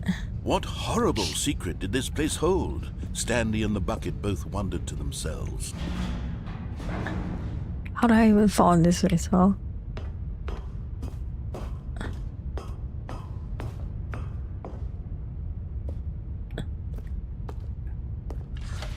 The monitors jumped to life, and Stanley nearly dropped the bucket in shock.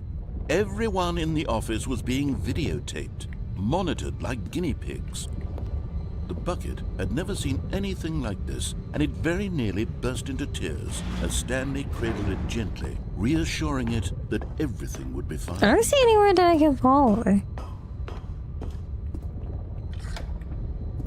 Was the bucket under the mind control facility's influence as well? How do I even Had fall? the bucket been told to do things it didn't wish to do? What Do I fall kinds of the things escape does a place bucket or want what? to do or not want to do in the first place? These questions raced furiously in Stanley's feeble mind. Turn on the lights, turn on the then activate. Turn on the lights to the room. Turn on the monitor screen. Then activate the elevator. No! He screamed into the bucket. He couldn't accept it. His own life in Activate someone else's control. Never! what? He squeezed the bucket tighter. His one friend in the entire world. At this point, he could trust no one except for the bucket. Countdown room. What the But fuck is here the was countdown proof. room? The heart of the operation. Controls labeled with emotions, happy or sad or content. Walking, eating, working, all of it monitored and commanded from this very place. And as the cold reality of his past began to sink in, Stanley decided that this machinery Remember would the never again Confucian's exert its ending? terrible No. power over another human life. For remember. he and the bucket would dismantle the controls for good. Two best friends, Stanley and the bucket, up against the world. They high-fived in a really cool way, and the bucket made a sassy comment about taking down the system.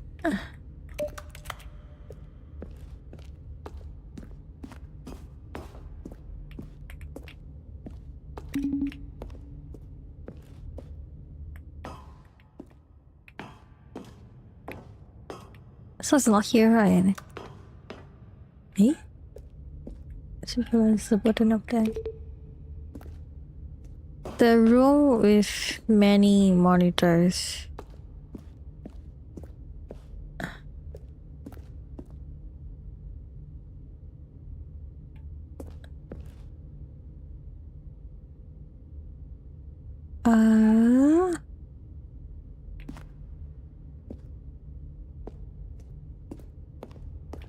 Hey? Hey? Hey? 1, 2, 8? Where's the number 3? The fire's over there. Is it up there? How do I even go up there?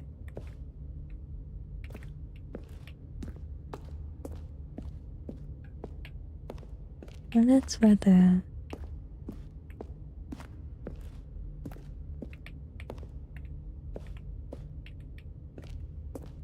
Alright.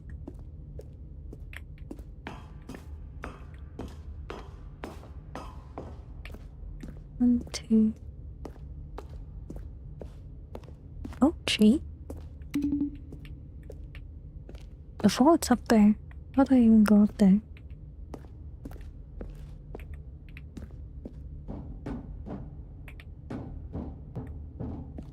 Oh, it's so dark.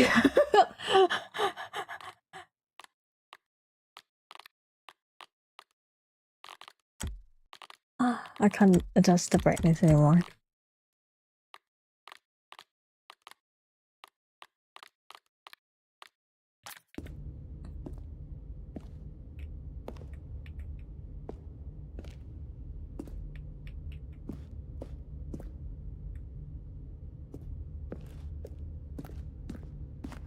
It's up there.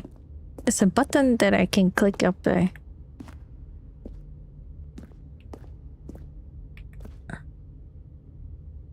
But this, the railing is here.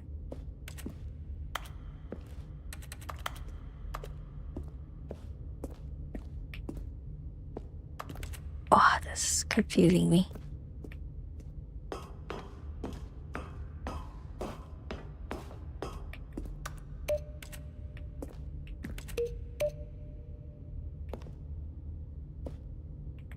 I am curious.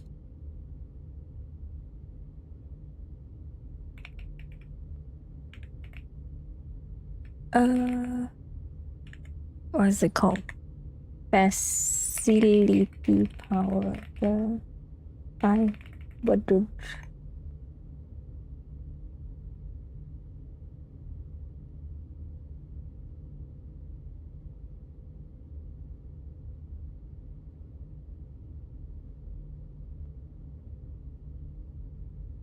Oh, so that doesn't matter.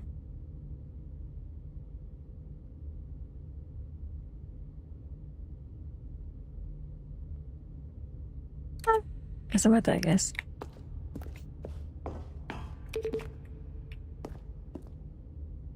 That's weird though.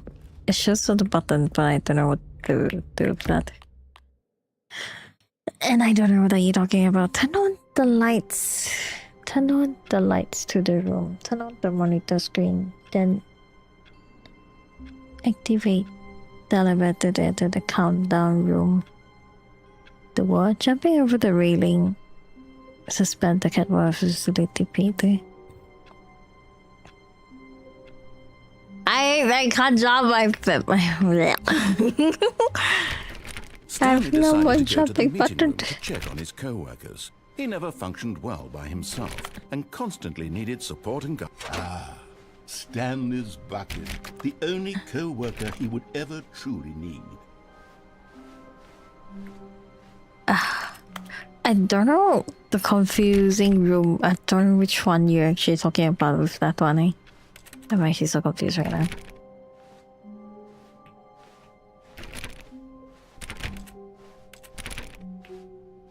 Stanley clutched the bucket tightly to his chest and entered the door on his left.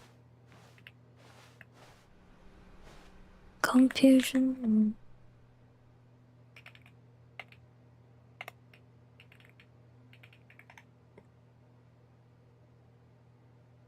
How do I enter this one again? I remember this, but I don't remember how the fuck did I get in there.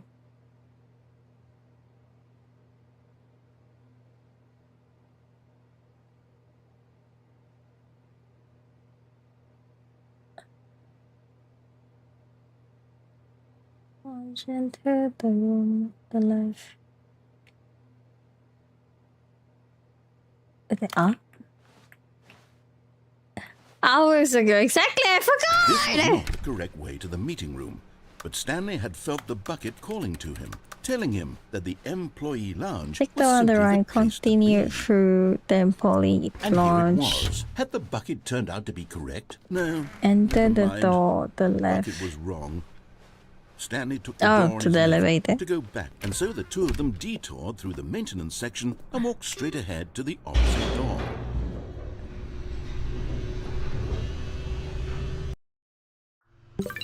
Oh, good, Stanley. I'm glad you found your way here. I knew you'd find this place eventually. You see, your friends and I are concerned for you, Stanley. We've come together here because we care about you very much. It's this bucket you're carrying around everywhere. The bucket isn't even from the original Stanley Parable. It's just sequel content. We're the ones that matter, Stanley. Classic characters from the first game, like the Adventure Line and the Broom Closet. Because that's what fans want from a sequel. They want more of their favorite jokes, not this bucket that they've never seen before. Yes, I know I'm the one who gave you the bucket, but you're spending too much time with it. Don't you want another story involving the Adventure Line? We could make the Adventure Line go somewhere new. Yes, yes, that's what the fans want. Let's do it. Is this one you're talking about? Fold out the bottom. Fold down. Fold down. Whee! Look at that wacky line. Who knows where it'll go off to next? Oh, and it played some silly music as well.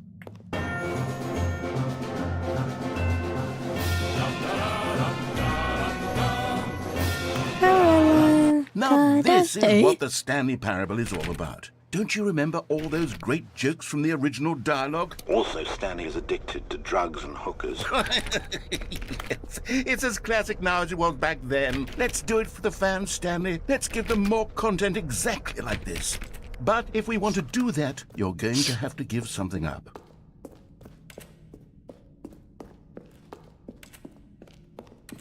But are we able to really suspend the catwalk facility the narratives for such a about exploring a previous back 10 places special genre resets the game? I can't jump, that's the issue. I already spent all my jump button. Don't you get it, Stanley? We need to get rid of the bucket. That's why I'm very proud to introduce a brand new character. This is the bucket. Inside the large blue pit. Blue pit lit. Especially hanging out for intros. I can't jump. That's the issue. I don't have jump anymore. So this ain't gonna work for me.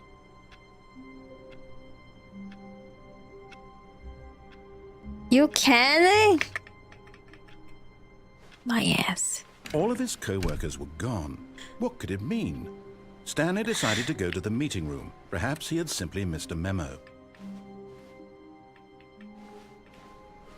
Is Stanley, without the bucket, really Stanley at all? No, no, surely not.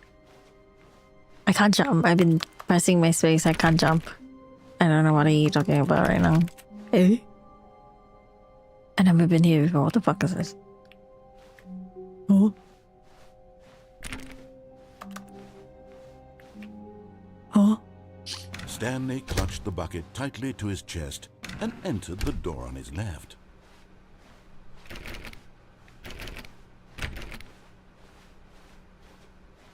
Still no one was here. Stanley needed the bucket's warmth and comfort now more than ever. Perhaps his boss's office. Stanley, we must move on from this broom closet simply because I have no remaining stickers. If I did, coming to a staircase, Stanley and the bucket walked upstairs to the boss's office.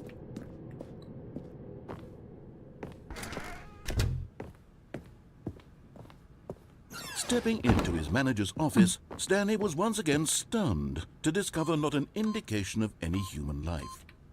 But Stanley guessed the correct code by sheer luck. Was it that the bucket knew all along? Was the bucket guiding him? Yes, This is certainly the most logical Before explanation. the framing control.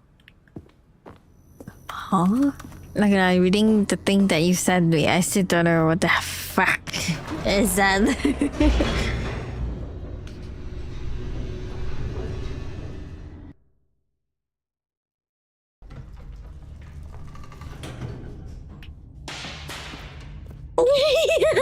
I still don't know what the freak you're talking Stanley about. and the bucket walked straight ahead through the large door that read, Mind Control Facility.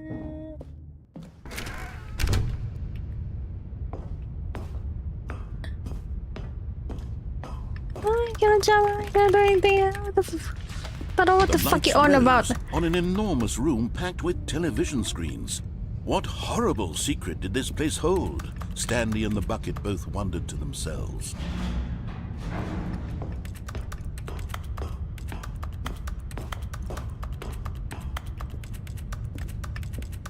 Wait? Eh? Eh?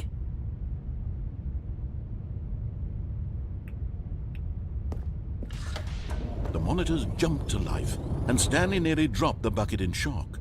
Everyone in the office was being videotaped, monitored like guinea pigs. The bucket had never seen anything like this, and it very nearly burst into tears as Stanley cradled it gently, reassuring it that everything would be fine. All you say is jump, jump, jump, jump. Your mom, fuck your mom. I'm gonna make you call me tell me Happy Father's Day next month, for fuck's sake. But just as Stanley was about to proceed further into the mind control facility, he tripped and fell over the railing and into the dark void below. Thankfully, he fell directly onto the bucket, which safely cushioned his fall. Now, what to do next? Stanley wondered. Stanley and the bucket could find no way out of this enormous pit, and so eventually they decided that the best thing to do would be to simply get comfortable down here. So they set up a little couch and relaxed. Oh. It really wasn't so bad down here. A bit cold, perhaps. After some time had gone by, they installed a few shelves as well, and a sort of kitchenette that was useful for when the bucket was craving paninis. But it wasn't until the rugs and the standing lamps came in that it really started to feel like a home. In fact, after some time, Stanley realized that it had been ages since he had even thought of the mind control facility at all. He'd never gotten to fully explore what was up there, never been able to unearth the many mysteries of the mind control facility. This lack of closure began to eat at him. Soon he was dwelling on his regrets, and the state of their home slowly decayed as Stanley became withdrawn and neglected the cleaning. It unsettled the bucket deeply. Oh dear. Stanley wasn't usually like this. The bucket tried to reach out to him again and again, but to no avail. All Stanley could think about, all he could talk about, was going back, doing it over again, staying on the path. It was a mistake to leave the path. It was a mistake. It was a mistake. I need to do what the narrator says. I need to see the true ending. This made no sense at all to the bucket. How do you see the true ending? Copy him. Down here as comfortably as possible. Yet Stanley was inconsolable. This isn't an ending. This is just a hole in the ground. The bucket sighed. True, it wasn't an ending. But it's where we happen to be. And maybe, possibly, if we accept the reality of things, maybe this will become an ending eventually. It's what the bucket was counting on. The two of them waited for a very long time.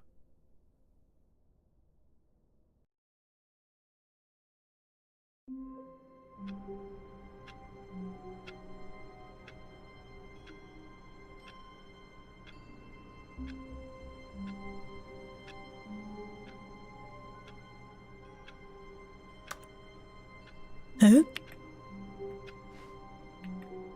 I should look different now. All of his co-workers were gone. As Stanley lifted his bucket, he felt a connection to all buckets everywhere. This adventure, he decided, was for all of them. Raster. Stanley pressed the bucket upon every little thing in the office. Nothing responded to the bucket's Welcome to the touch, whiteboard but ending. it did little to discourage Stanley's belief in the magic of the bucket. Top one.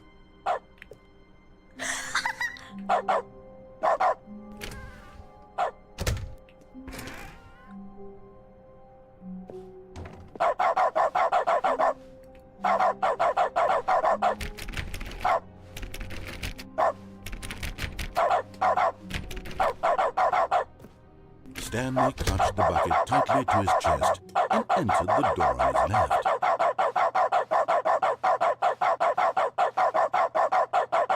Where do I go?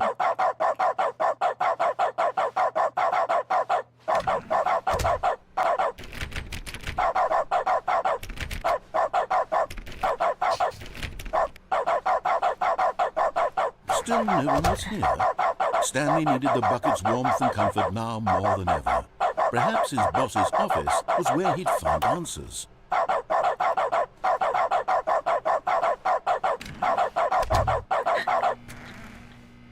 Stanley, we must move on from this broom closet, simply because I have no remaining stickers. If I did, you can guarantee we'd be in here for hours.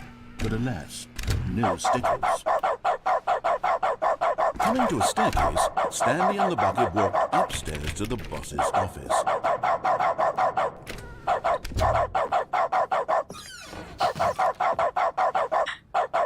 I got the feeling money's for stealing, but not yours, of course, says the lovely bird.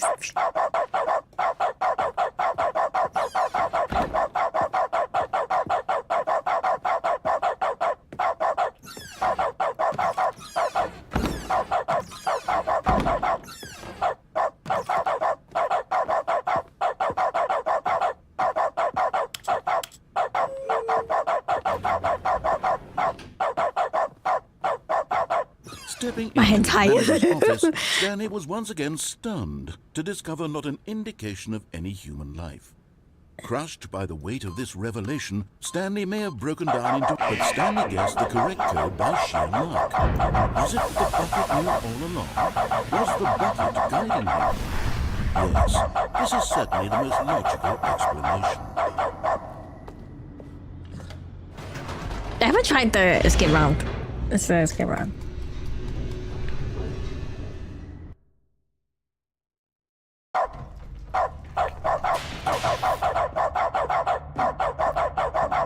Stanley and the bucket walked straight ahead through the large door that read, Mind Control Facility. Although this passageway had the word escape written on it, the truth was that at the end of this hall, Stanley and the bucket would both meet a violent death. The door behind them was not shut. Stanley and the bucket still had every opportunity to turn around and get back on track. At this point, Stanley and the bucket were knowingly walking forward into a very painful death for each of them. You know what? Hold on. I want to do some funny thing. I don't know how it's gonna sound like. What was it? Okay, 1 millisecond.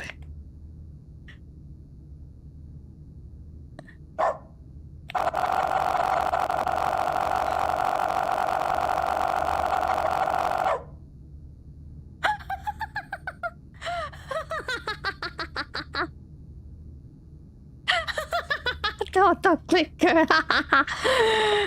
If I put 100 there. Let's see. Ah, okay, this sounds better.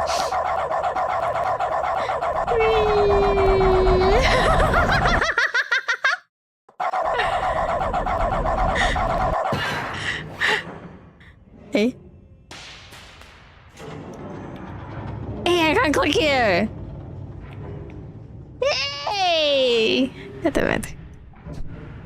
As the machine whirred into motion and Stanley and the bucket inched closer to their demise, Stanley reflected on how meaningless the bucket's warmth and comfort had turned out to be. To be sure, it puts the mind and the soul at ease to embrace the bucket, but what use is a sense of ease when you're about to be crushed to death? This is what Stanley thought to himself. and he sort of kicked himself for wasting so much time carrying a bucket everywhere. Farewell, Stanley.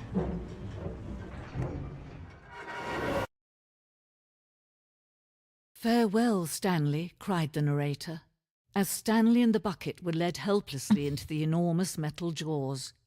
In a single visceral instant, the bucket's life came to an end as it was crushed violently to death. Oh, we can do it again. It was a shame, the death of such a magnificent bucket. It's true that all buckets are radiant in their own way, but this one stood above the rest. It was a glorious bucket to behold. The bucket. Wait a minute. Welcome. Welcomes you to the grand exhibit. You're standing at the receiving knowledge much like a bucket itself. The human's mind is regularly empty within thee.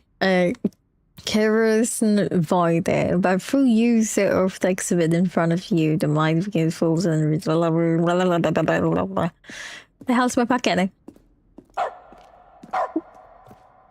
Can you see how arrogant it was for Stanley to take a bucket like this and to claim it for his own? Can you see the hubris that blinded him? That ain't my bucket. Can you see that the bucket is far more noble The stress than bucket. Stanley will ever be in his short life? What the hell's my bucket there? Hey! I got my bucket there. What's this bucket history, is it? No man can own a bucket, and certainly not a bucket as dazzling to behold as this one. It is man who should kneel before the bucket. The hanging bucket. Oh. Oh. The penis symbolizes necessity. This for our own good. Is that my bucket? I don't see a sticker. I don't think that's my bucket. Oh. Oh.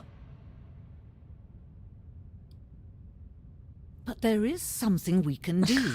Something we can do together, you and I, that will right this terrible wrong. Let Stanley die. Let him be crushed by the machine. Don't reset the game. Don't give him another opportunity to run off with another beautiful bucket. We can save the world's buckets from their treatment as tools and implements if only we let Stanley Before I die, I'm gonna show you guys.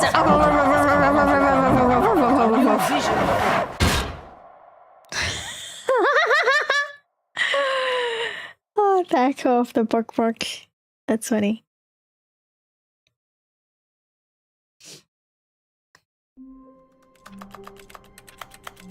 Shit. I don't have to.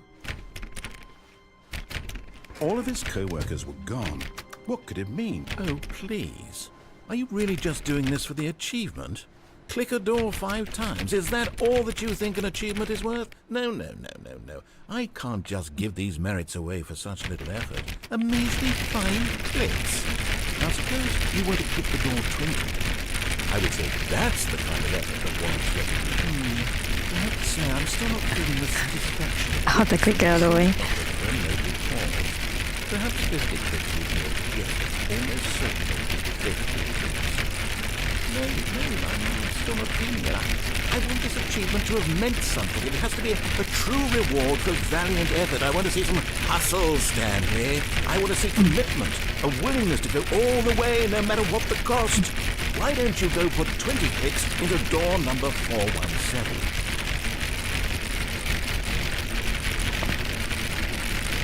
417. 4. What? Hey. Where the fuck is that? 417. 417. What the hell is that? Oh, 417. Great. Now, go click a few times on door 437. 437. What the hell is that? This one, it's... Oh, 437. Excellent. I think we're getting somewhere. Now, door 415. Let's give it 10 clicks or so. 415. 415 417 415. Now, back to door number 437. Easy to turn it off, sir. Let's see. How about you click on, well, I don't know, the copy machine? Where the fuck is the copy machines?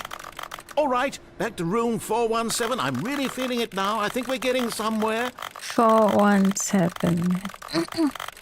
Okay, now go climb on employee 419's desk.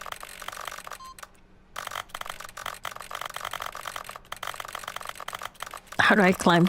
Oh. Yes! This is great! You're putting it all on the line, Stanley. I like that. All right, let's keep it up. Go give me a few clicks on door 416.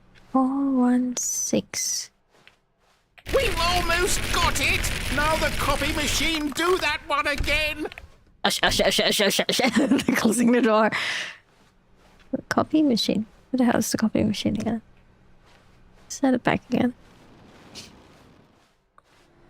Finish it off, Stanley! 5 clicks on door 430! Yes! We did it! Oh, wow. That felt amazing. I got an You really earned it, Stanley. Nothing could hold you back. Yes, I'm very proud of how far we've come today. Just think, only a few minutes ago, you believed an achievement was worth 5 little clicks. Really now, what were you thinking? Interesting. I was just trying to open doors.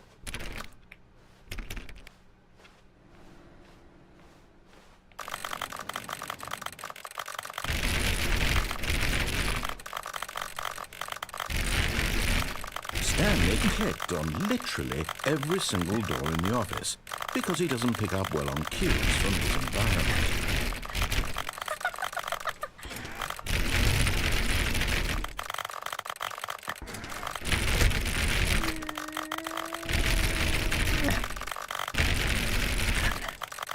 When Stanley came to a set of 2 open doors, he entered the door on his left.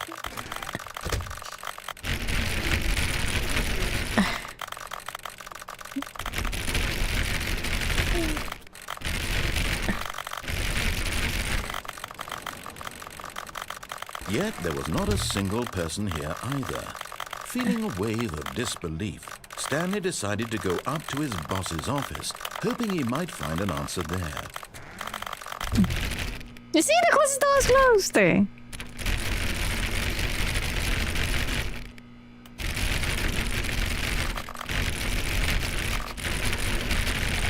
Oh no.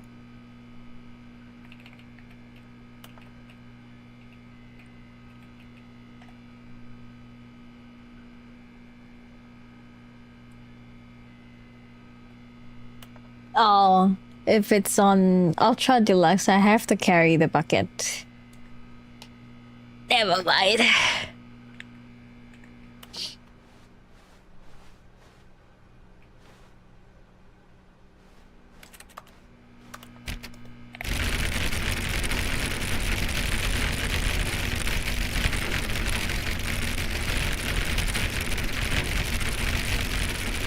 Oh yeah, wait, oh yeah, I forgot to turn it off, oops.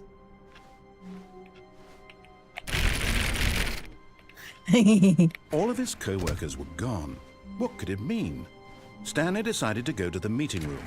What new mysteries lay in store for our bucket-loving heroes today? Let's find Wait, I should take the bucket, wait. All of his co-workers were gone. What could it mean? Stanley decided to go to the meeting room. Perhaps he had simply missed a memo.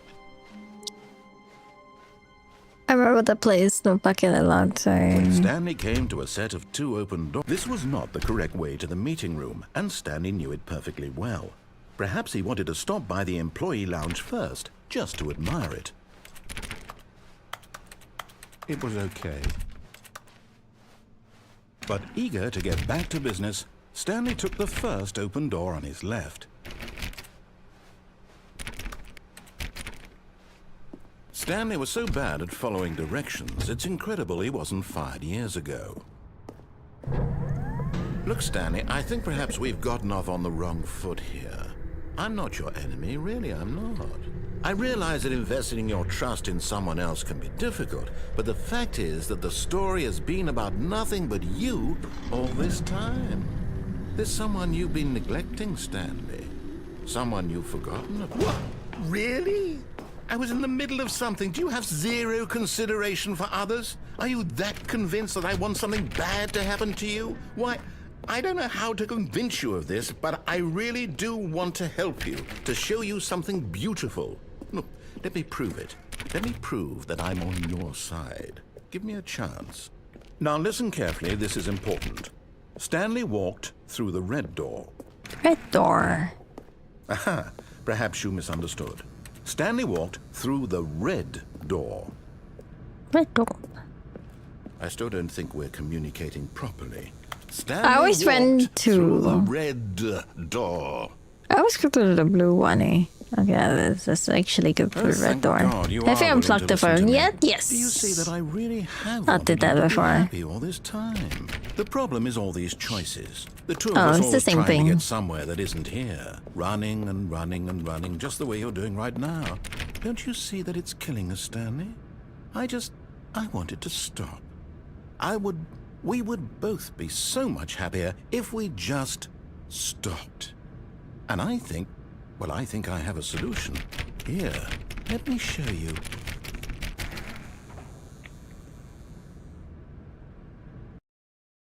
What's this gonna? What do we want? What are we looking for? Here. Yes. Oh, it's beautiful, isn't it? If we just stay right here, right in this moment with this place... No, wait. Where are you going? Oh, this the... Oh, my bad.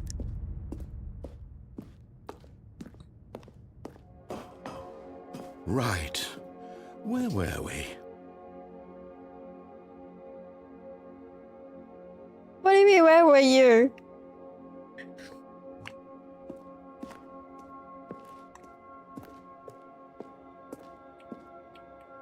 Shark bait hoo ha ha. Do I have to actually go jump that place? There's no dialogue triggers used anymore.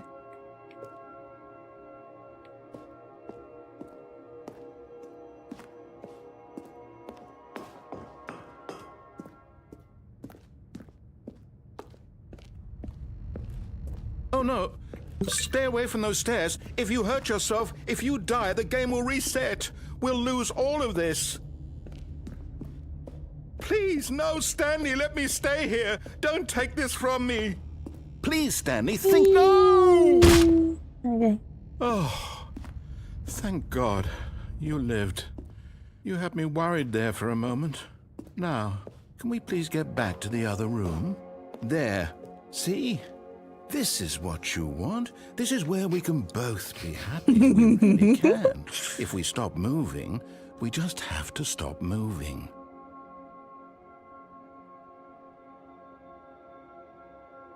Wake me out when it's done.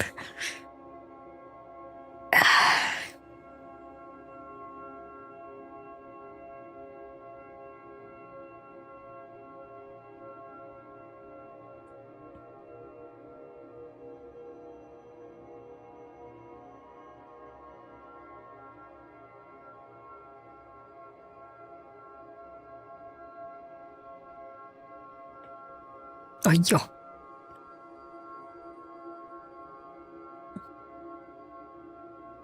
Does it even trigger anything?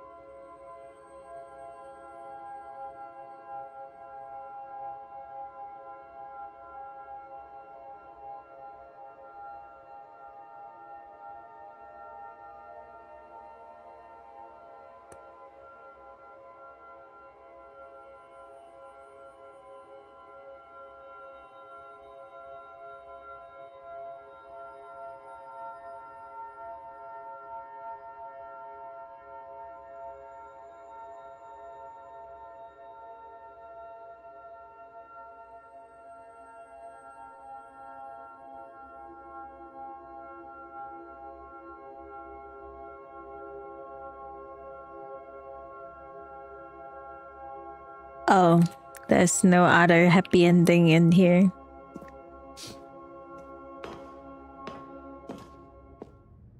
Stanley, go back. There's nothing good that can come from this. This is the end, guys. No, what are you doing? Do you just not believe me? What can I say to convince you?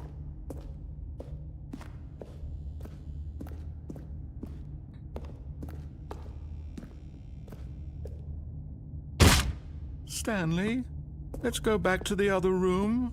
Can you do that for me? Oh, he sounded so sad. Yes, perhaps you can. Perhaps you finally see what I'm talking about.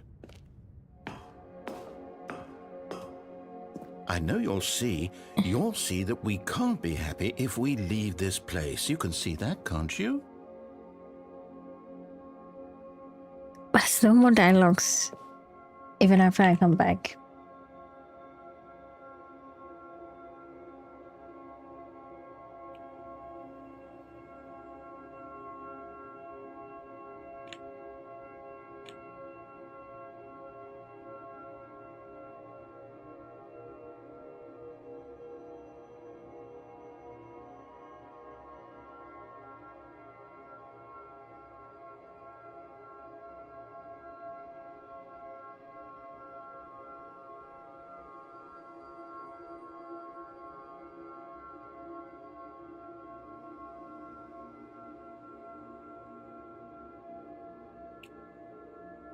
Yeah, a happy ending.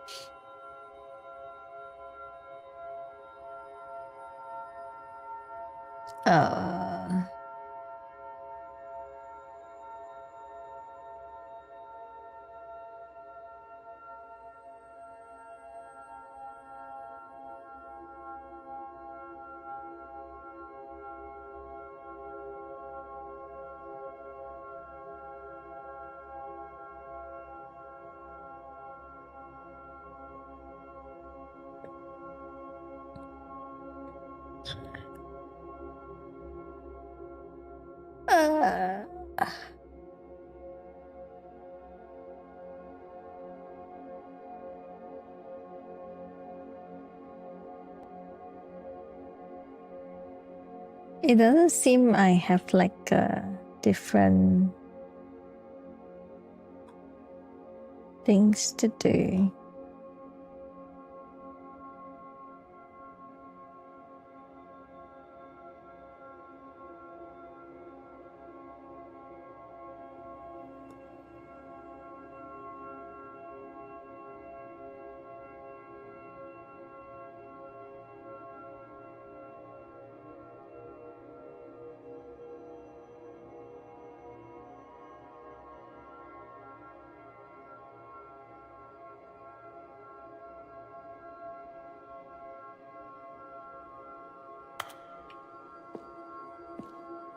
Should do the 10 years things, eh?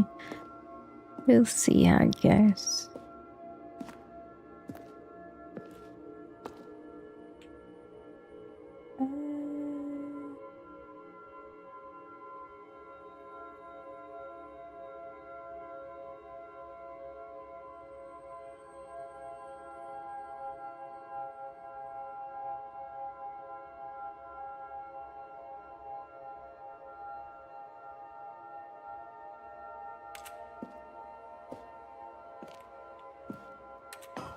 It doesn't seem for me to able to do anything.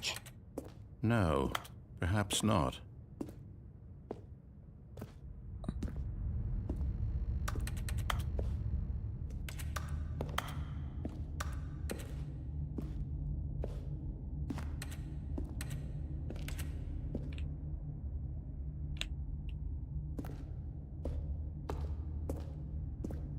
My God, is this really how much you dislike my game? That you'll throw yourself from this platform over and over to be rid of it? You are literally willing to kill yourself to keep me from being happy. Am I reading the situation correctly? He sounded so sad. Or maybe you're just getting a kick out of it. I don't know anymore. I just wanted us to get along. But I guess that was too much to ask. It looks like you wanted to make a choice after all. Well, this one is yours. Do you actually want to stay alive? Or are you just teasing me? Are you just teasing me? I wanted us to be happy here, Stanley. I really did. I still thought that was possible. And then there's nothing else. Like, I have to. It's catching on. There's no actual ending for standing in here.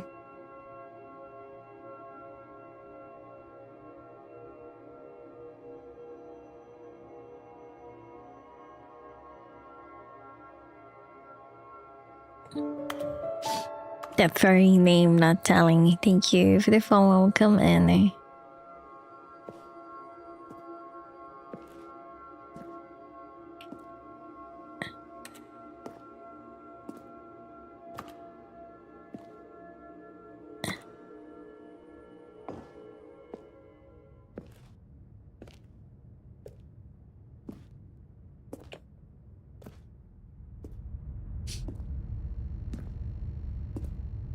I'm walking super slow now.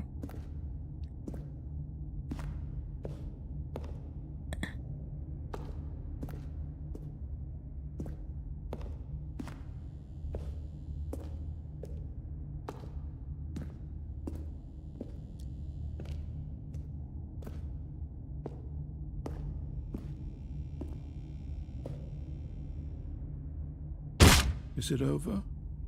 It's going to restart, isn't it? I'm going back.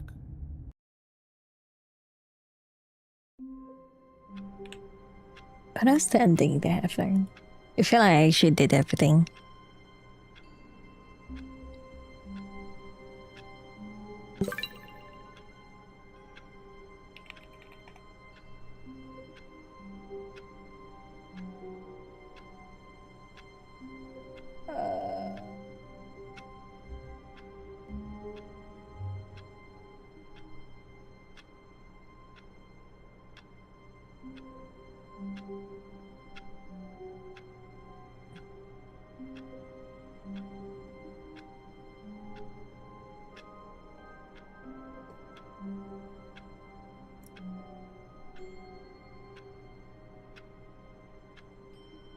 I already did that one. Left, right.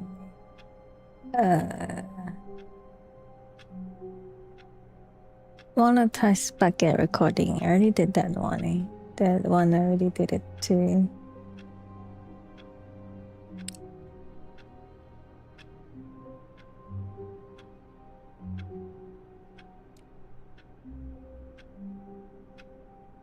Wrong bucket, insane. I did that as well. Goodbye bucket. Yeah, that I did that too. Conference. Yes, I did that. Memorial bucket. What's that mean?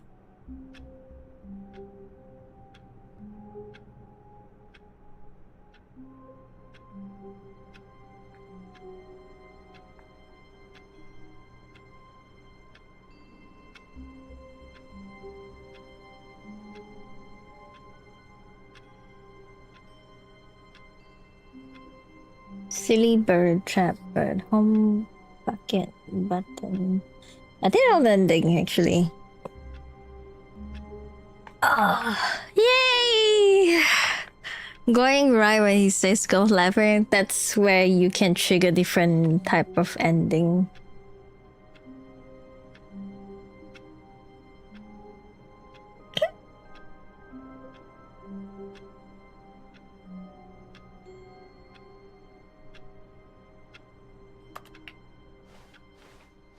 All of his co-workers were gone. What could it mean? Stanley decided to go to the meeting room. Perhaps he had simply missed a memo.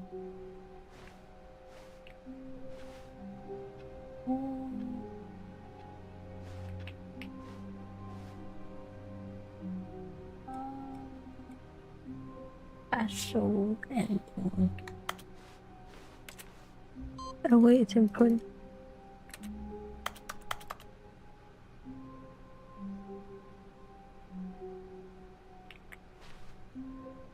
Name? 419.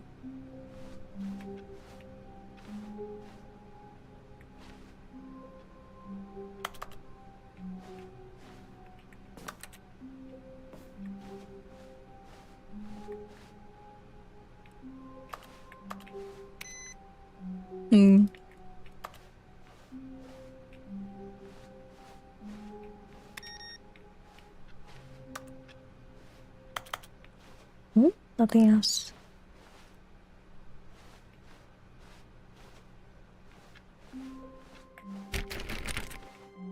Oh, 4, 2, 3, 4, 3, 4. There's something special about it. It's just an input receive. You can climb on the desk just outside Stanley of the jump out the window. Oh. No matter how hard Stanley looked, he couldn't find a trace of his co-workers. Copy.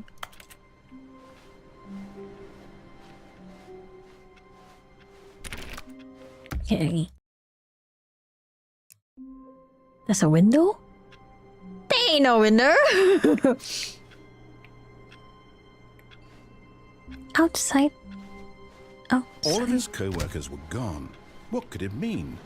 Stanley decided to go to the meeting room. Perhaps he had simply missed a memo. No matter how hard Stanley looked, he couldn't find a trace of his co-workers. Hey, oh.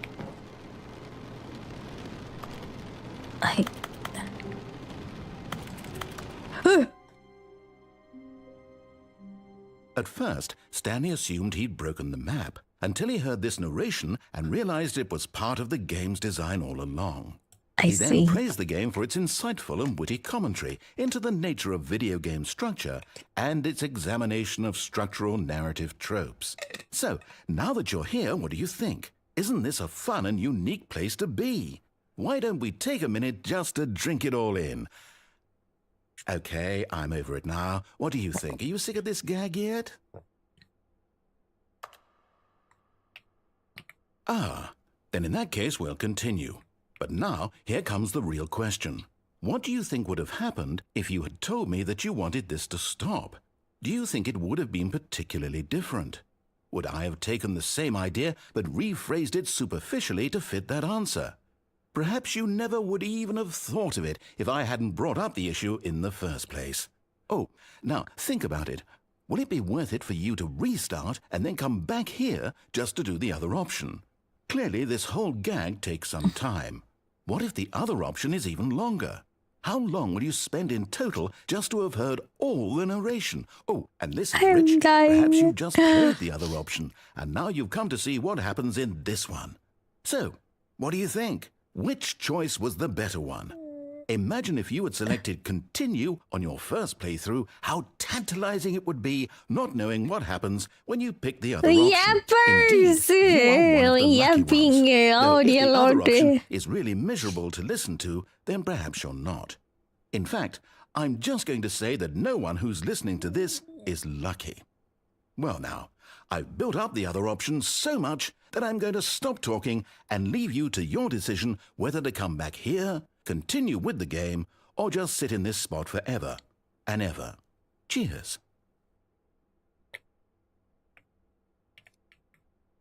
Ah, I can't click anymore.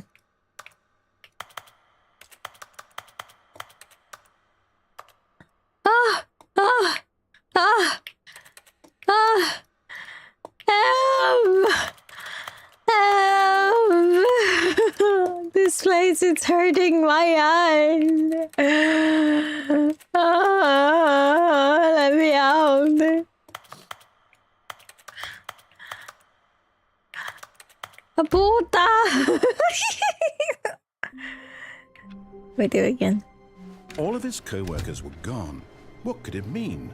Stanley decided to go to the meeting room. Perhaps he had simply missed a memo. No matter how hard Stanley looked, he couldn't find a trace of his co-workers. At first, Stanley assumed he'd broken the map, until he heard this narration and realized it was part of the game's design all along. He then praised the game for its insightful and witty commentary into the nature of video game structure and its examination of structural narrative tropes. So, now that you're here, what do you think? Isn't this a fun and unique place to be? Why don't we take a minute just to drink it all in? Okay, I'm over it now. What do you think? Are you sick of this gag yet? Yes. Well, I don't know how to say this politely, but you could literally just hit escape and restart the game any old time you want, like right now. You could have done it just then. Now would also be an appropriate time to quit.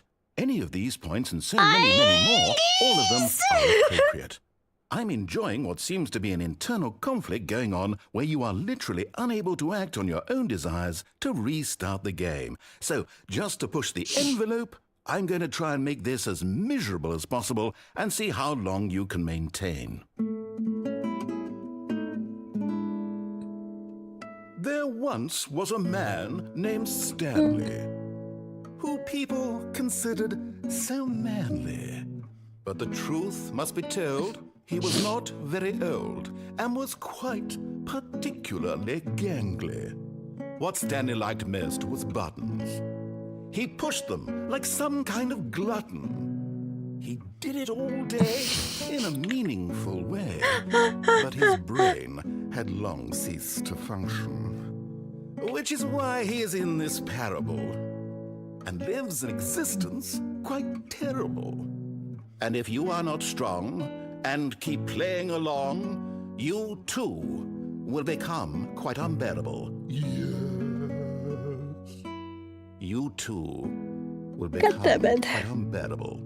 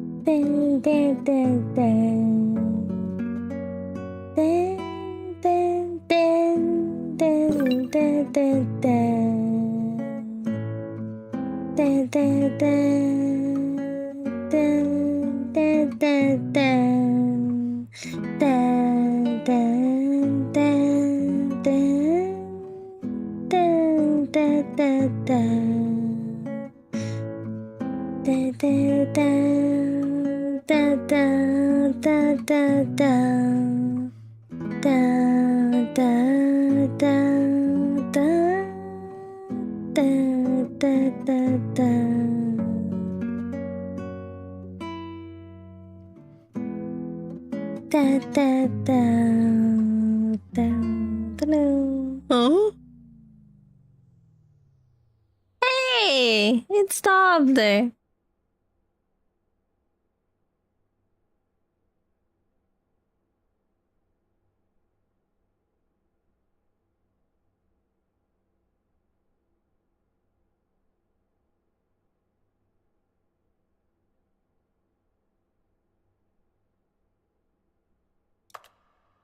Oh.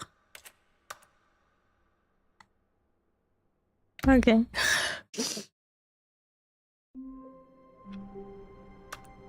Okay, what else? See?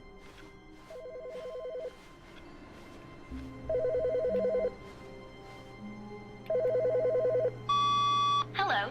This is a recorded message scheduled either by you or a person in your place of work. The purpose of this message is to warn you about the dangers of recorded messages. If at any time you believe you are listening to a recorded message, please terminate it immediately and cease all flow of information from the recorded message into your perceptual sphere. Thank you, and have a pleasant day. And I've had it before.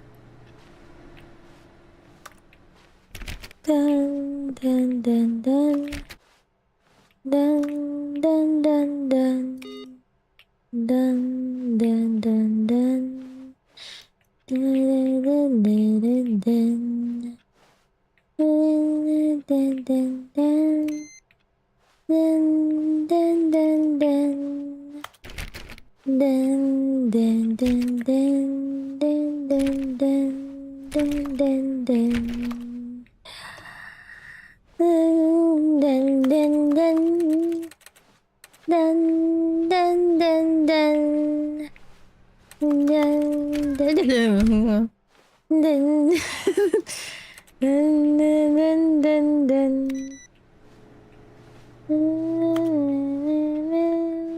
Okay, I have no PC. What the fuck? Nun nun nun nun. Eh? Eh? Why is this door open? I thought normally it's always closed after I went out. Eh? Nun nun nun nun nun nun nun nun nun. Nun, nun, nun, nun. Nothing here though.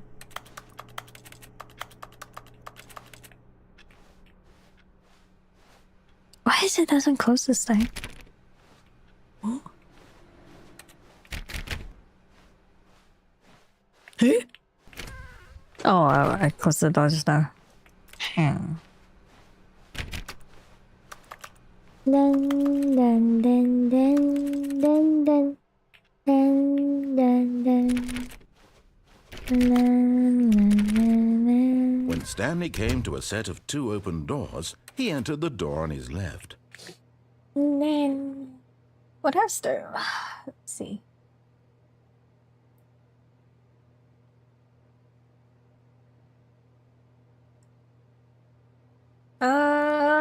New content door. Fuck's new content door. I had that before. Blue office leads up to 2 door with the bucket of the present. Oh, I think with my times blah blah blah blah. Short office. Oh, not keeping the door variations. Blah blah blah blah blah blah. I can't even do anything on the shot. No, does it? Shows. Do I have to keep restarting to look for it, or I just... Oh! All of his co-workers were gone. What could it mean? Doesn't mean I can get the roof off again! Perhaps he had simply missed a memo. Stanley went around touching every little thing in the office, but it didn't make a single difference, nor did it advance the story in any way. Now this, Stanley thought to himself. Okay, I did this one before. The short corridor is one.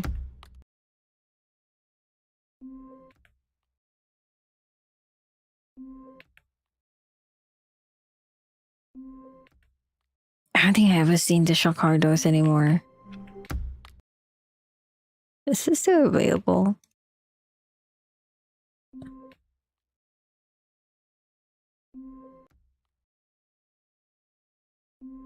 Oh, there you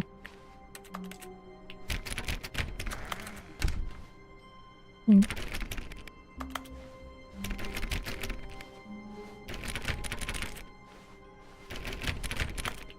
But this one's a star. Sharp is into the whole particular fit deeply, like keeping the buildings the door. Color inches of the variations, blah blah blah blah blah. Long office to additional room. Huh? Huh?